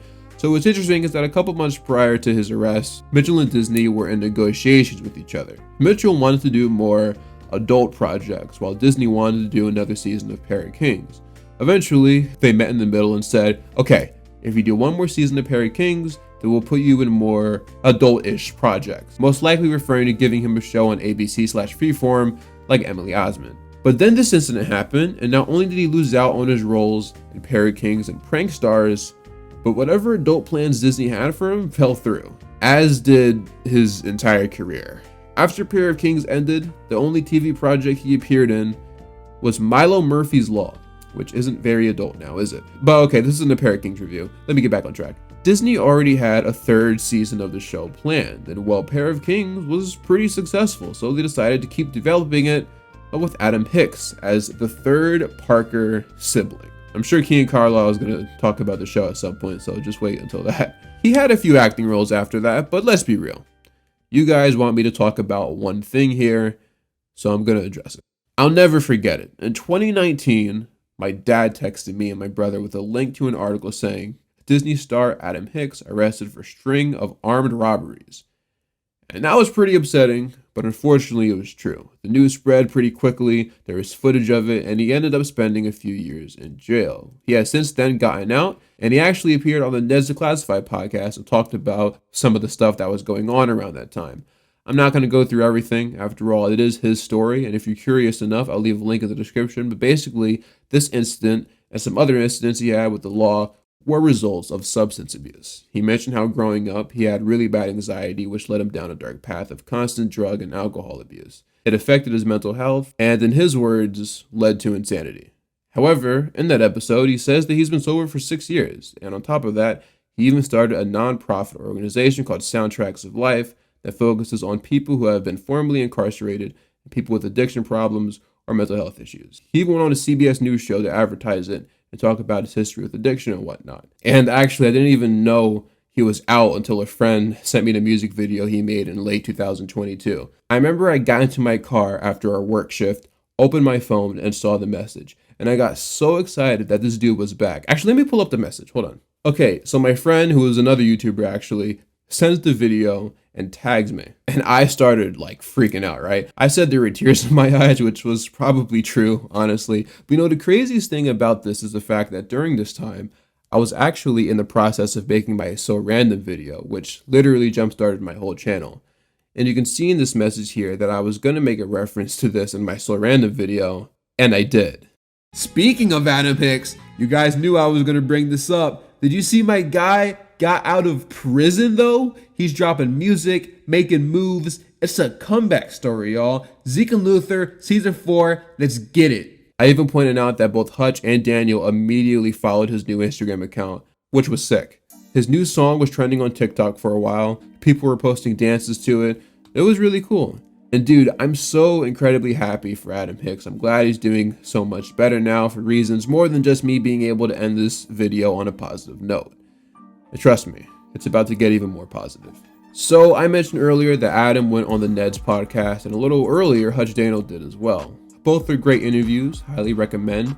But what I did not expect is that a little after that, Hutch Daniel teased a potential Zeke and Luther podcast. And I had some thoughts about it on Twitter. And yeah, eventually they officially announced the Zeke and Luth Pod. And honestly, this is one of the reasons why I'm so glad that I waited to do this video. Because during the rollout for this podcast, we received a Zeke and Luther reunion with Hutch, Daniel, and Adam. We even got to see Hutch and Adam slow butter for the very first time in over 10 years. Been a while, bro. That hurt. I will say the marketing was a little misleading though, because it was called the Zeke and Luth Pod, but Luth was never in it. Now look, the man was busy with all the stuff he was working on at the time though. I understand it. The rollout for this was a special experience for me, but there was one moment in particular that was really special. When they started uploading videos on social media advertising this podcast, I remember seeing comments referencing me. It's like I'm known on social media as the guy that really likes Zeke and Luther. I think, especially after this video release, I will be cemented as the #1 Zeke and Luther fan on the planet. A title that I will own proudly. But that wasn't the special part though. No, see, what happened was part of the rollout for this podcast included live streams on YouTube, and naturally, as you'd expect, I was in attendance. But what I did not expect was this reaction after I left one of my comments. That's did, pretty, yeah. that's awesome. Mr. Nostalgia in the building. Yeah, it's always great to see Mr. Mr. Nostalgia. Nostalgia. He asked Daniel, which song do you like more, In the Summertime or You Can't Touch This? Dude, when they said my name, but not just the fact that they said it, the way that they said it, it's like they heard about me or something. But I'm thinking, nah, they have no reason to. I haven't reviewed anything that they were in yet. Why? How could they possibly know me? So I was just like, let me just double back and just ask if they've seen my stuff. I just want to see. Do it. Yeah, Mr. Nostalgia. Yeah, I've seen some of your stuff, man. Yeah. It's good stuff. I went 2 years making references to Zeke and Luther in every video. And now, cast members of the show are out here referencing me. Ain't that something? And this goes deeper than me being Mr. Nostalgia. Daniel was the first ever YouTuber that I really kept up with. If y'all watched the music portion of the video, you'd know what I'm talking about. And if you skipped it, go back and watch it. You're missing some vital Mr. Nostalgia lore. Man, what an experience though. Oh, unfortunately, this podcast ended up flopping though. Yeah, so the first 2 episodes of the show were pretty solid and were exactly like, the guys advertised them to be. Talking about some of the stuff that happened on set, talking about some of the stuff that happened off set. Then things kind of took a turn. They started having random people on the show that I guess were their friends in the industry. And as time went on, they rarely even acknowledged the fact that they were on Zeke and Luther. And I'm just like, why is it still called the Zeke and Luth Pod? This is just a normal podcast. And look, this podcast was still unique. They had segments, the production was very high. And they'd still have some people on it that were connected to the Disney Channel family, like that one guy from Camp Rock. But yeah, this was not a Zeke and Luth Pod. Eventually they released this one episode that actually went back to talking about the show, and it was easily one of their best episodes. It was also the last episode of the Zeke and Luth Pod. Yeah, they more or less rebranded it after getting complaints about them not talking about the show and not having Adam Hicks on. And its new title was For Further Instructions. This was met with interesting feedback. One person said Mr. Nostalgia just fell to his knees in a Walmart, and I corrected them saying it was actually a Target. Another person, who I believe is actually a subscriber, so what's up fam, said that the issue wasn't with Adam not being on the pod, it was the fact that they rarely talked about the show despite advertising it as something that would at least acknowledge it. And I think my favorite comment by far was, I give this podcast a year before they decide to end it. And it's my favorite comment because it's been 2 months since they've uploaded an episode. They haven't uploaded one since last year, at the time of me writing this at least, and I don't think they will upload one ever again, to be honest with you. And look, I think content-wise, the episodes that I heard were still pretty good. There were some really good conversations about just overall life in these episodes. But I got done with that, and I got to the airport, and I was starving. And I had no money, and my money hadn't been sent to me yet, and I didn't have any way to access it. So I'm at the airport, I'm there early, I have about 2.5 hours before the flight, and I am starving to the point that I'm asking people for their leftovers. Oh my God. Okay? That's how low it got for me, which is why sobriety is so key. Important. Yes, and I go up to this Pizza Hut in the airport, and I go up to, and the guy goes, "Hey, Zeke and Luther, right?" Right? And I go, "Yeah, man." I go, "Hey, bro, I'm sorry, man. I don't have my wallet. I'm starving, and I don't have any way to get food right now. Was there anything you do?" He goes, "I got you." And he gives me a pan pizza for free. He goes, "Love you on the show." Sends me on my way. Unfortunately, production-wise, this podcast respectfully was a mess. It was a downgrade in every possible way, The audio was really bad sometimes. There was no intro, no sound effects, no music. They just hopped straight into it. And look, I get it. Apparently Hutch wasn't too interested in recapping episodes and digging up old stories from 15 years ago. He'd much rather talk about what it's like being an adult and sharing adult stories and having real conversations like other podcasts. But if that was the intention from the get-go, then the title should have never been the Zeke and Luth Pod. Ever.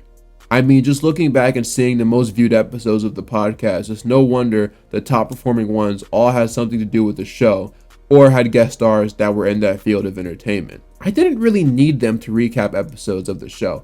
I just wanted to hear about their experiences on Disney and if there's anything they learned from their time there that they applied into their adult lives. Also, too, let's be real. No one really cares about Zeke and Luther. Let's just be blunt.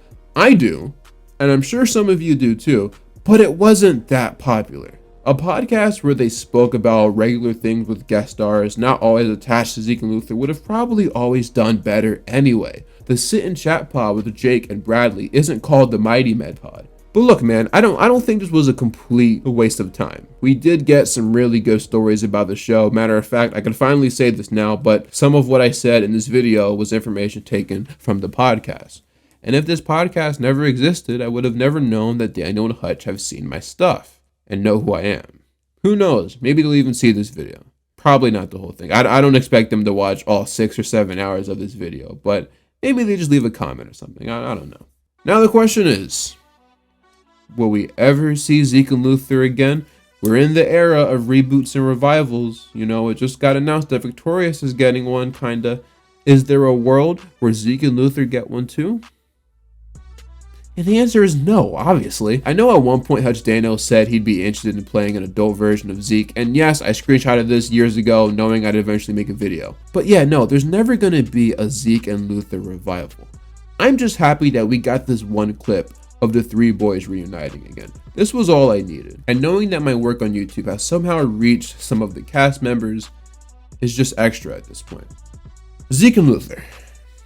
What was Zeke and Luther? It's easy to say that at its core, Zeke and Luther was about skateboarding. But I think more importantly, it was about friendship. Skateboarding was just a way to give the show life and culture, a way to write engaging stories about the characters and give them something to do. But truthfully, this show stays the same even if it was about basketball, soccer, or even playing cars, I don't know. As I reflect on the show now, I realize that I didn't watch the show for skateboarding. I didn't even know how to skateboard as a kid, and I still don't now. I watched it because Zeke and Luther's friendship was unlike anything that I had seen in a kid's TV show. The characters were just so likable to me and genuinely cared about one another, and made them really easy to root for. Then when you take that friendship and put it in a world that's weird, quirky, but not in all the bad ways, you get a product that has its own style, unlike anything else around this time. It stood out.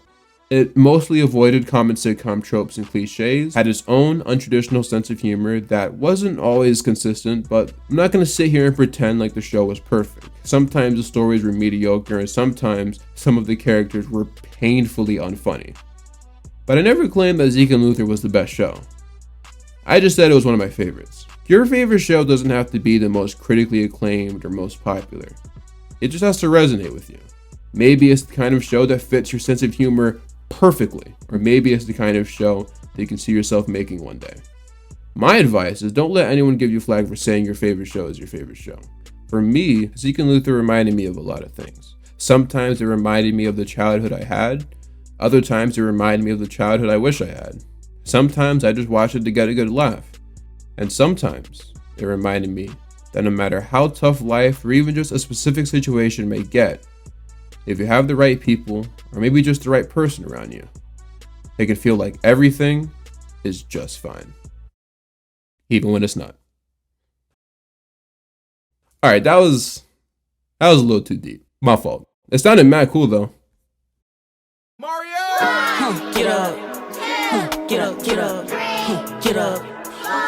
Get up, get up, get up. Get up. Get up, get up. Get up, get up, get up. Get up, get up. Okay. Get up. Get up, get up. Get up. Get up, get up, get up. Get up. Get up, get up. Get up, get up, get up. Get up, get up. What word is written on the bottom of my board? unstoppable. That's right. We're machines. All right. We're maniacs. All right. We can't be denied. So what's our next move? I got a big nothing. The sound of skateboard wheels grinding on the pavement. Man, there's nothing sweeter. Luther and I are on our way to becoming pro skateboarders. We eat, drink, sweat, bleed skateboarding. Point is, Luther and I can accomplish anything we want. We're in this together. All for one, one for all. We're a team, baby. Lose. I hate that word. It's the worst word in the human language. Still I remain. Undefeated, no competing. Knock me down, down, down. Get back up and go another 100 rounds.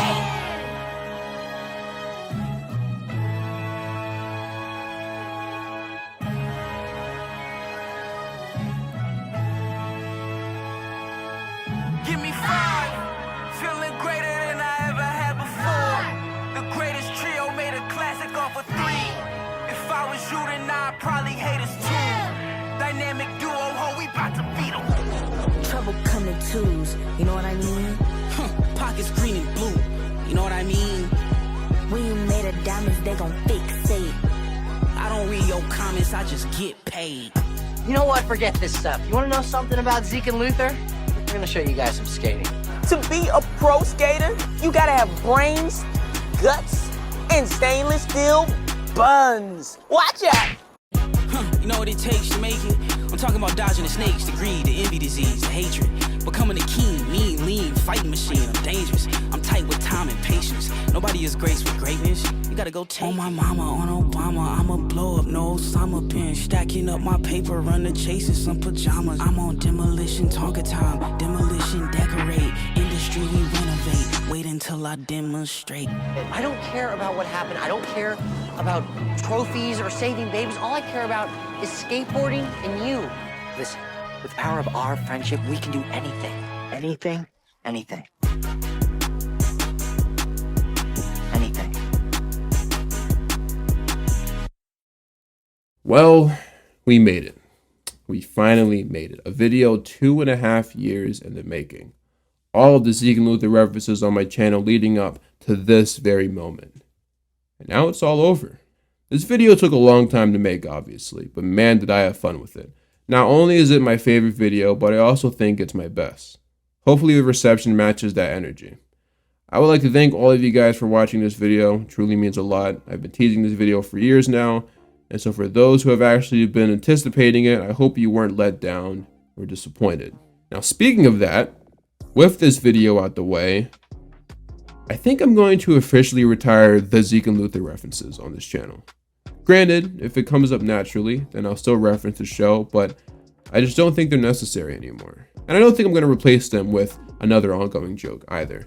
I mean, I do kind of end up, referencing basketball in my videos to some capacity, but those have all honestly just been coincidences. Normally, though, I'd say that this is the end of an era, but technically that's not true. Let me explain what I mean by that. I started this rollout/era by talking about How to Eat Fried Worms, Zoom, and Ramona and Beezus, because those are all of the theatrical movies that starred cast members of Zeke and Luther. But I figured that since I was doing those videos as part of this era, it would make pretty good sense if after my Zeke and Luther review, I reviewed some of the Disney Channel original movies that some of them appeared in. So I'd like to officially announce here that to end this era, I will be reviewing both Den Brother and Lemonade Mouth. So you should expect those to come out within the next month or so. There's also one other video that isn't actually Disney related, but still kind of ties into Zeke and Luther that I kind of want to do, but there's a couple issues with gathering the footage necessary for it, so I'll keep you guys updated on the status of that video if I choose to do it. But for now, this is where we part ways. Once again, thank you guys for watching. My name is Mr. Nostalgia, and I'm out for now. Peace.